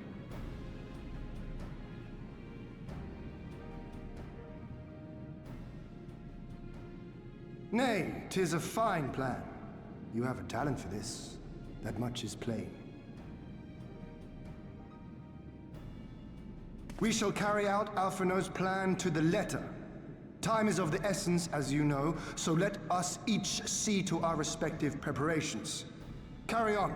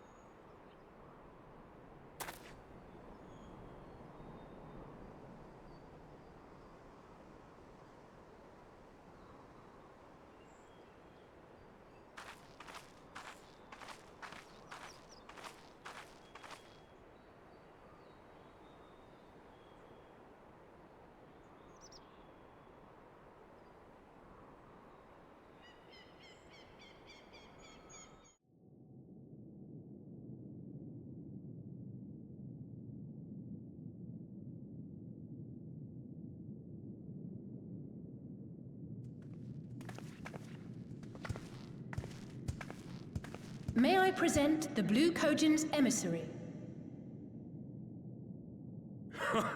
Greetings and well met, old friends. The Elder sends his regards. Soroban, it's good to have you with us.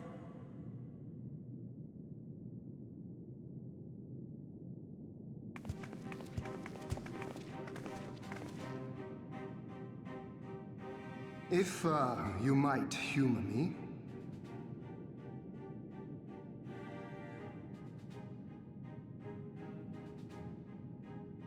Thank you for coming, Soroban. Doubtless you have already been informed of our plans and the role we would have your people play. However, I seek your counsel as a Kojin of the Blue. Be it by spell or siegecraft, could your forces destroy the underwater foundations of Doma Castle's outer wall?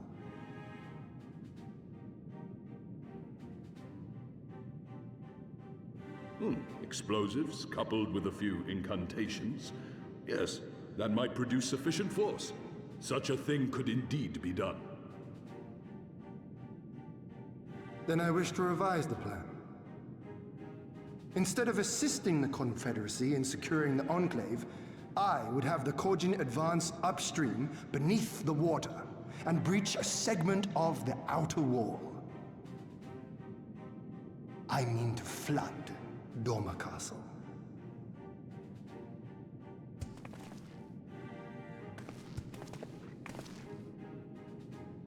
My lord, the castle is a sacred symbol, the very heart of our nation. To destroy it is unthinkable, unconscionable. You cannot do this.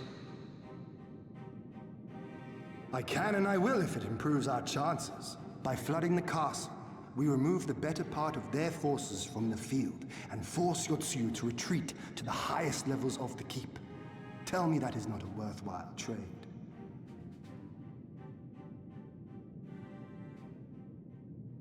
But my lord, that castle was entrusted to you by your father and his father before him. I say to you again, it is the heart of our nation. Stone walls do not a nation make, my friend. Her people do. And as long as we yet live, we can rebuild. So let us only think of this battle, of victory here and now. For without that, we have no future.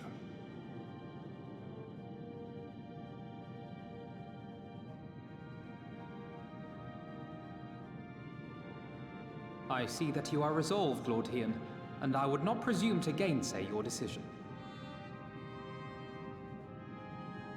I will inform the Elder of your revised stratagem and instruct our sappers to make ready. Our preparations are all but complete. Once we receive word from our Kojin allies, we shall set our plans in motion. We shall fight, and we shall prevail.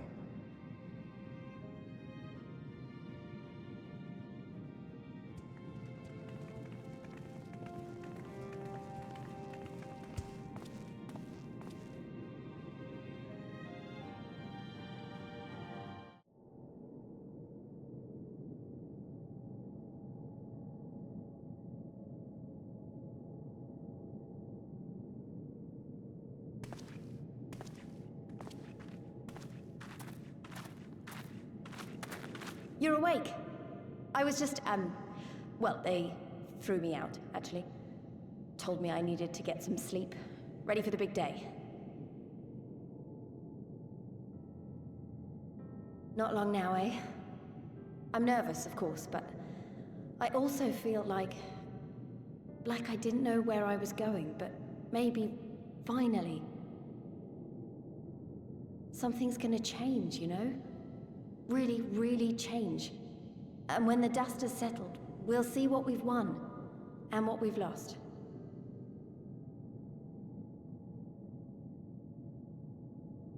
I'm going to give it my all tomorrow.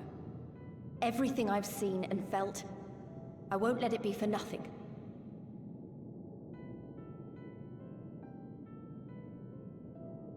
Right, off to bed.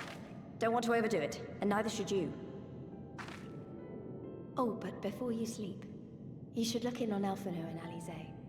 Quietly, of course.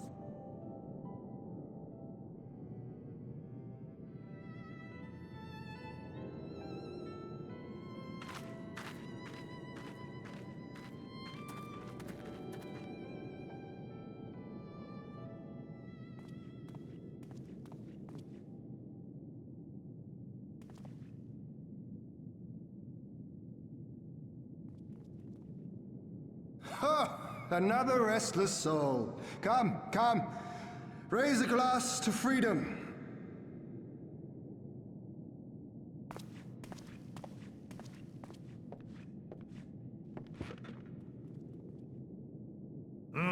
Good. Good. I should be interested to know his thoughts on the matter. Ah, that's enough, Gosetsu. You'll not convince anyone with your drunken ramblings. We've talked about this, all of us. We are flooding the castle tomorrow, and that's the end of it. I know. I accepted your decision, and I do not intend to go back on my word.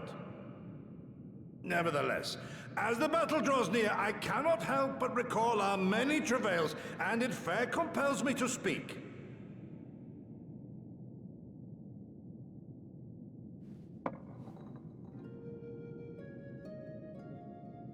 In all my time serving as a leader of men, there are two failures which haunt me to this day. The first, a defeat at the hands of the Empire 25 years past, and the subsequent imprisonment of your father.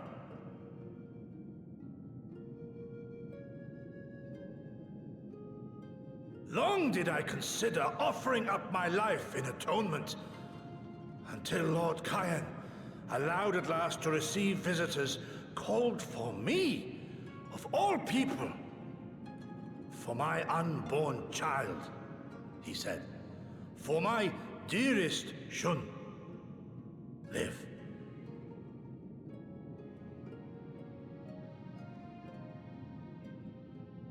My second failure, of course, was the betrayal of that self-same command. When in the rebellion I failed to protect not only Lord Kyan, but Lord Hien too. That I yet live, having known such disgrace, is an affront to the Kami themselves.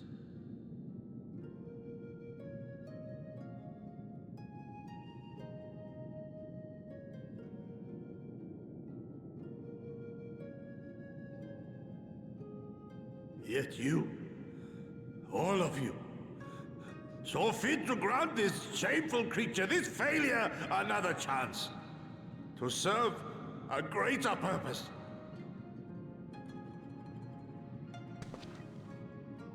Thank you for pitying an old fool.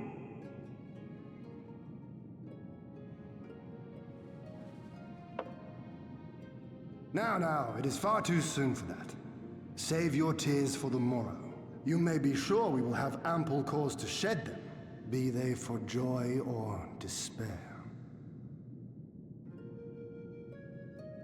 Ah, even that sounds morose. We who yet walk the path should not think too much on the destination. When the hour arrives, we shall welcome what comes with open arms.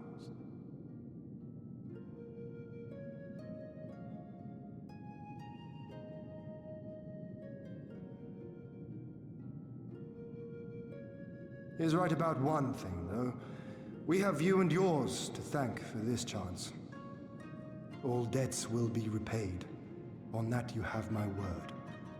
But first we must live past tomorrow, no? If you've no intention of sleeping, Yugiri, you may as well join us.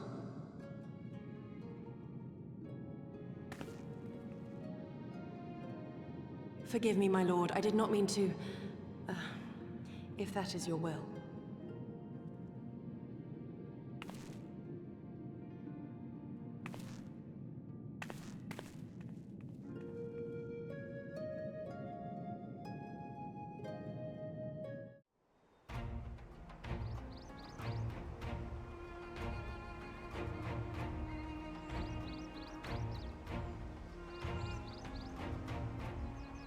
Understood. Wish us luck.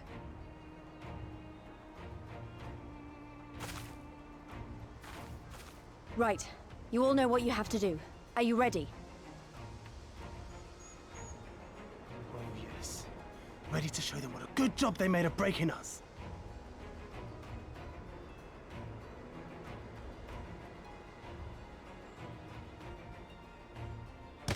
Then what are you waiting for? Move out!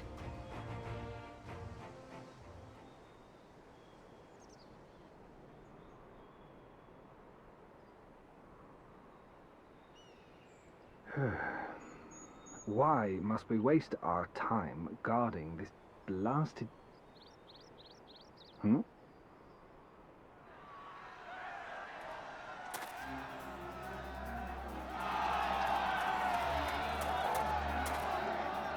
Sound the alarm!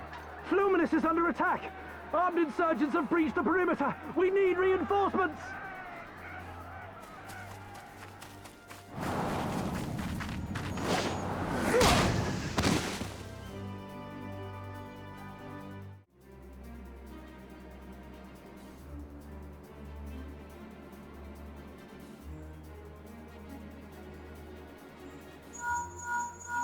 This is Lee's. Imperial forces converging on our position. Looks like we've got their attention. We'll be sure to keep them busy for as long as we can.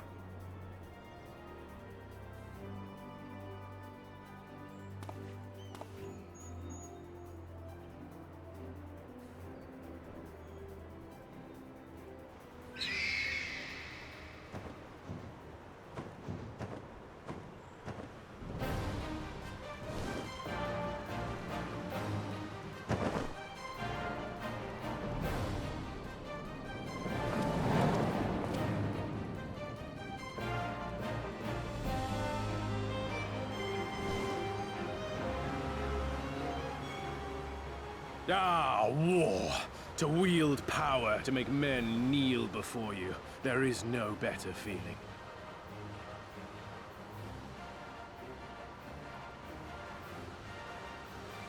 A pity I must share this pleasure with a feral dog of a Dothal. Preening, Oreneer! You fear that she will put the sun in shade? Those are for you. Go, claim your prey.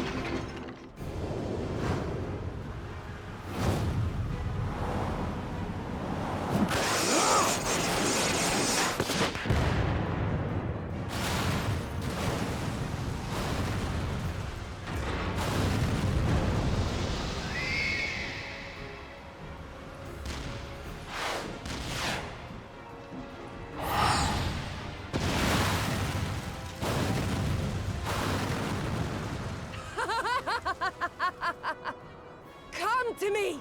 Come to your death! With each that falls, my soul soars higher!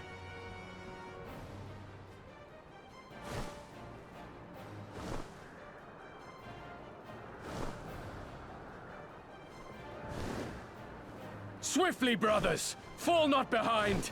Make an offering of their steel to Father Azim!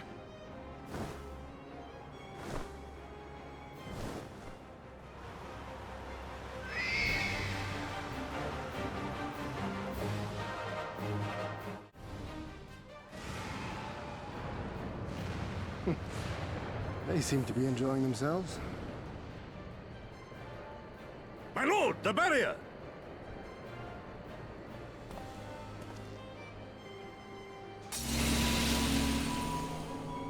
That it should fall so soon! Truly, our allies seem determined to surpass each other.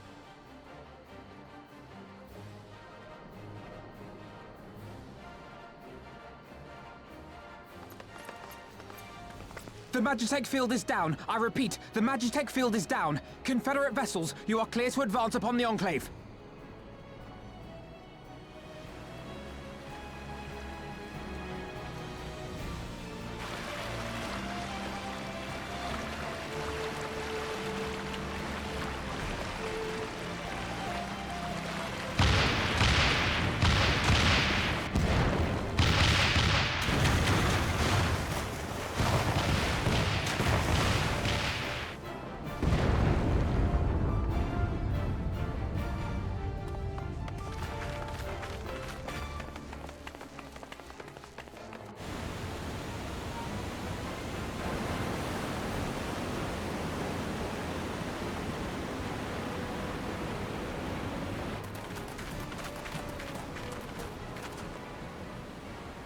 The wall is breached. The Kojin too will not be outdone. Our allies have set the stage. Now we must take the castle. With me!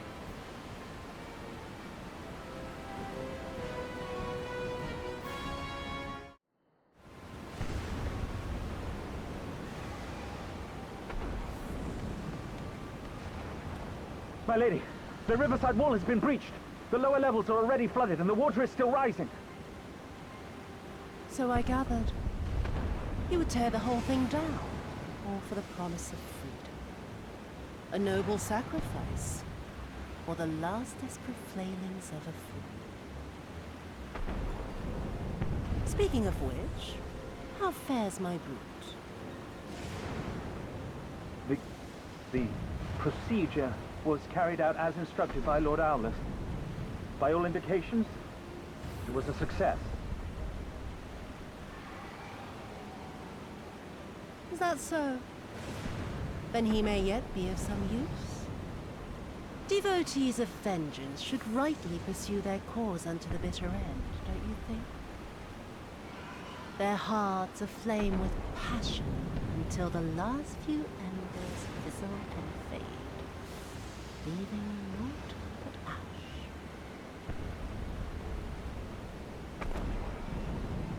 The Viceroy's orders were clear. If Doma falls, none shall be spared his wrath.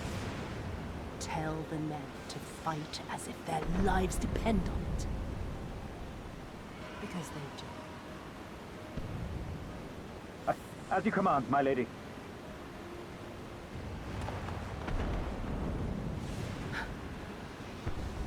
Again they come to make you kneel, to make you grovel and suffer. But you have endured their worst and survived. You know their tricks. They will not find a flower simply waiting to be plucked.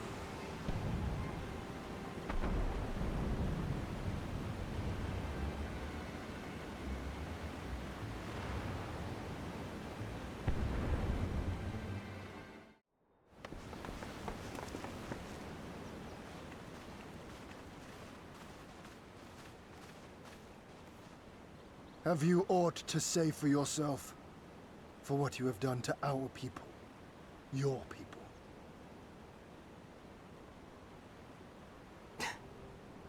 My people, he says. The precious lordling beloved by all come to confront the wicked witch. My parents thought me no better. They woke me from dawn to dusk like an ox or an ass or some other beast of burden. Until, that is, my brother spied a chance to transform the family fortunes. And so I was married to a vicious old drunk, who beat me as he pleased. And when I pleaded for help, I was told to grin and bear it. For the family, for him, for everyone's sake. They pretended not to notice, but they knew. They knew! What did it matter? I was nothing to them. Less than nothing. I wasn't of their flesh. I wasn't a fellow Domon. I wasn't even a person. I might just as well have been dead.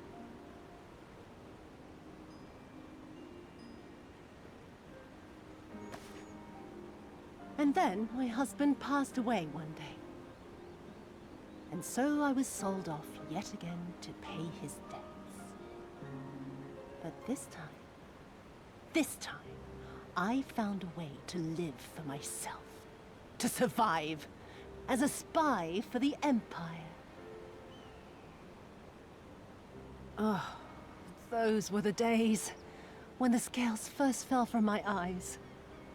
No longer would I be a slave to my parents or my husband or the pleasure house. I would be free and receive due compensation.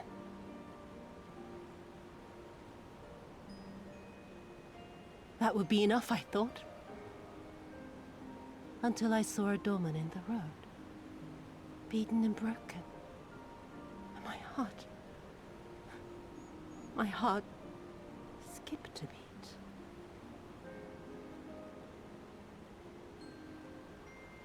Lying at my feet, groaning in agony, sobbing in despair. Powerless, helpless, hopeless. A vision forever seared into my soul. Oh! There was nothing I would not do to feel that joy again. To bend this cruel, twisted world to my whims.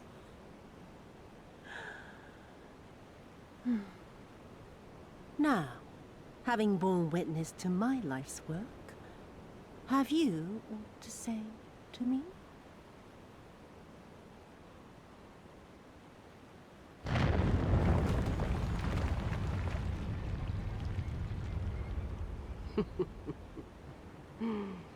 "'Twas kind of you to lend me your ear, my lord. But now it is time for us to conclude our little tete-a-tete with a final game of chance. Who shall stand, and who shall fall? Let the die be cast." This was her plan from the first, to bring the keep down on our heads!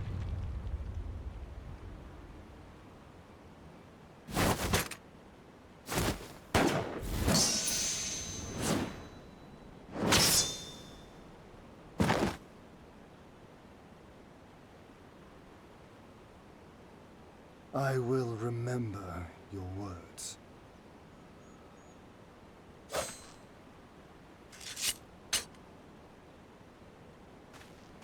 We must flee. Order our forces to withdraw.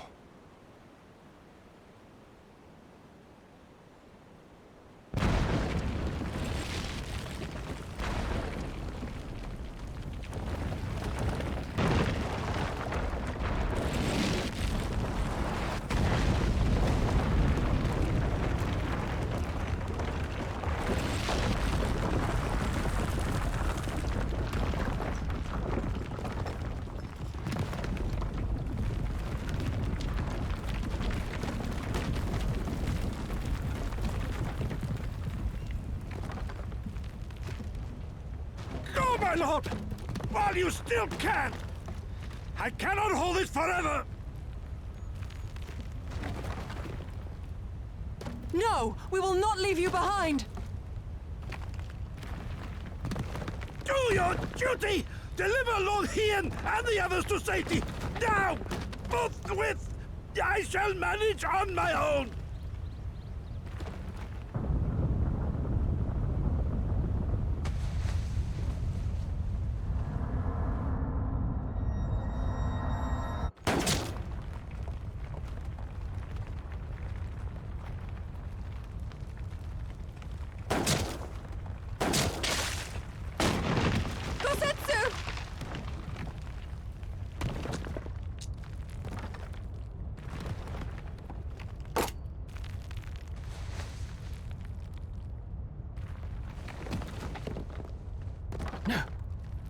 No one leaves. Not you or anyone else.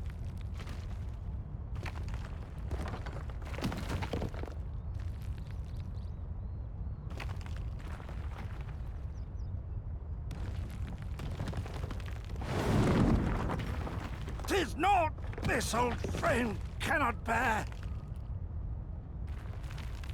Go now, all of you! The day is won, and the morrow beckons.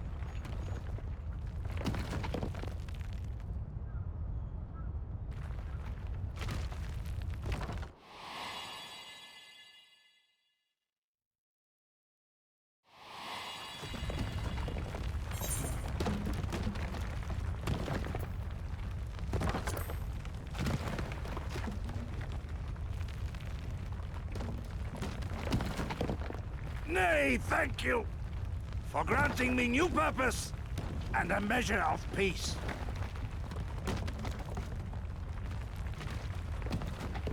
Gosetsu.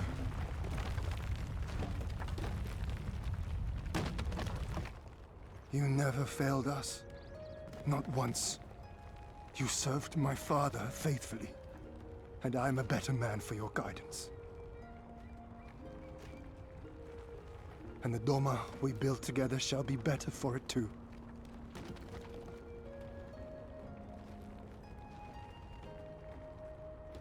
Be proud, my friend. Be proud. I am, Shun. More than you know.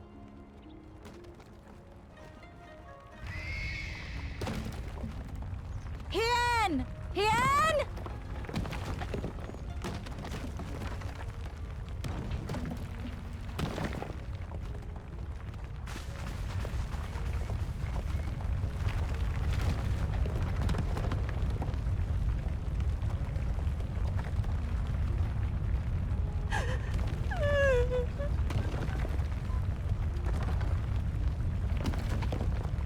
You cast the die.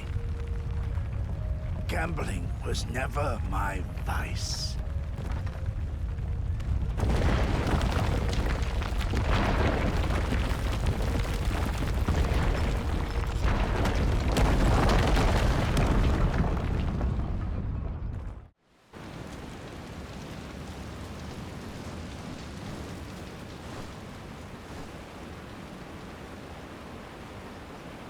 How merciful the gods that I should find you in time.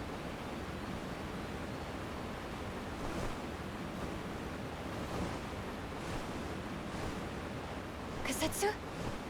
We must turn back now before it is too late.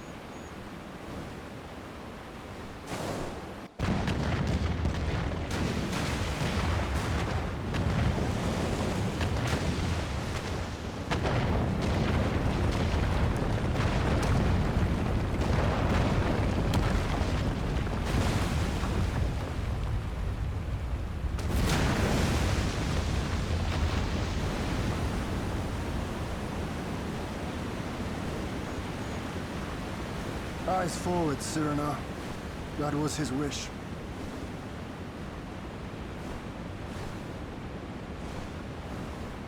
I will deliver you to safety. The others are waiting.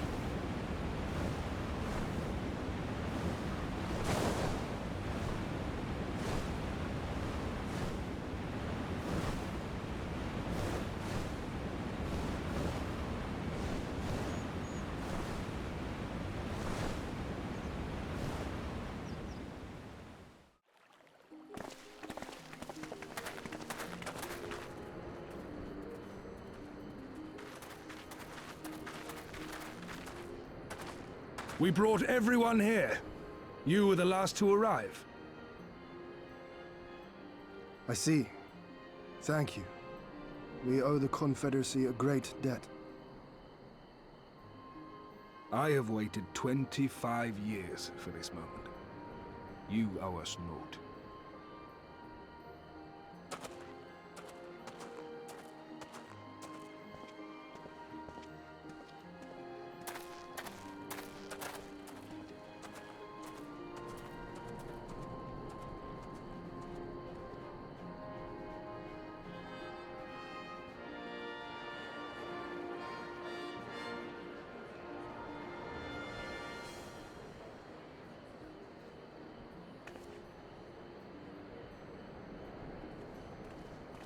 Look! It's Lord Hien! Lord Hien! It's him! He lives! He lives!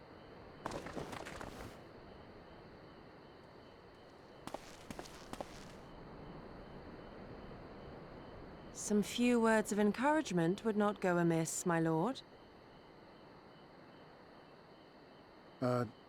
Right. Yes, of course.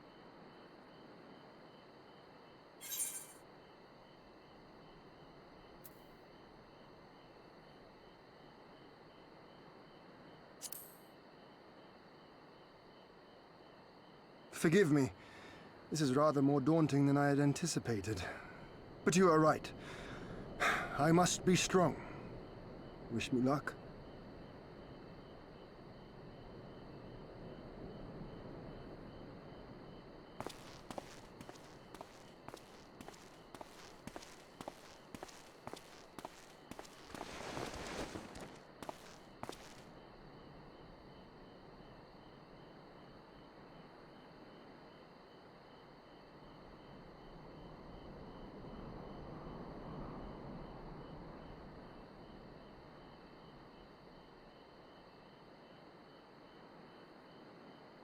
We are a sorry lot, are we not?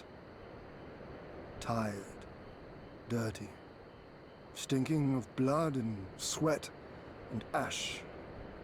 A people pushed to the point of breaking.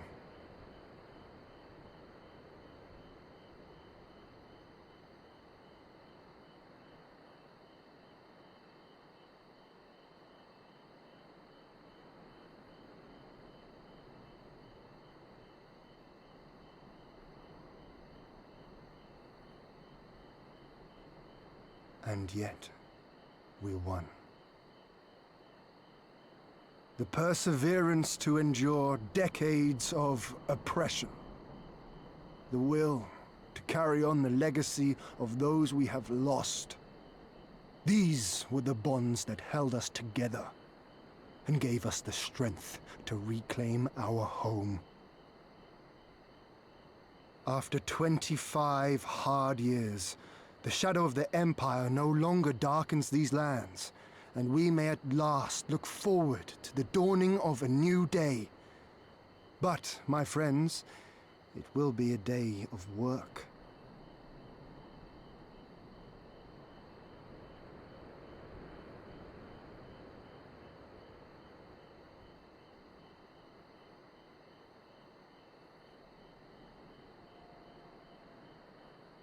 So I ask you, have you yet the strength to stand?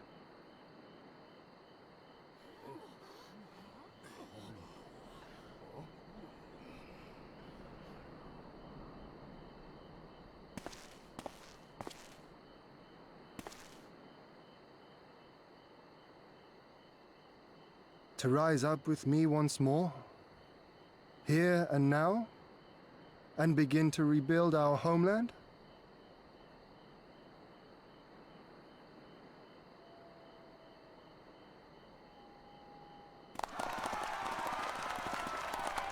Toma! Toma!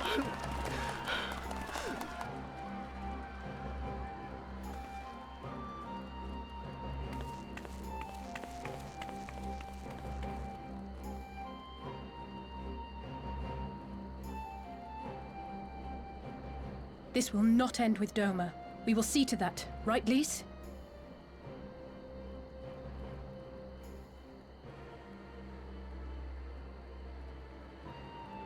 Right.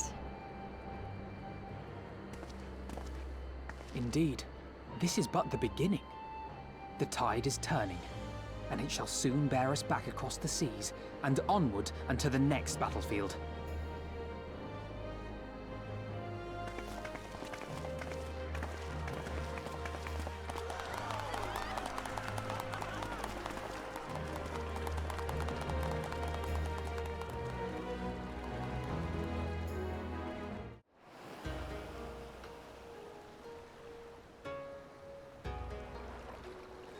Ah, there you are.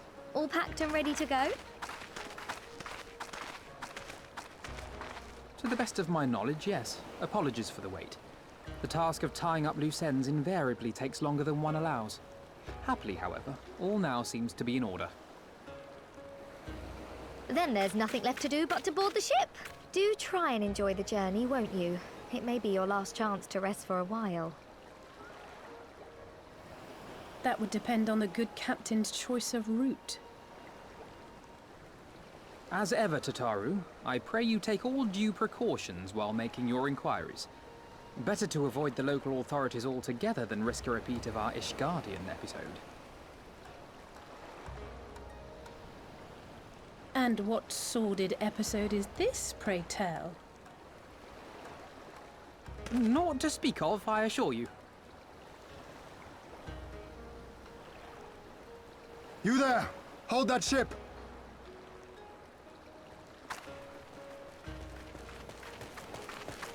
What are you two doing here? Shouldn't you be in Doma? Shouldn't you? You left with nary a word. We half wondered if I had done something to offend. Upon learning that you had departed for Kugane, we immediately resolved to give chase. Our comrades can manage affairs in our absence, and it seemed the least we could do. You mean you came all this way just to say goodbye? That too, aye. But there was something else I felt I had to say. You helped us win our freedom, and for that I cannot thank you enough. Accordingly, after we have established an interim government and so forth, I think it only meet that we repay the favor by dispatching our own forces to Eorzea. If you would have us. We harbored no expectations of such generous aid, and as there is no telling when the Empire might strike back at you, would it not be wiser to concentrate your resources on the defense of Doma? I had a mind to pursue a more aggressive defense, to which we will send forth shinobi to provinces far and wide to spread word of our victory, that we might inspire others to take up arms as we did. Even the Empire has its limits. If the Garleans cannot be certain where and when the next rebellion will take place, how can they commit another force to Doma? And besides, so long as this debt remains unpaid, how am I to face myself and Gorsetzer?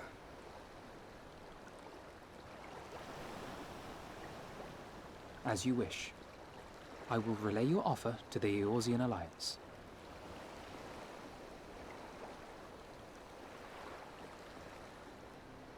All of Doma is counting on you to finish what we have started.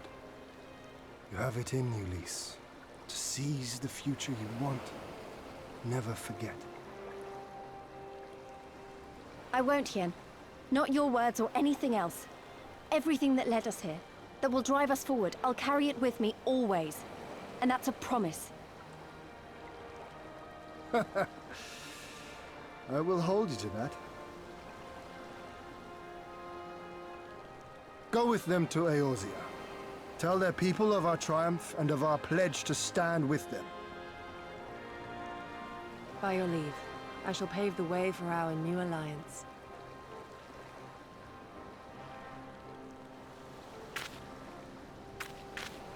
Hurry up, you lot! The ship's about to weigh anchor!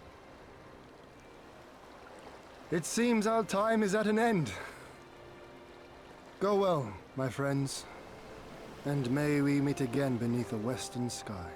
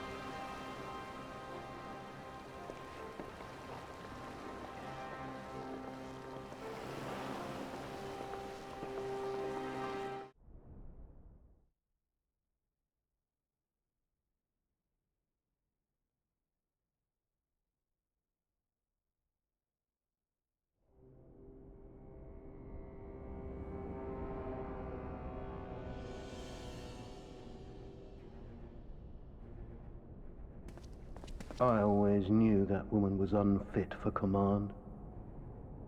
Aye, when you think of all the resources we've poured into that hole, and for what?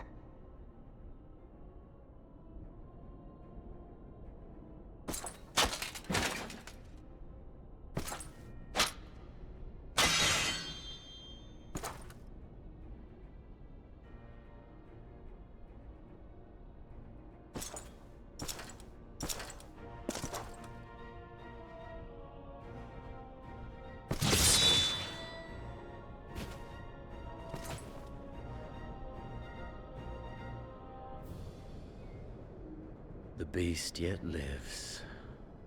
Mayhap it is time I sharpen my claws.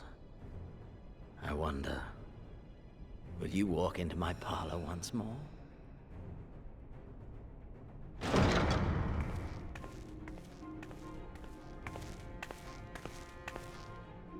For Dolorem Lupus, come at the command of the Lord Viceroy to present the prisoner taken by the Cranier Lupi.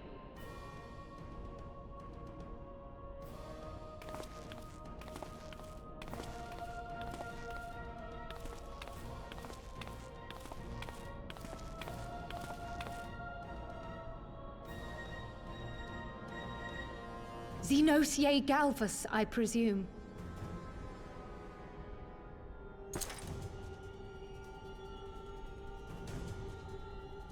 It's true what they say. You do have the eyes of a monster. A ravenous, insatiable fiend. You, give the butcher your weapon. Yes, my lord.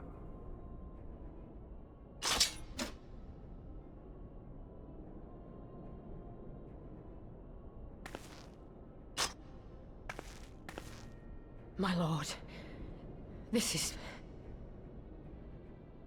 A reward given in recognition of your service. I trust it will prove more capable than its former owner.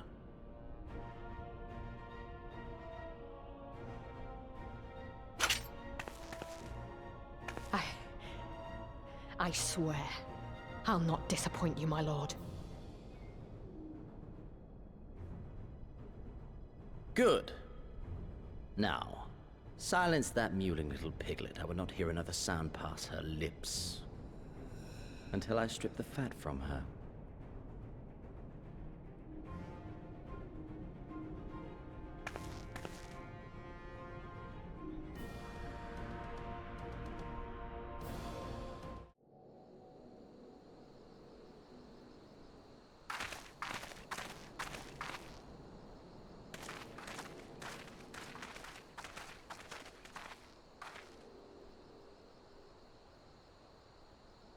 Pray, join me in welcoming our Scion allies, but recently returned from their mission to the Far East.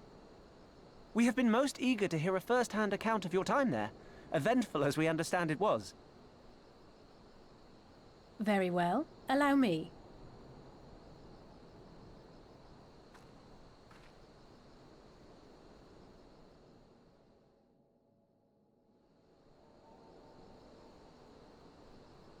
Such victories are rarely won without sacrifice, but the prize is worth the price. Doma, free after all these years.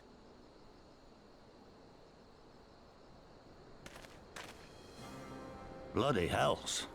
Flooding their own castle for a better chance at victory. We could learn a thing or two from that lad. Our agents report a flurry of communications between Garlemald and Alamigo in recent days. 'Tis plain they are in the midst of deliberating their response to the Doman uprising.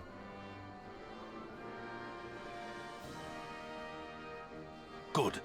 Every Imperial unit in occupied territory will be on the lookout for civil unrest. The fear of leaving critical locations undefended will make commanders think twice about committing their forces, giving us a chance to seize the initiative.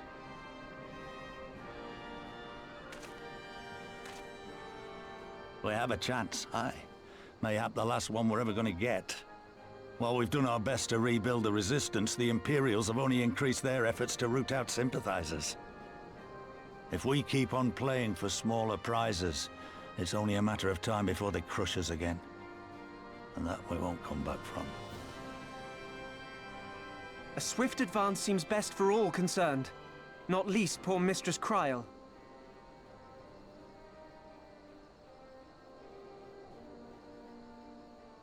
Then let us waste no more time. The campaign for Alamigan liberation begins now. Our first objective will be to capture Castellum Valadina. Take the bridge, and the whole of the fringes will be ours. From there, we can push east towards the peaks.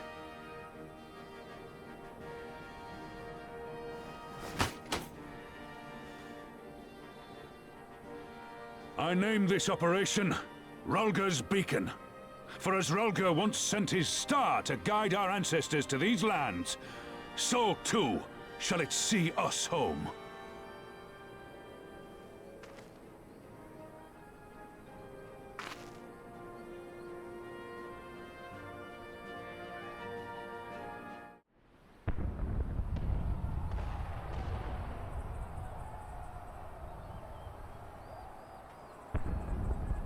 It's begun then.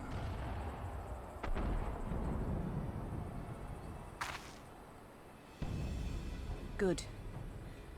It's the waiting that drives me mad. Standing around, knowing what's to come. I'll never get used to it. Calm down, Nargo. You're making her nervous.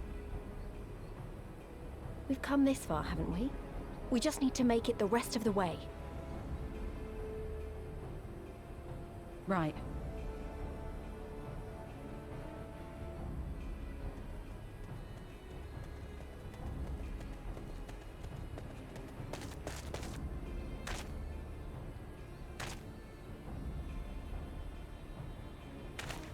Looks like the bastards went for the bait. The bridge is ours for the taking. Now remember, Monargo, I want you to make for the tower as soon as you see an opening and get that flag flying. We'll see to the fighting. I won't let you down, sir. Come then. Rolga's star shall burn bright this day.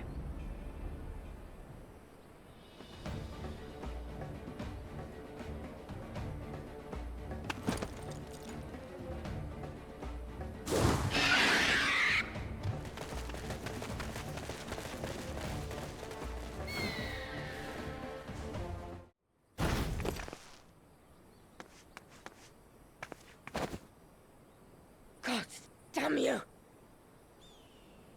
No more running! No more hiding! Let's finish this!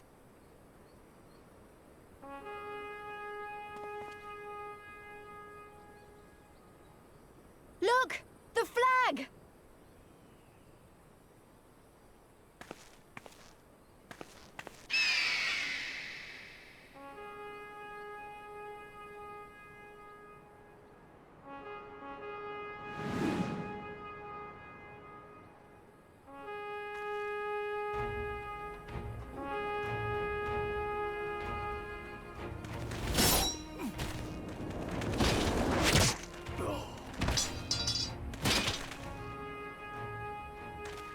The bridge is ours! Al amigo! Al amigo! Al amigo! Yeah!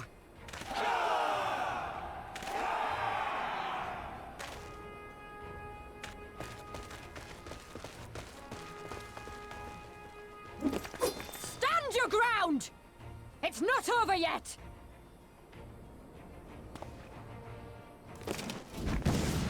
Damn it!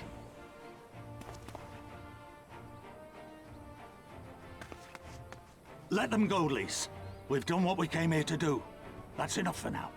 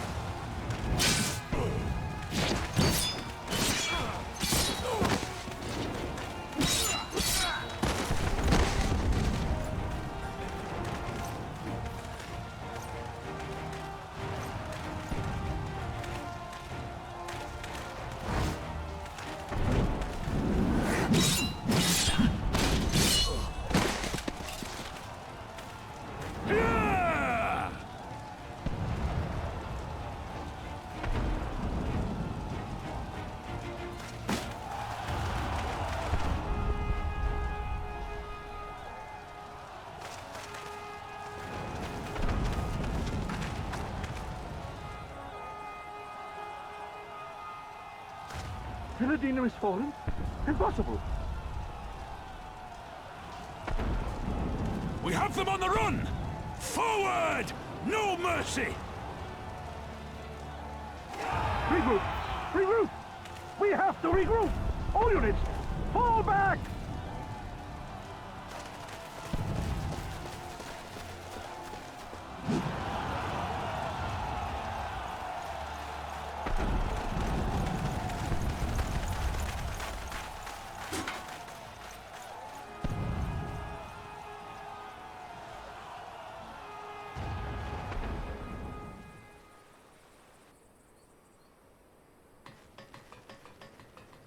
Commander, the 4th cohort has been routed.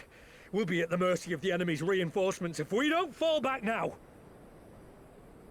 Idiot! We have the stronger force by far. Don't be taken in by their tricks. Or would you rather tell Xenos you lost to this rabble? No! But if the snakes betray us in the confusion, we'll have no way out. I'm begging you, Commander. Give the order, or we'll all die here. As common traitors who drank of muddied waters. For all the good it did us. Skulls with me! The day is theirs, and so is this bastard bridge.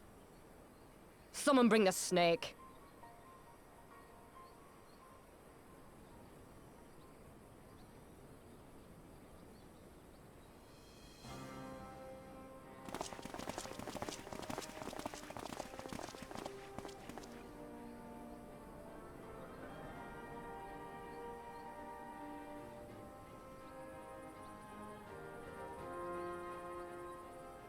I suppose.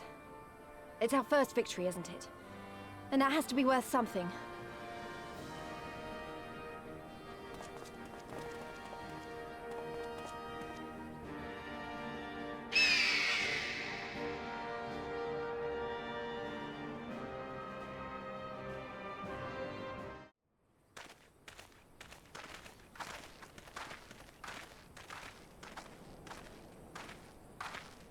Ah, you've come. Welcome, friends, to my village. My home.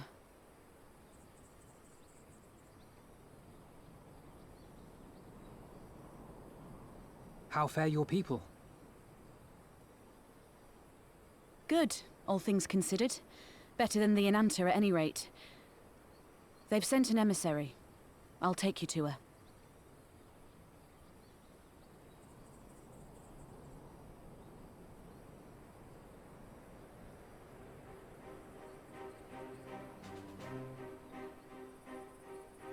We're here to help. Will you tell us what happened? Aye. It began with a quarrel between the Imperials and the Kaliana.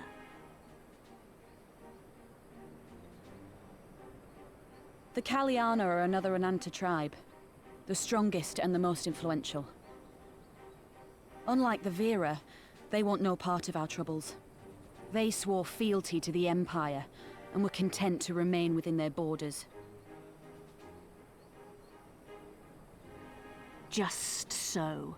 The Kaliana forsook their pride in the fight and yielded to Garlemald long ago.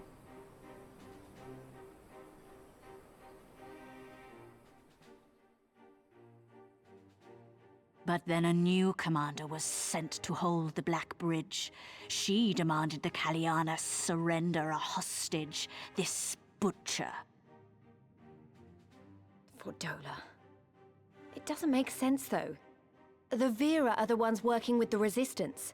Why would she threaten the Kaliana? Because she is ignorant like all Imperials. She knows not the difference between Kaliana and Vera, nor does she care to learn. I see. All Fordola knew for sure was that the Resistance would come from the west.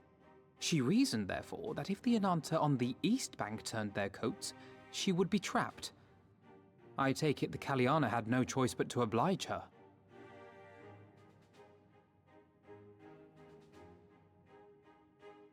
No, they did not. The Imperials left with the Kaliana broodmother's own daughter, Anamika. Long days and nights she looked out on the Black Bridge weeping for her child. Until you came.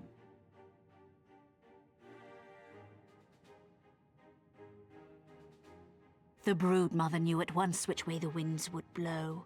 She and her warriors met with the fleeing Imperials in the road and demanded that her daughter be returned.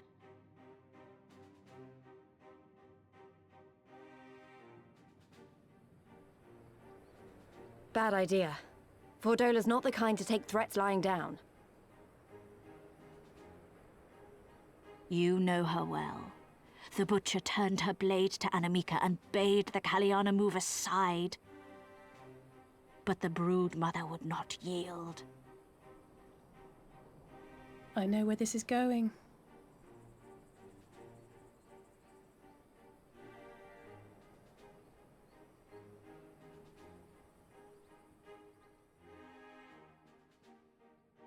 The Kaliana surrounded the Imperials, one of whom, whether out of fear or stupidity, cut the child down.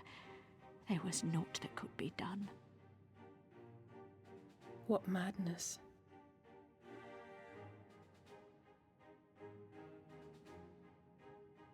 The true madness was yet to come.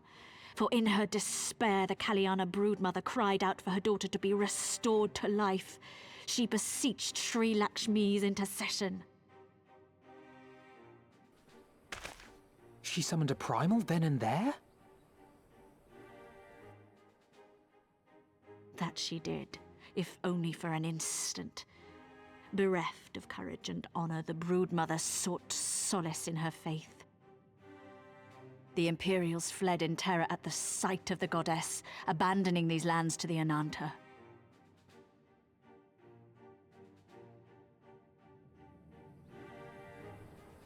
Now the Kaliana bid us make pilgrimage to pay proper respects. Yet though we Veera revere Sri Lakshmi as the holiest of the holy, we will not prostrate ourselves before her. And so you turn to us? Aye. All who have fought with the Resistance have heard tell of the warrior, the Icon Slayer.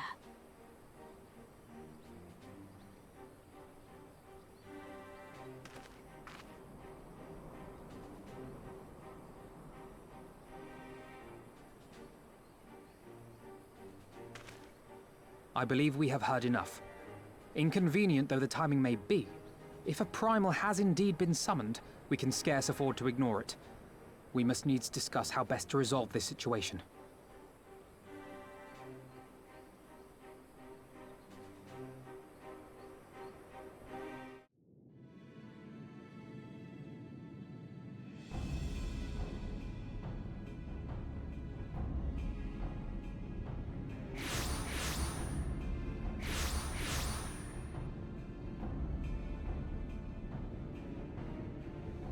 Why, mistress?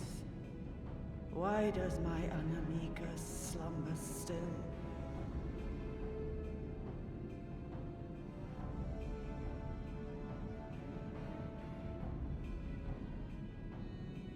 Look thee on her face, supplicant. Thy prayer hath been answered. Flesh sundered hath been made whole. Blood spilt runneth through her veins. Breath stolen filleth her breast. But she hears not her mother's words, nor sees her mother's face. She's silent and empty. Only the vessel may be remade. Not so the flame which flickered within. Her soul hath been scattered to the four winds.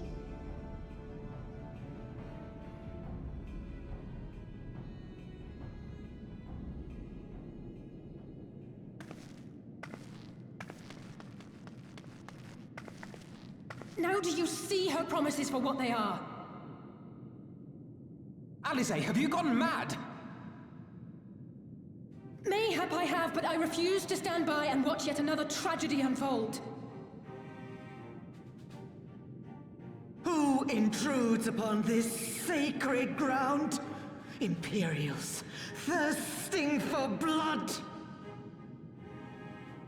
No! We come not to shed blood, but to save you from the false god who would lead you astray. I understand how you feel. I do. You loved her with all your heart, but when the moment came, you still couldn't save her. The anguish, the anger, I know it only too well. But I also know where this path leads. To embrace a primal is to condemn yourself to an endless cycle of despair. You will never know peace. A worm-eaten heart may find peace and serenity in service, in beauty and grace. This hath ever been my promise. Naught else. You tempt them with visions of things that can never be and leave them bereft and wanting. No illusion, however sweet, can change the fact that your daughter is gone. Remember her as she was. Do not suffer this piteous shade to tarnish her memory.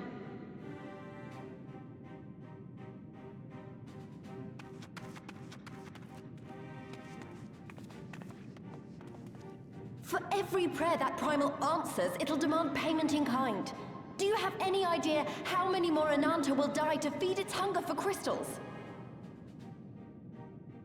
They would have thee suffer man's spite and live in fear. Far better to dwell in my beauteous dream than endure so ugly a reality. She's wrong! We hate the Empire as much as you, if you just listen! Poor, misguided children. I would spare you the torments of this cruel and misshapen world. Come, bask in my radiance. Let it fill your hearts and free you from your burdens.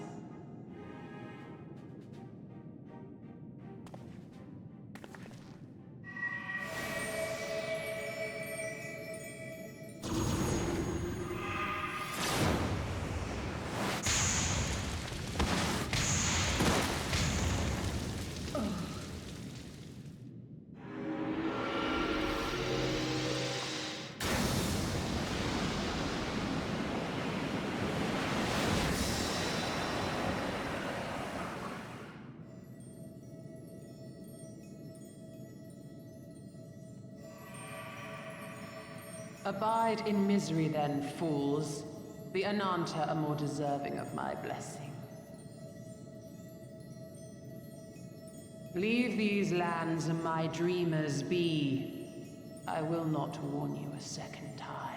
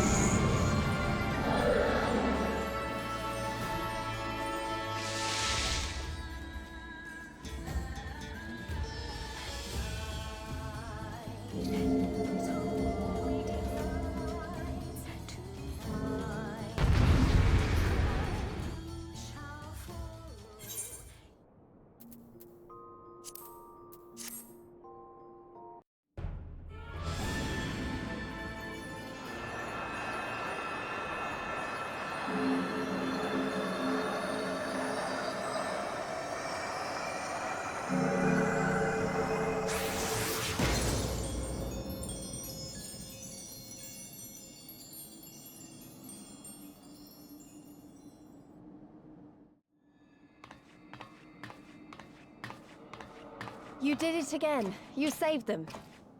I just wish I could have been more help.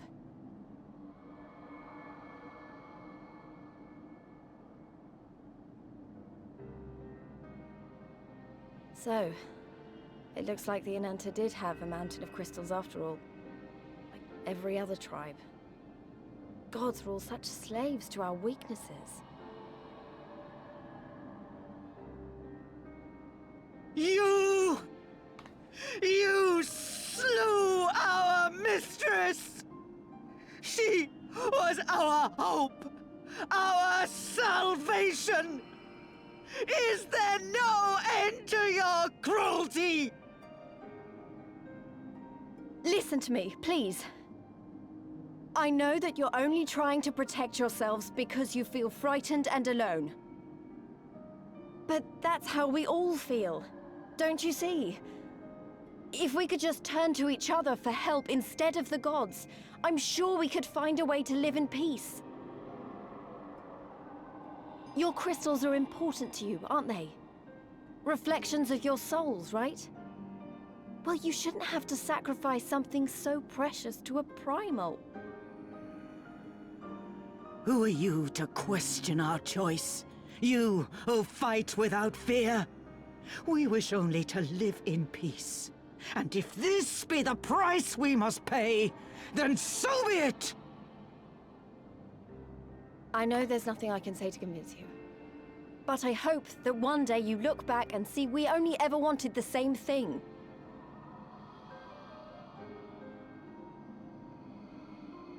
Begone, damn you! Spare me your hollow words, and leave me to mourn.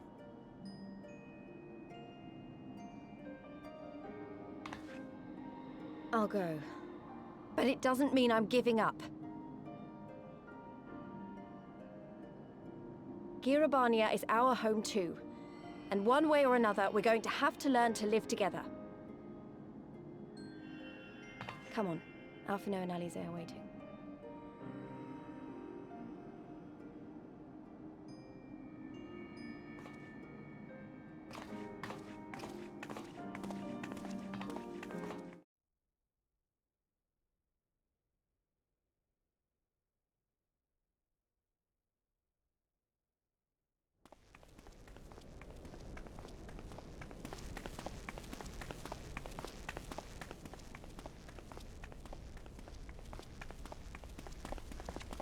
Ah, the savage returns, and with her tail firmly between her legs, beaten by beastmen, I hear.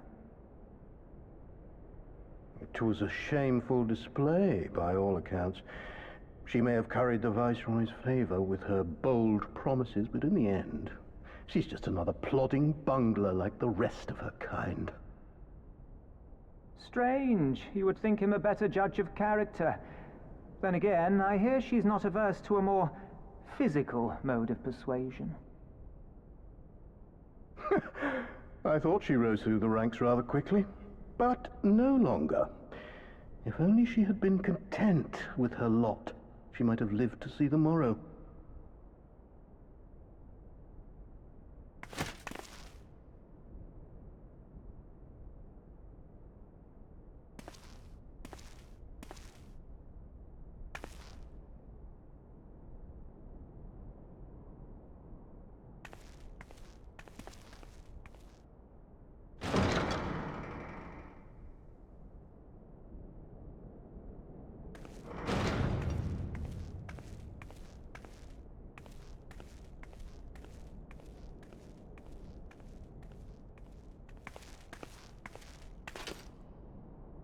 Fedola Rem Lupus. Commander of the Crania Lupi, reporting as ordered.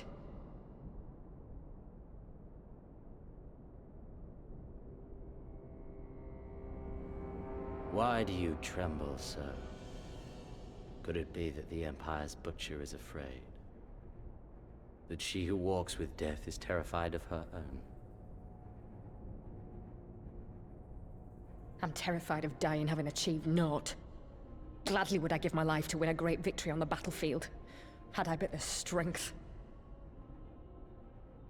Alas, you do not.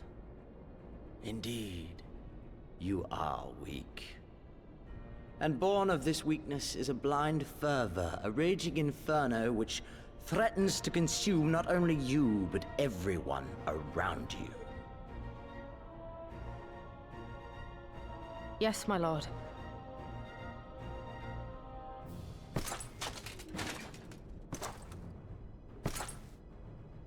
You were defeated by the Resistance on several occasions. You misjudged the Ananta and spurred them into summoning an icon. Have you anything to say? I do not, my lord. My failures are my own. I am prepared to accept your judgment.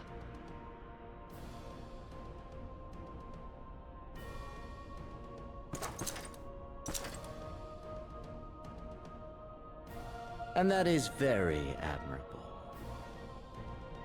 However, I've had enough of this dumb show. Give voice to that hunger I see in your eyes, or I will pluck them from your head.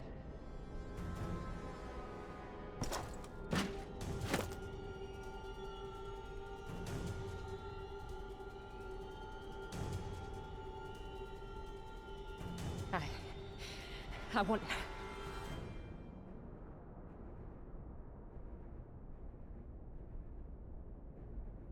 to make them pay! All of them! Everyone who ever mocked or looked down on me! I want the power to make them pay!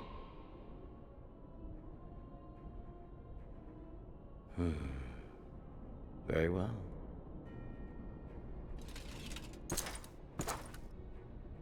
Then I shall give you a chance. A chance to transcend your mortal limits. Assuming, that is, you are prepared to wager your life for such power. Transcend, my lord. I came here prepared to die. Tell me what I must do.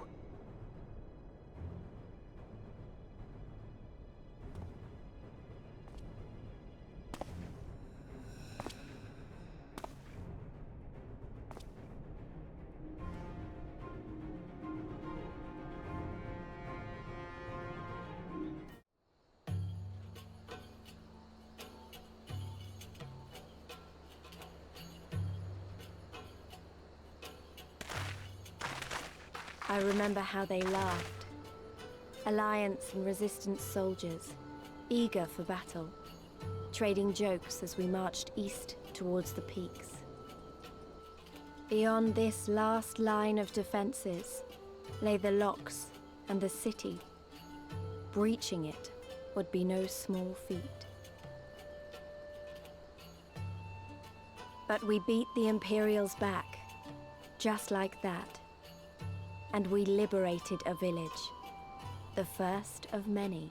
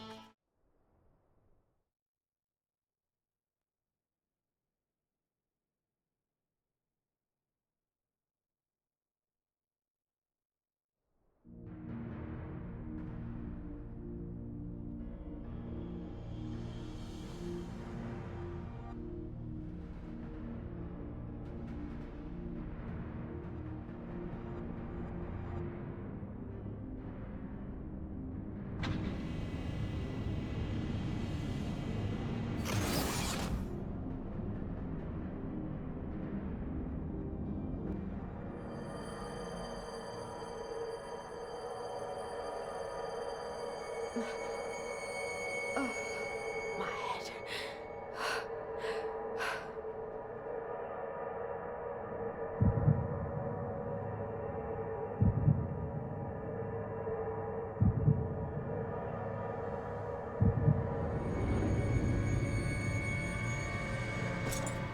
Let us see.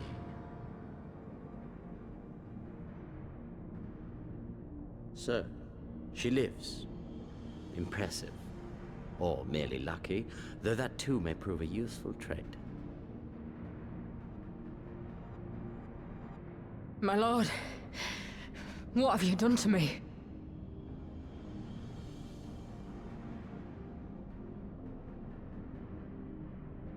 Though we Garleans are intellectually and physiologically superior in almost all respects, we lack the hereditary traits required for the reliable manipulation of ether, hence our unique inability to wield magics.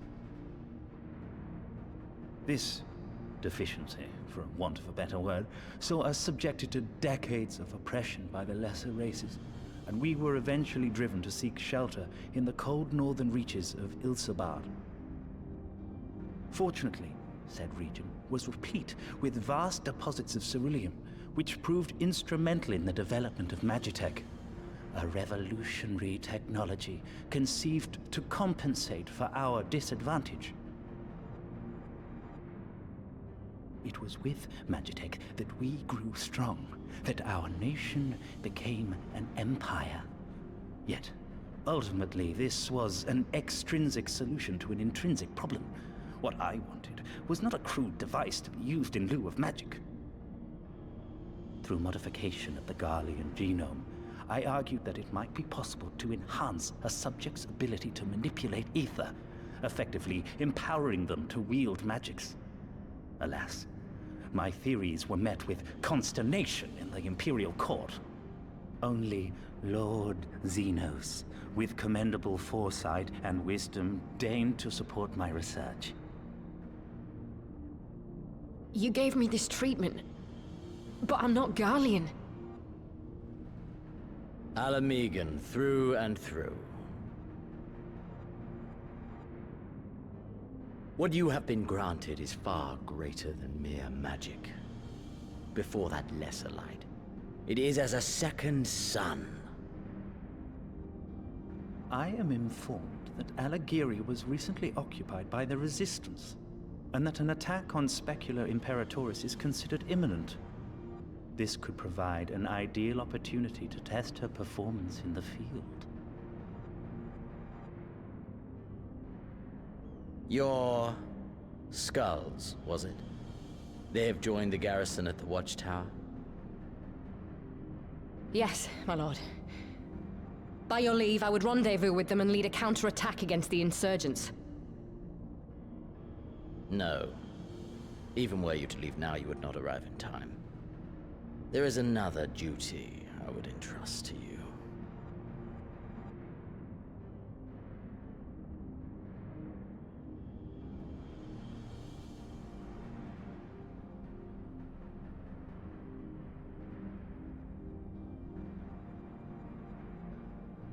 Found you.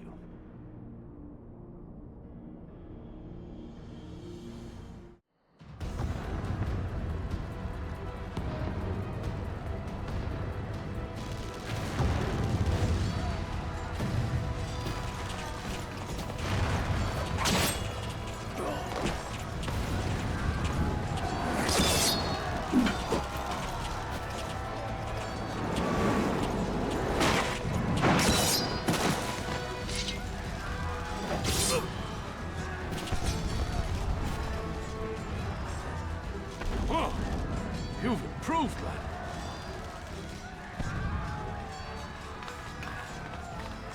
Come now, father. You lured the fool onto my blade, and do not try to deny it.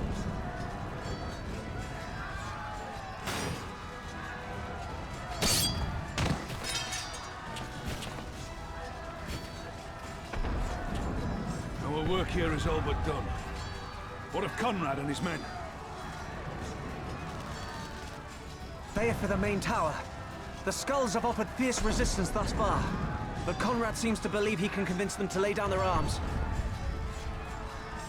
Then we will tend to the stragglers down below. With me!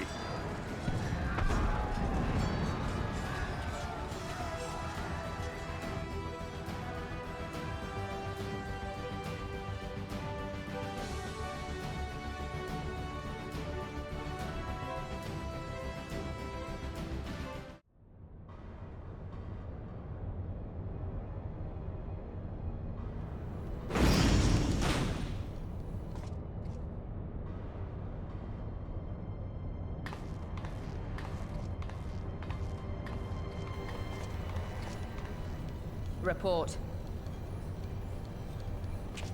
Enemy forces have overrun the lower facilities and appear to be mounting an assault on the main tower. We have already received a request for reinforcements.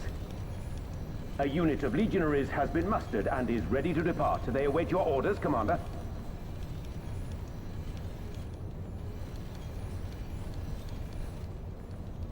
Stand down. Commander? Tell them to stand down. Commander, if I may, our people, your people are still in there. They will be slaughtered. You think I don't know that? I want nothing more than to help them. To lead the bloody charge. But I have my orders. Lord Xenos said no reinforcements. He would have us use the main cannon to destroy the installation. What? Kill our own soldiers? You must be mistaken.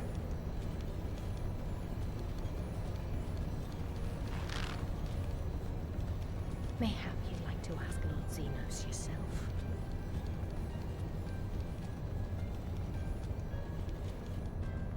I thought not.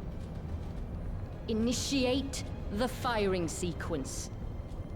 Wars are won on the backs of the dead. Theirs and ours. There is no truth but this. We must remain firm and resolute and always, always do our duty. Now, give the order.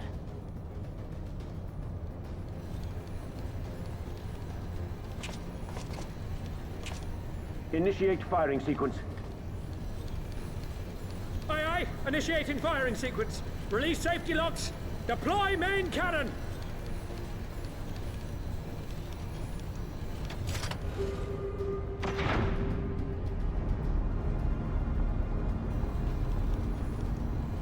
Ansfrid, Rudolph, Emlyn. For us. For our people. For our future. I need you to confirm the target, Commander.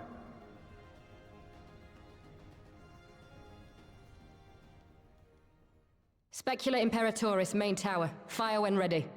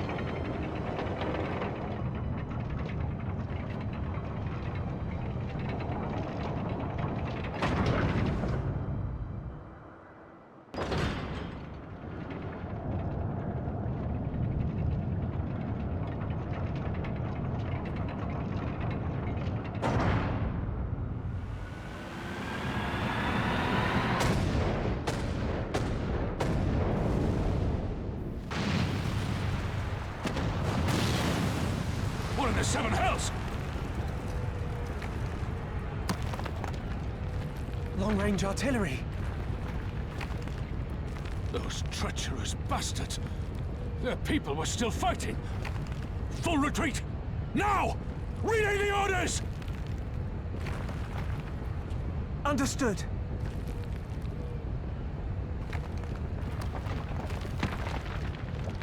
All forces retreat! I repeat, all forces retreat!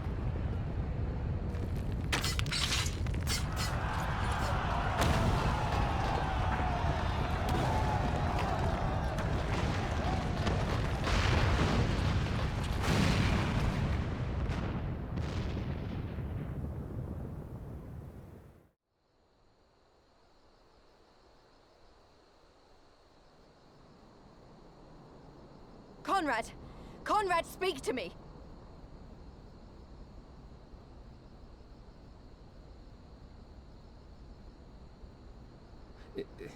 It was all so sudden.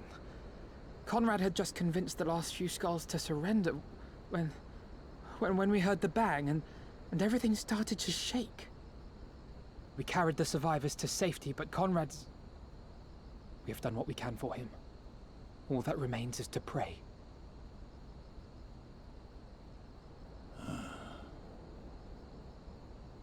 Conrad?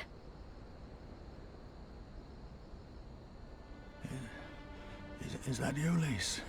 I can't see a damn thing. Well, that's that then. Time's up.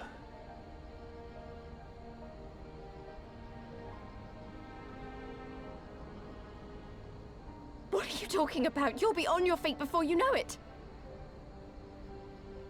It's all right, Lise. I've lived long enough. But listen, I want you to lead the resistance in my stead. Don't say another word. You'll recover. We'll recover. We'll bring freedom to Alamigo together. We're not going to stop here. No, you won't. Everything we've built, everyone we've brought together, I know you'll show them the way. You've got it in you, Lys. Not because you're Curtis's daughter or Ida's sister, but because you're you. Because you're you. Conrad.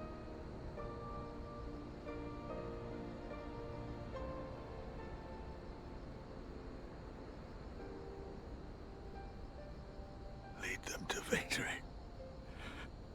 To freedom.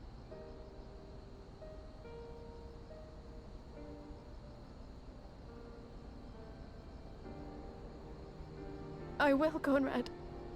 I will. I promise.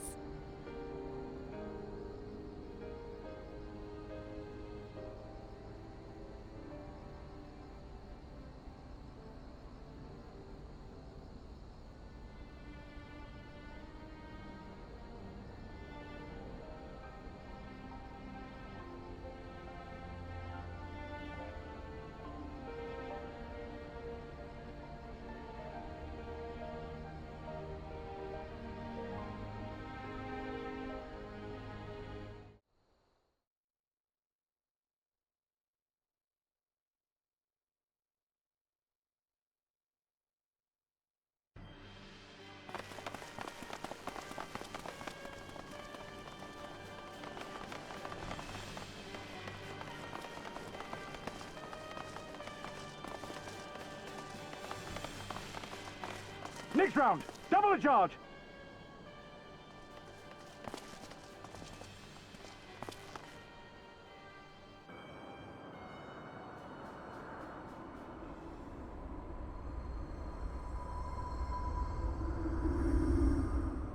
Come, Nidhogg.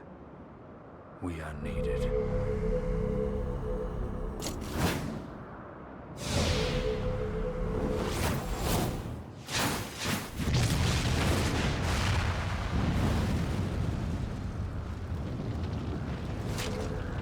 That's the cerulean pipeline!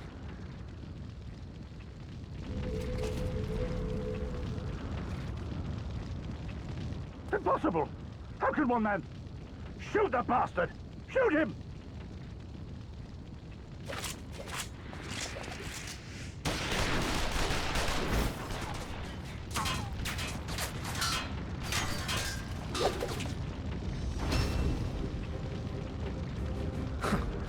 My lance has slain far greater beasts. You're welcome, boy.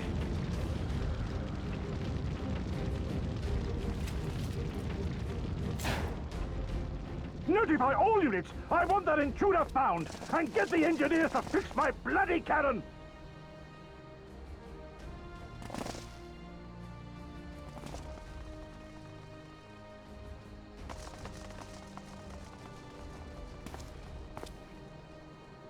The savages are coming!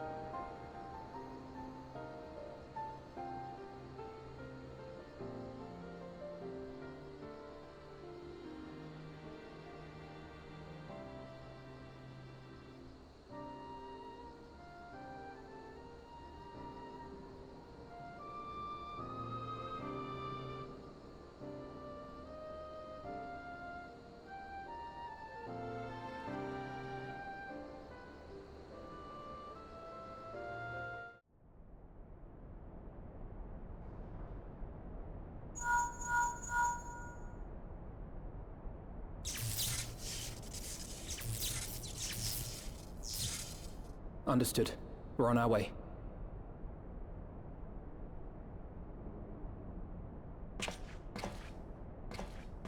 Lys's unit should be advancing upon the fire control center in the command tower.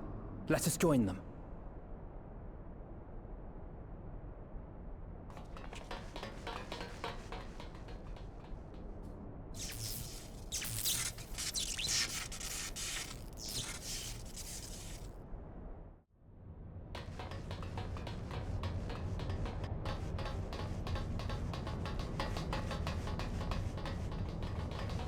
Lys! Thank the 12 you're all right. And you. There's the control center. Let's hit them hard and fast. Ready?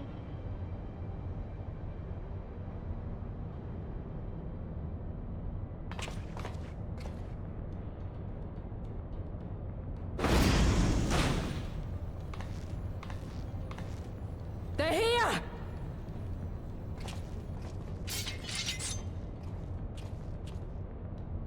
It was you, wasn't it? Wasn't it?!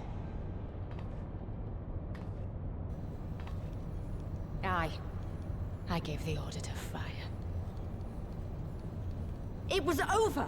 The Skulls had surrendered, no one else had to die, and you killed them! Your own people! Your own comrades! You're right! I killed them. Ansfrid, Rudolf, Emlyn, all the rest, trained and fought with every last one of them. Good soldiers to a man. I gave the order that led to their deaths. And I knew exactly what I was doing. But why? Why would you do that? They died so that all Alamegans could live free. That was all we ever wanted. We made a promise that we would do whatever it took, so that one day the Imperials would learn to accept us. But everything comes at a price. And if you haven't got the means to pay, then you pay with blood. Service guarantees citizenship, but citizenship guarantees naught. It's not enough to do your part, oh no. You have to run faster, fight harder, kill more and more and more, and only then will you be equal. That's just how it is out here in the provinces. You buy your freedom with blood. There is no other way. Shut up! Shut your mouth! You don't get to talk about freedom! You killed your own! They trusted you, and you killed them! Murderer! Butcher! Traitor!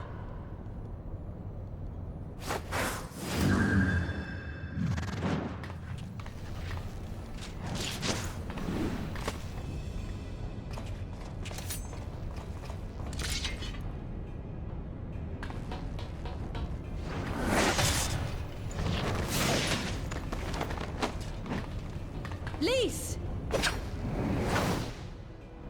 Gotcha!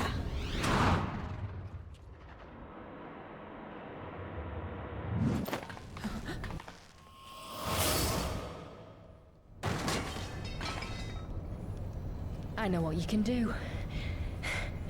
I've already seen it. Alize!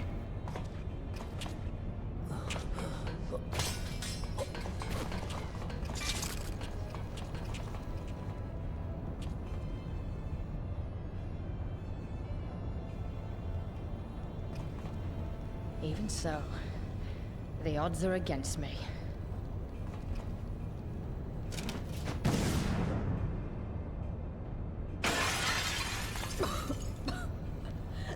Coward! Get back here!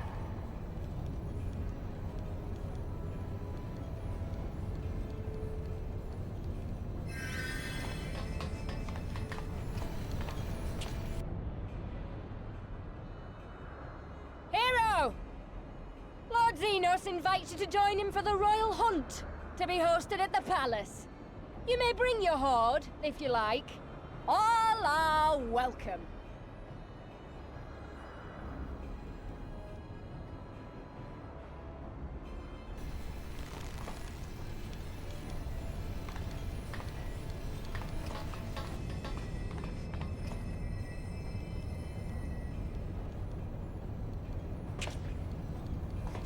She'll be all right, but we'll need to carry her.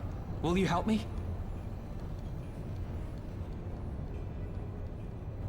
Thank you. Lise, I leave matters here in your hands. Right.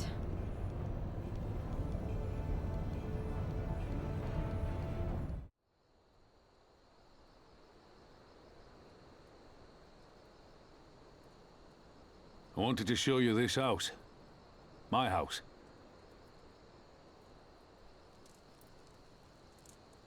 You mean, this is where you grew up? Aye. Not much to look at, is it?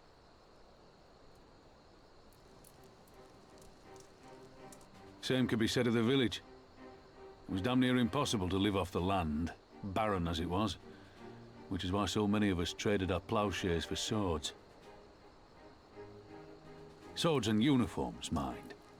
We became military men. Tensions were rising between Alamigo and the Empire, and there was always a need for more soldiers to watch the border. It was only a matter of time before the first skirmishes broke out. It's a frightening thing to face Magitech armor for the first time. But after a lot of trial and error, I found ways to bring them down.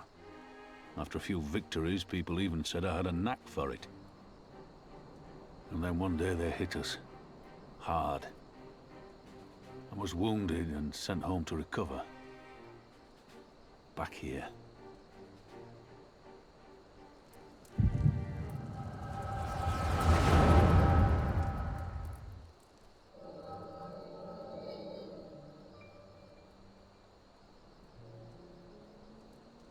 Will you remain silent for fear of the Mad King's vengeance? Of his eyes and ears in the shadows and his knives in the dark? You, who call this living dishonor our nation. It is but a slow death.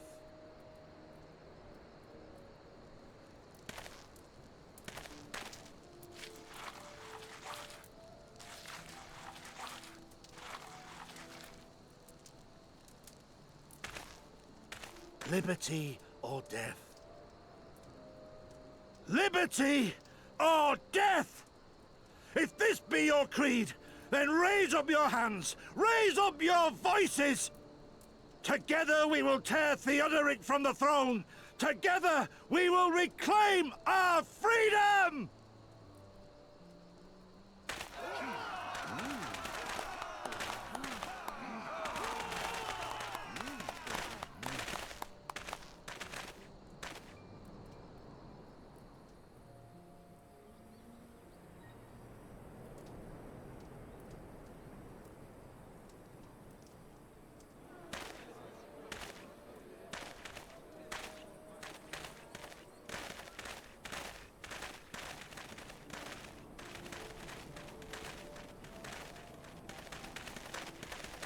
Send you home to men, did they? Aye, sir. Garlean's got the better of us. The chirurgeons say I'm healing well, so it won't be long now. Liberty or death, is it? Tell me, soldier. What do you think those words mean?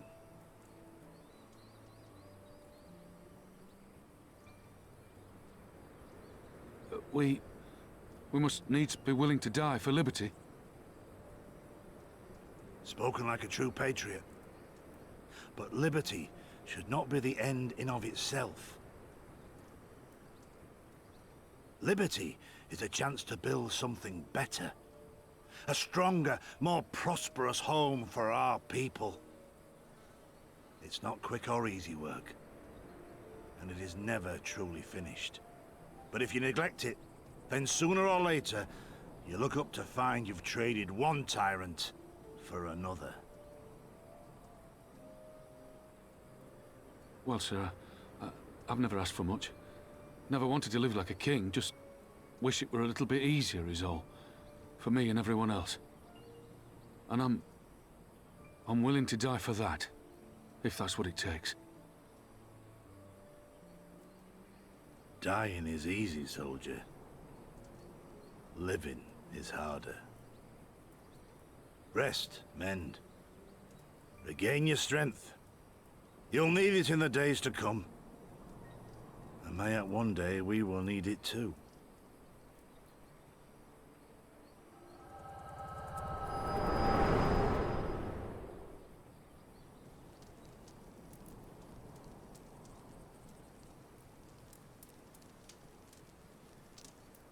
Conrad chose you as his successor, Lys, and I will not gainsay his decision. I have but one question to ask. Liberty or death? Those were Curtis's words and his creed. Will you swear by your father's creed before your comrades and the gods? Liberty or death. That's all you can hope for in war. Father understood that. And you want to know if I do too.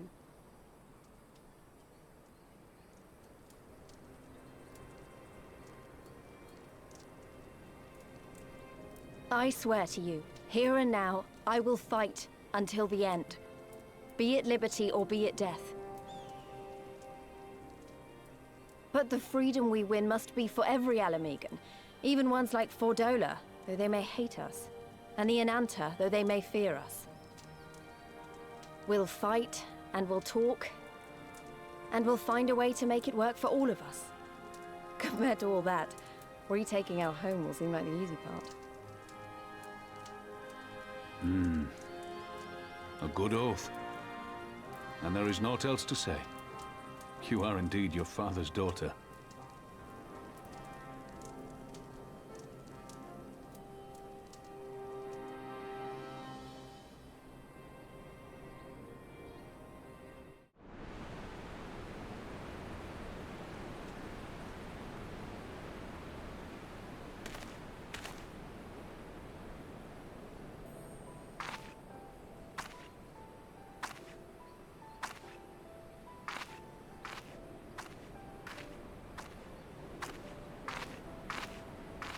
Sorry to have kept you waiting. Well, what do you think? I know it's a bit old-fashioned, but in a traditional sort of way, Ida wore it whenever she could. Not that I'm pretending to be her or anything. Not again. It's just... if this is the last battle we fight to free Alamigo, then she ought to be a part of it.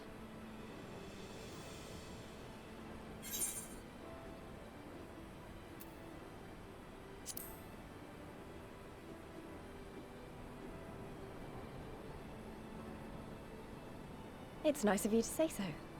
And a bit embarrassing. But mostly nice.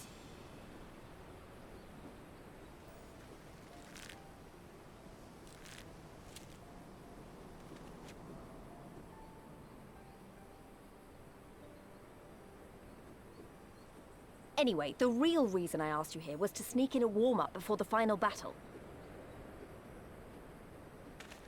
There's this place I know where monks used to spar as part of their training. Care to join me?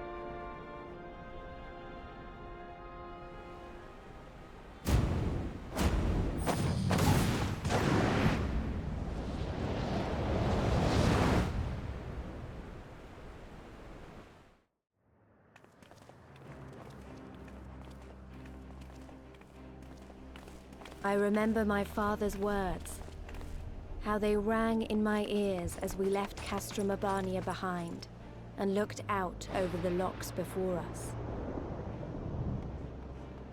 Comrades brave and true, They had come from all across Eorzea to stand with us. To stand against oppression and tyranny. 20 years the Empire had ruled us, but no longer. Liberty or death. Liberty or death.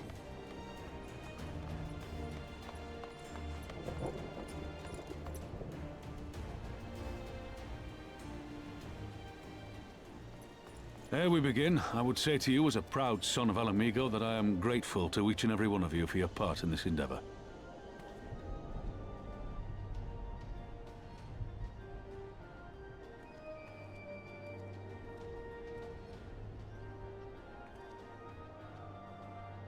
Now, to the heart of the matter. The enemy appears content to remain within the city walls and await the inevitable siege. Open conflict has been sporadic thus far. Whether Xenos is biding his time until reinforcements arrive, or attempting to bait us into a trap, none can say. We know better than to trust his word. Regardless, we can ill afford to present Garlemald with a chance to ready her legions. It would be in our best interest to press for a swift resolution. A long siege wouldn't be good for the people in the city either. If food becomes scarce, you know who'll starve first. Just so. Therefore, I propose we commit our forces to an all-out assault. What say you?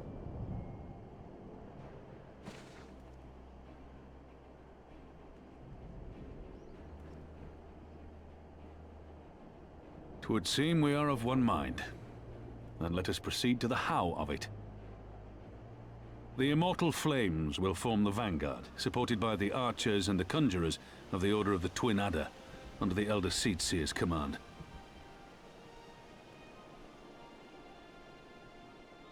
Once the main host has cleared a path to the walls, we will bring forward the artillery of the Maelstrom and the Temple Knights. I would have your cannons pound the gates and punch a hole right through the middle of their defenses.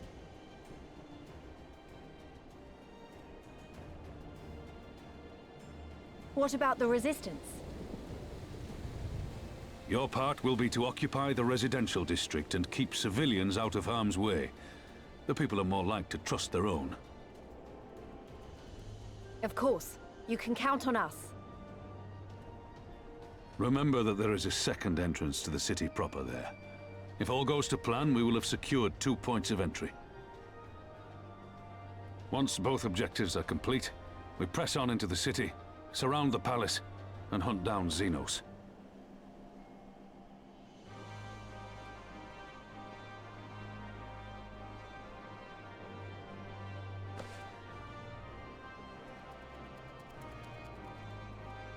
As for the Scions, you will be held in reserve as an irregular unit until we have more intelligence on your captured comrade.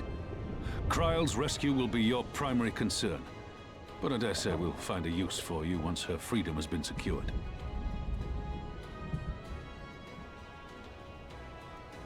Thank you, General. I pray we find her quickly.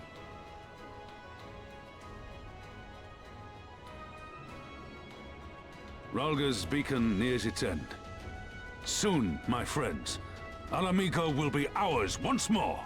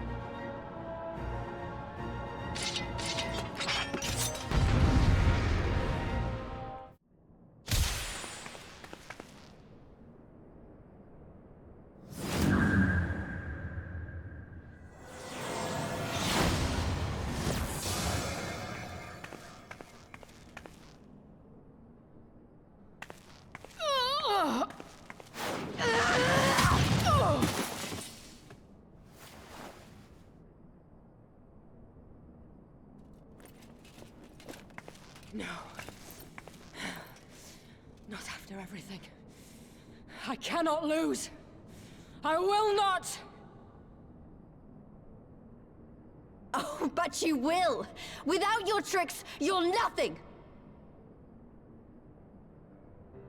Conrad, Mefrid, your own comrades! I should kill you here and now for what you did! But there's no place for that kind of justice here. Not in my Alamigo. Oh, how very bloody noble of you. Why, you'll pardon me my sins, will you? After you and your freedom fighters come and tear down everything we've worked so hard to build? We were fighting for our people's freedom.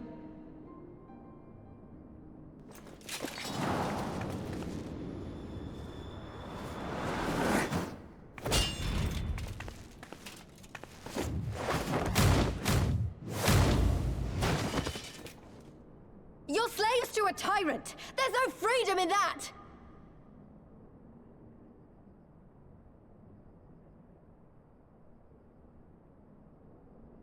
Now, my friend!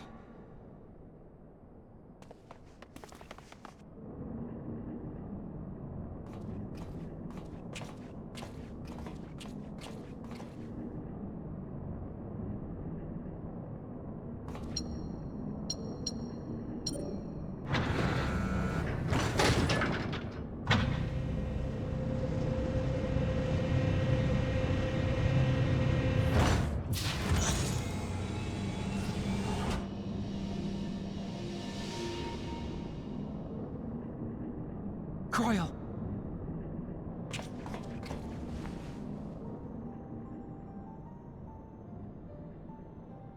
Alphino? I knew you'd come.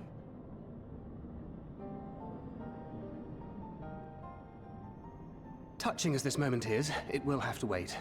We should rejoin the main force at once. Lise! I'm taking her back with us, alive. She's going to answer for what she's done.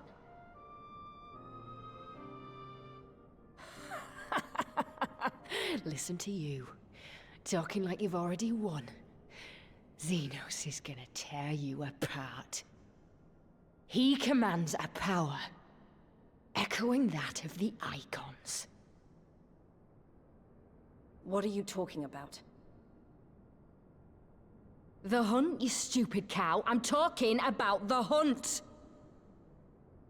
He said you'd come, and here you are, his willing prey.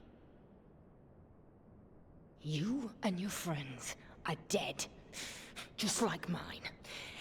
And all our misery, all our sacrifice, it was all for naught!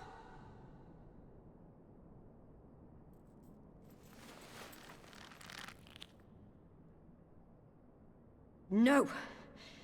You're gonna live long enough to see us win our freedom. I promise you that.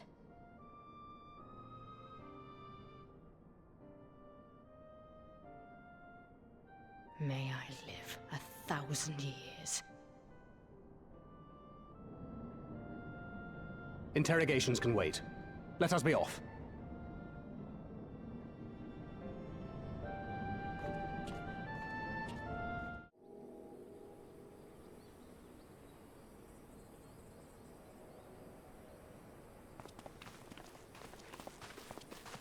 Ah, the heroes of the hour.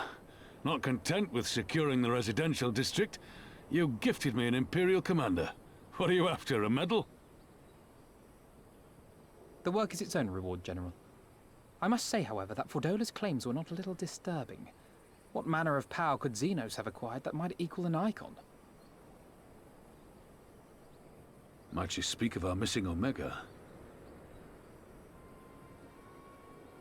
Very possibly.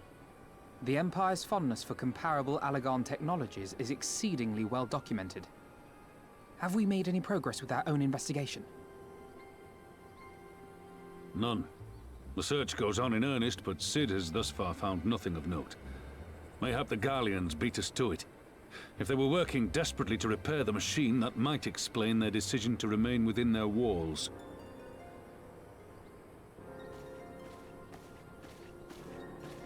Ah, Lys. I trust you surrendered Fordola into custody without incident. We were just discussing the pilot's claims. About Xenos and his newfound powers. She hasn't said a word on the subject since we rescued Kryl, even when the interrogator asked nicely.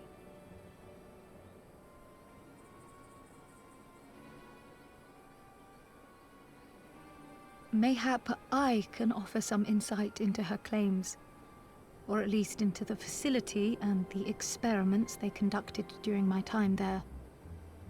Though my memories of the period are somewhat muddled, there are a few things I remember with painful clarity. Thancred told us only that Fordola had undergone some manner of treatment. Yes. It is a place wholly dedicated to the creation of enhanced beings, whom they refer to as the Resonant. As I understand it, the process aims to imbue a test subject with the qualities of an individual with demonstrated magical aptitude. This entails the mechanical extraction and transfusion of some manner of primordial essence. So that's how Fordola improved so fast. I knew there had to be something. She wasn't half as strong or quick to predict my attacks when we first met. If it weren't for Oriange's siphon thingy, I really don't think we'd have beaten her. My humble scheme asked far more in the execution than it required in the conception, I do assure thee. Oh, you've got to stop doing that. In calling upon Lady Alisaie after her defeat, I was most intrigued to learn of the apparent effortlessness with which Fordola countered her attacks. 'Twas as if she knew the blade's destination ere its journey began. A most impressive feat under any circumstances, but an almost miraculous one when considered in the context of Fordola's unfamiliarity with my lady's arts. How then could she so perfectly predict an unknown opponent's every move? After much deliberation, I surmised that Fordola may be possessed of a preternatural ability to divine meaning from the fluctuations of an individual's ether and to instinctively react. To employ a metaphor, one might say that she was attuned to the whispers of my Lady Alisaie's soul. Wait, have you not just described a manifestation of the Echo? I had no conclusive proof. The available anecdotal evidence suggested only that Fordola was uncommonly sensitive to etheric fluctuations, and 'twas this which led me to develop my stratagem. I would fashion a device with the capacity to generate a massive disruption in the surrounding ether. If, as I suspected, Fordola's senses were indeed questing for the most minor of oscillations, the shock of exposure to a more amplitudinous etheric waveform would be akin to a debilitating bout of ether sickness. How ingenious. I note that the success of your plan hinged on your device's wielder remaining ignorant of its purpose, lest Fordola divine your intent. Indeed so, Master Alphino. All things considered, 'twas a most fortuitous outcome.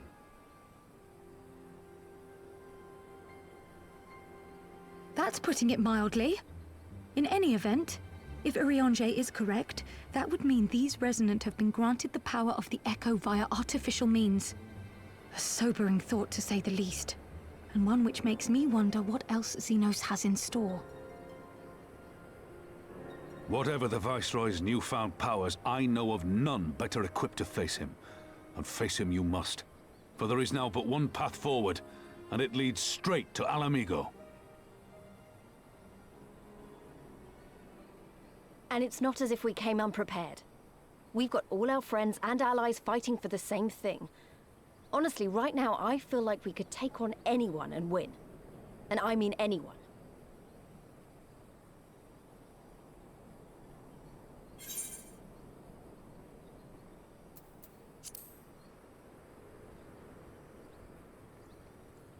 Exactly. Oh, I wouldn't want to be in Xenos' boots. Not with the likes of us coming to get him. Right, I'd best get back to the residential district. Thancred and the Resistance forces are waiting.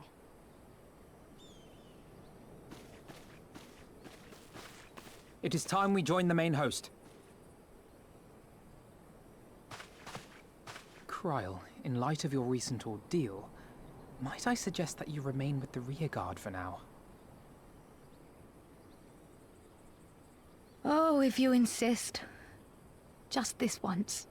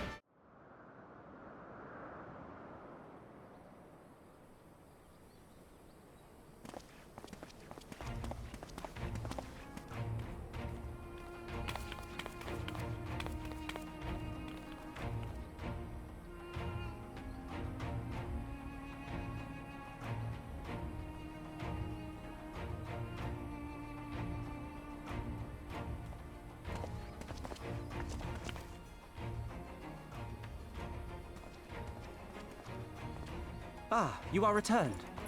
Were your negotiations with the Wolfmen successful? The one they called the White was receptive to our words once we told him of Doma's liberation. They withdrew behind the walls to inform their brethren. If the gods are good, no blood shall be shed between our peoples this day. Hear, hear! Now, I think it's time we did something about those gates. Thaumaturges, forward!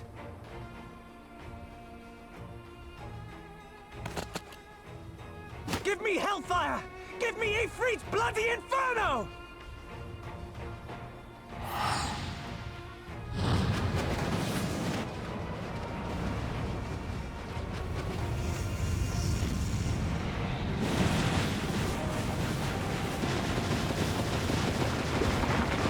Now give me a Curthan winter! Enough ice and snow to bury a behemoth!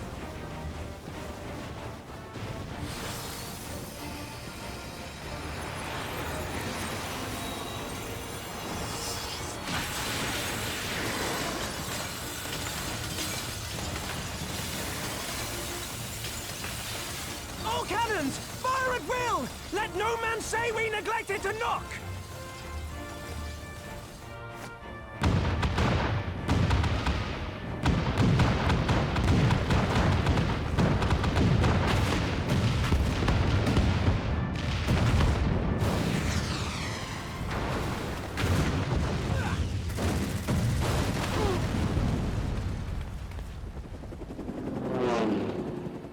that armor!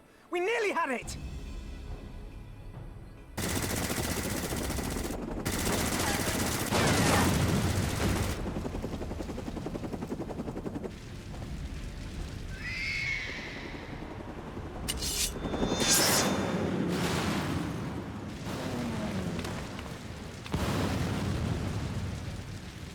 Is that...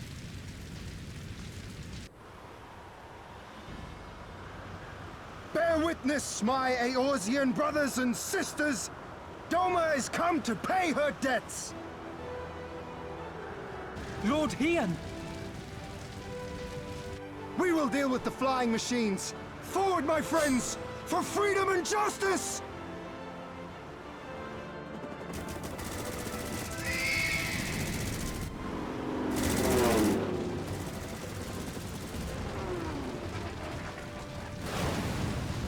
You heard the man! All cannons resume firing!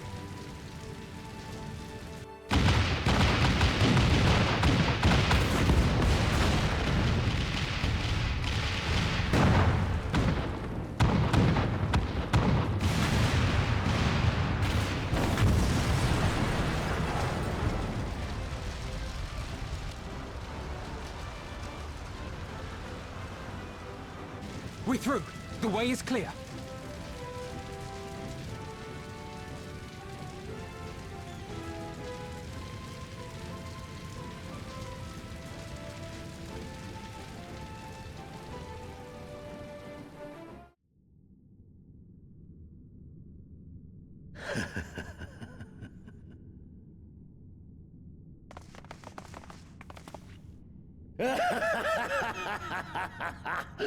Yes! Yes! Such ferocity. Such tenacity. I am loath to recall how disappointed I was when first we fought. But finally, after bathing in the blood and offal of your enemies, finally you prove yourself worthy prey for the hunt. It fills you even now, doesn't it? The hunger to bite down on my jugular, to feel the warmth fill your mouth and run over even as you drink deep. Good. Good. This is the beast I have longed to face. As you sharpen your claws, I too sought newfound strength. But this is no place for a final contest. Come! The heavens shall bear witness to our dance.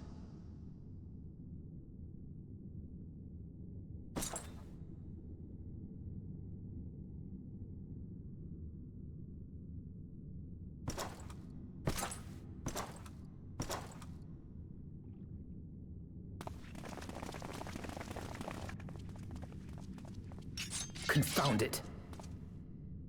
Go after Xenos, my friend. We shall deal with this.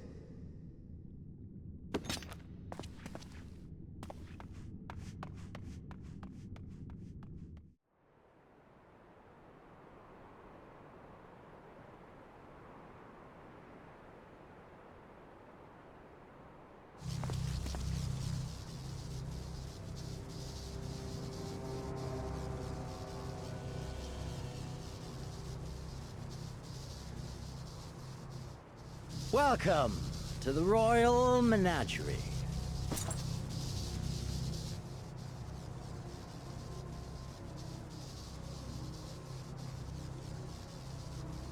The King of Ruin built this place for his foreign queen. He kept it filled with familiar creatures from her homeland. They bored me all. This fine specimen, on the other hand, is simply divine.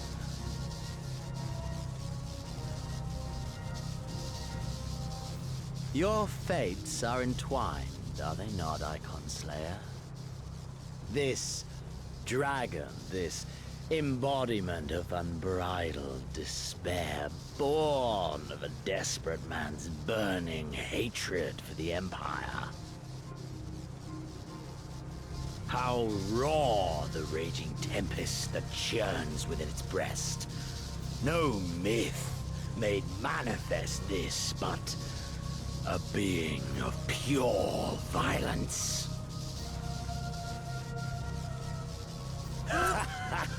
Mayhap you are the true architect of our design. You who fought the very soul of vengeance to the edge and watched him fall. You who let slip the Allegan hound to drive this icon into my arms. Oh my, have I said too much? Forgive me, this sensation is wholly unfamiliar to me. A question, then, and I should like very much for you to speak from the heart. If I were to stand aside, what would you do to this icon?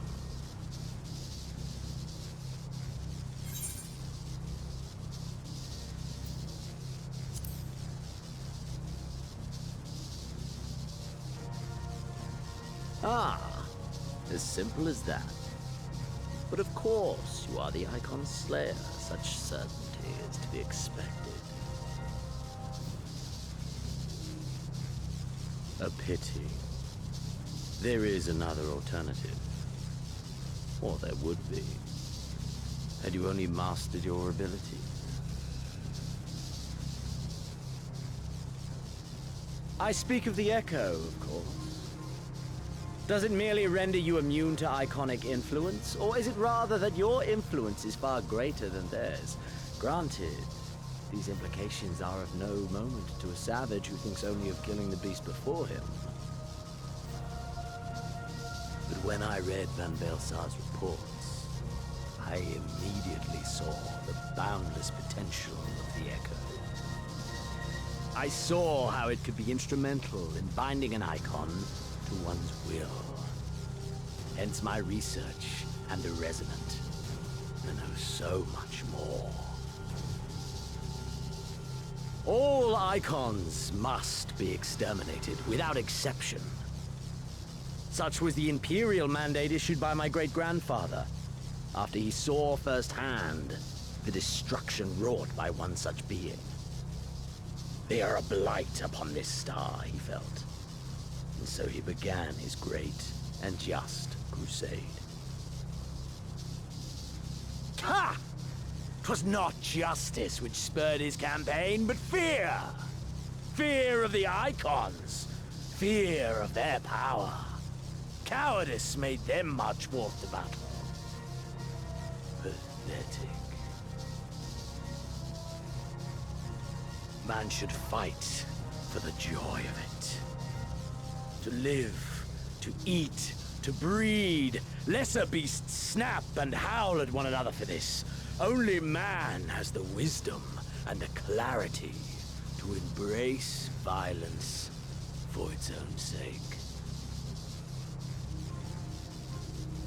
For we who are born into this merciless, meaningless world have but one candle of life to burn. I know you understand this. You and I are one and the same. Together, we could while away the quiet hours as friends and confidants. If you will accept me.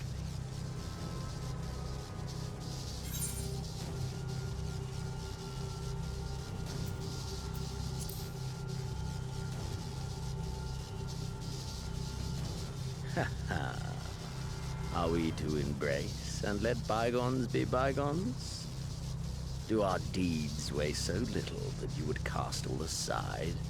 Come. 'Twas plain from the first how this would end. You live for these moments, when all hangs in the balance, when the difference between life and death is but a single stroke. I live for them too! This is who we are, my friend! This is all we are. Alamigo and Doma and Garlemald be damned!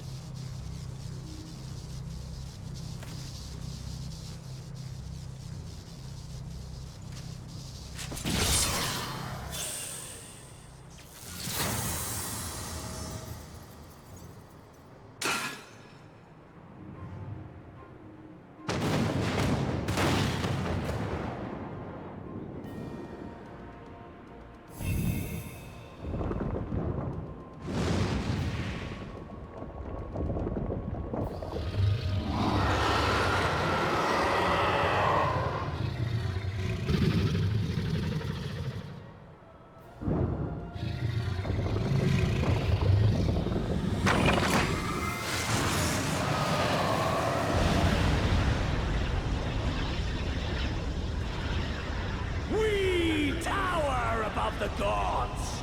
You by your gift, I by my might.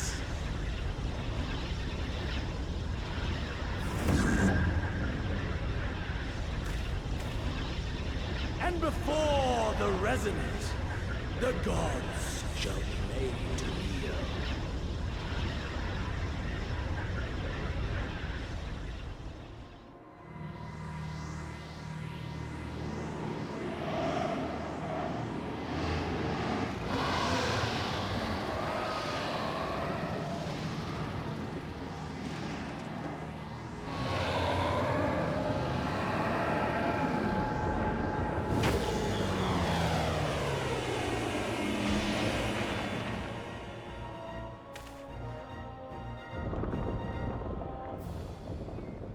An ending to mark a new beginning.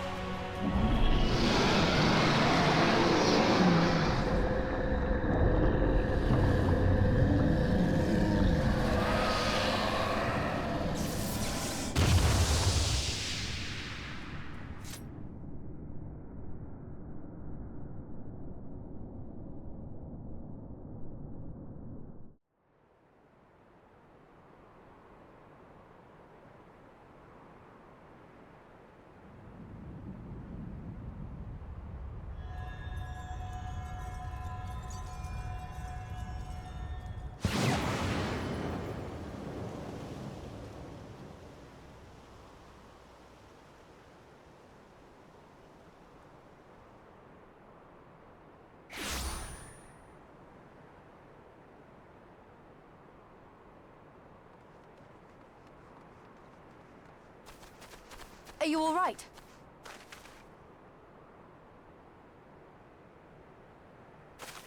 Xenos.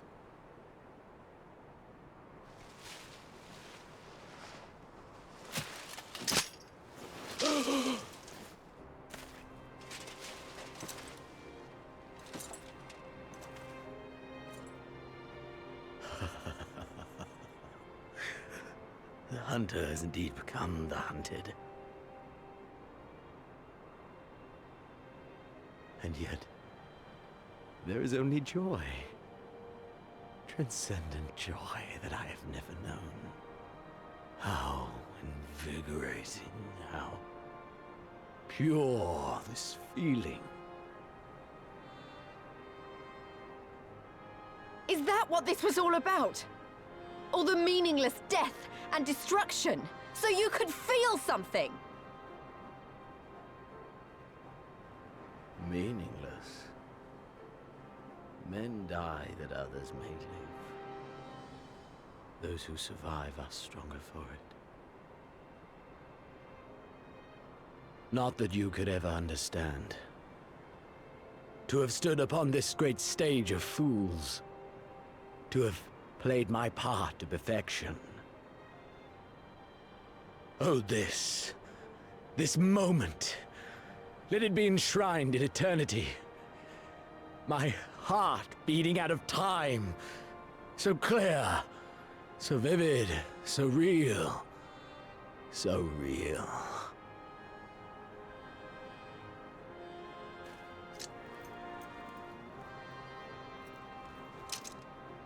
Coward! Stop!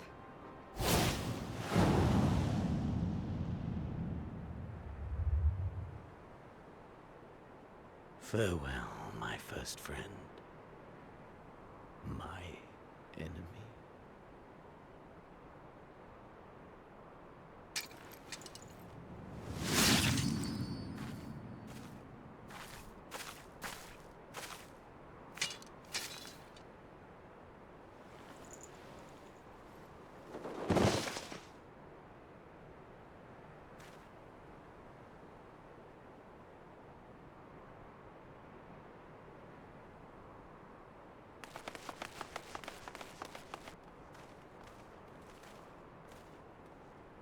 Where is he?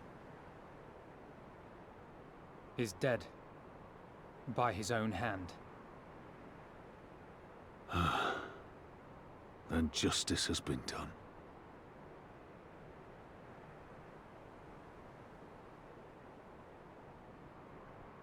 No. There's no justice in that rabid animal's end. Liberty or death. That so many should be forced to take up this creed to defeat such madness.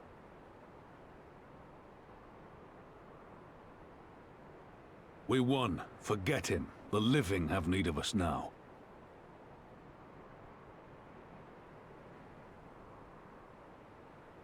Stand tall, Lys. Now is the time to raise a cheer for all who fought for freedom. A cheer loud enough to carry to the highest heavens.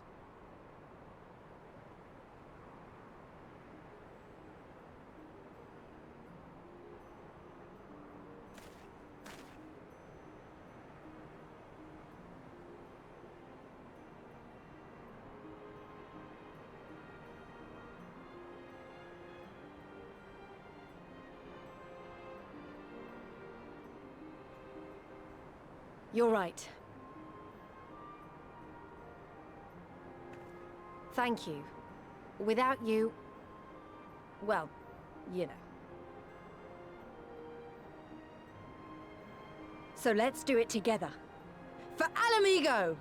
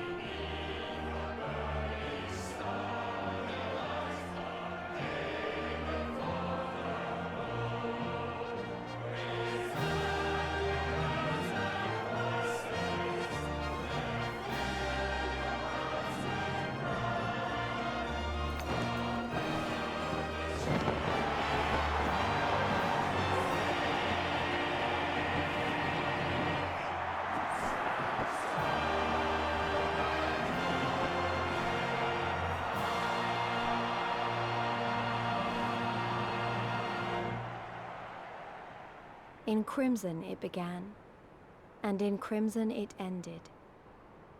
And then we were free.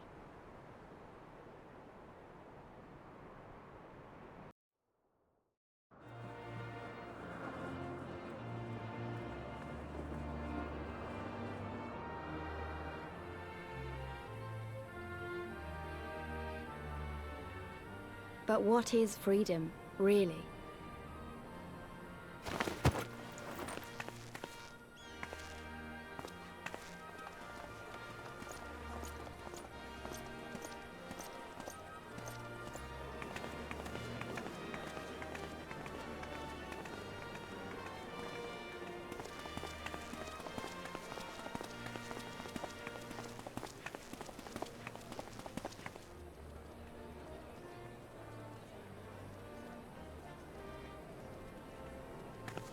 We may be free to live, to love, to grow old, to have dreams and desires, and to strive for them.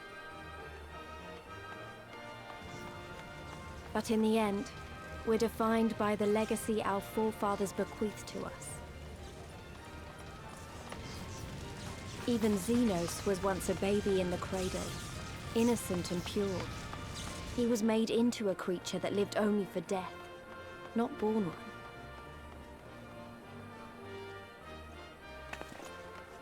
"20 years of Imperial rule have left Ala Mhigo torn and bleeding.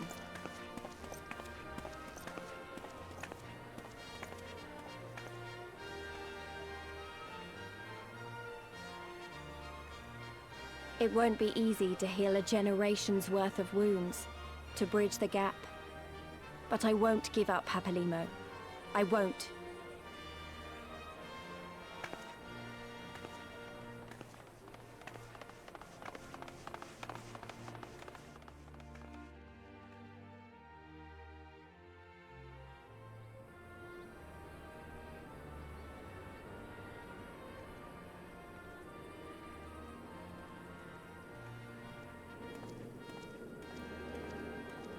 Because I remember the price of freedom.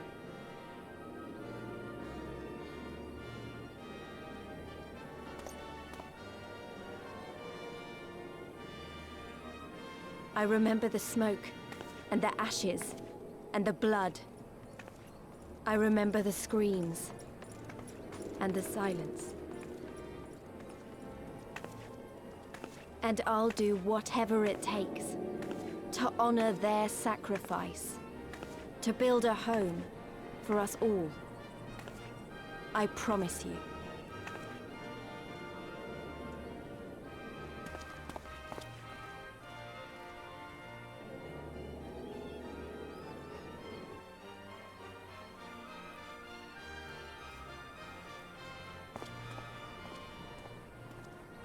This is the end.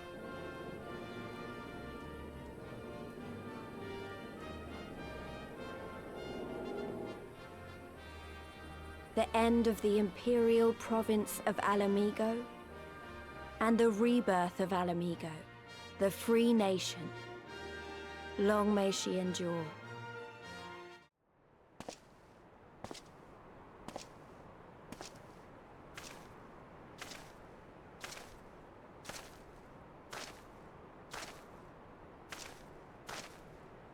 Well, well, well. What a fine mess we've made.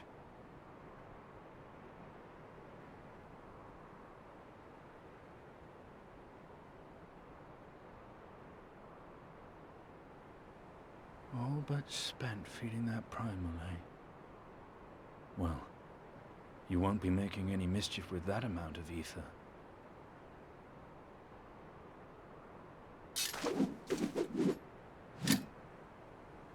Still, better safe than sorry.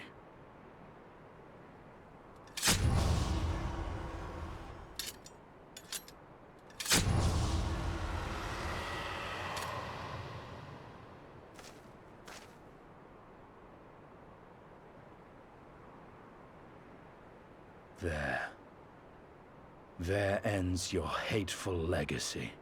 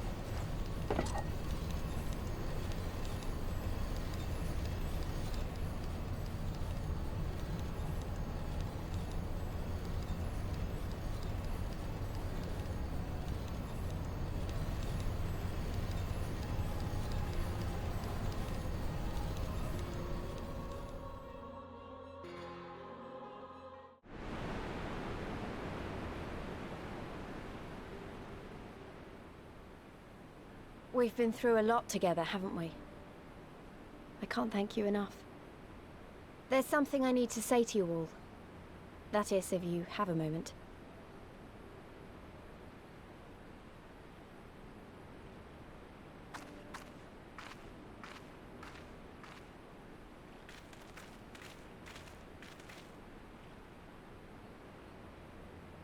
Good. You're all here. Good. Good. Thank you doesn't really suffice, does it? I'm grateful. Truly grateful from the bottom of my heart. But I know you didn't fight so hard just to hear me or anyone else say that. You fought because you wanted to help, because you believed it was right. Because you're scions.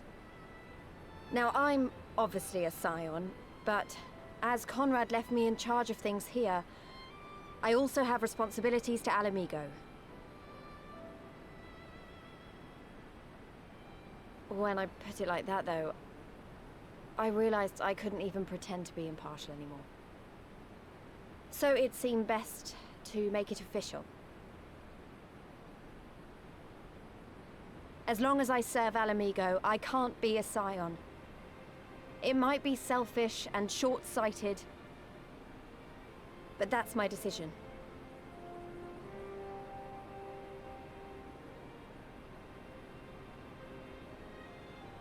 Am I to understand that you summoned us all, some of us still nursing wounds, to hear this? Oh, I didn't, Forgive me, Lise. 'Twas but a jest.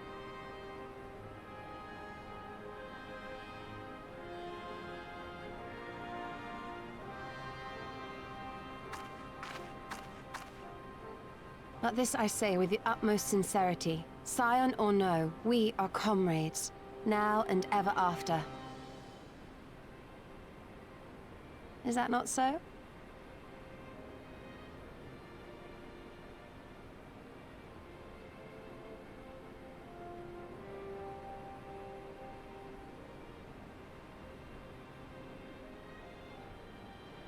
There you have it. Come what may, you may count on us in your hour of need. We shall never refuse you.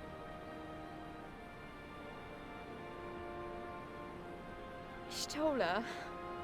Oh, gods. I swore I wouldn't cry.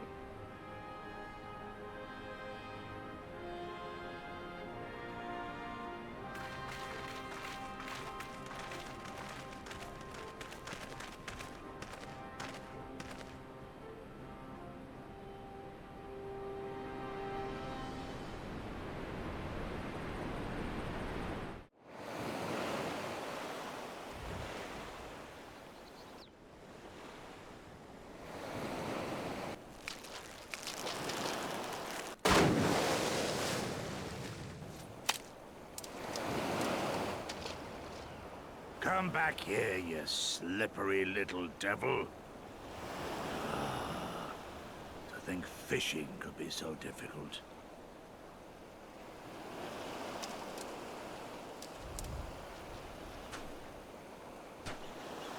What greater proof of a man's lingering mortality than an empty belly? A fate worse than death. Fie on it. To have arrived at the appointed place and time, only to survive by mere force of habit. Truly, the Kami are not finished with us yet. Oh, capricious fortune. How you test me with this wretched soul.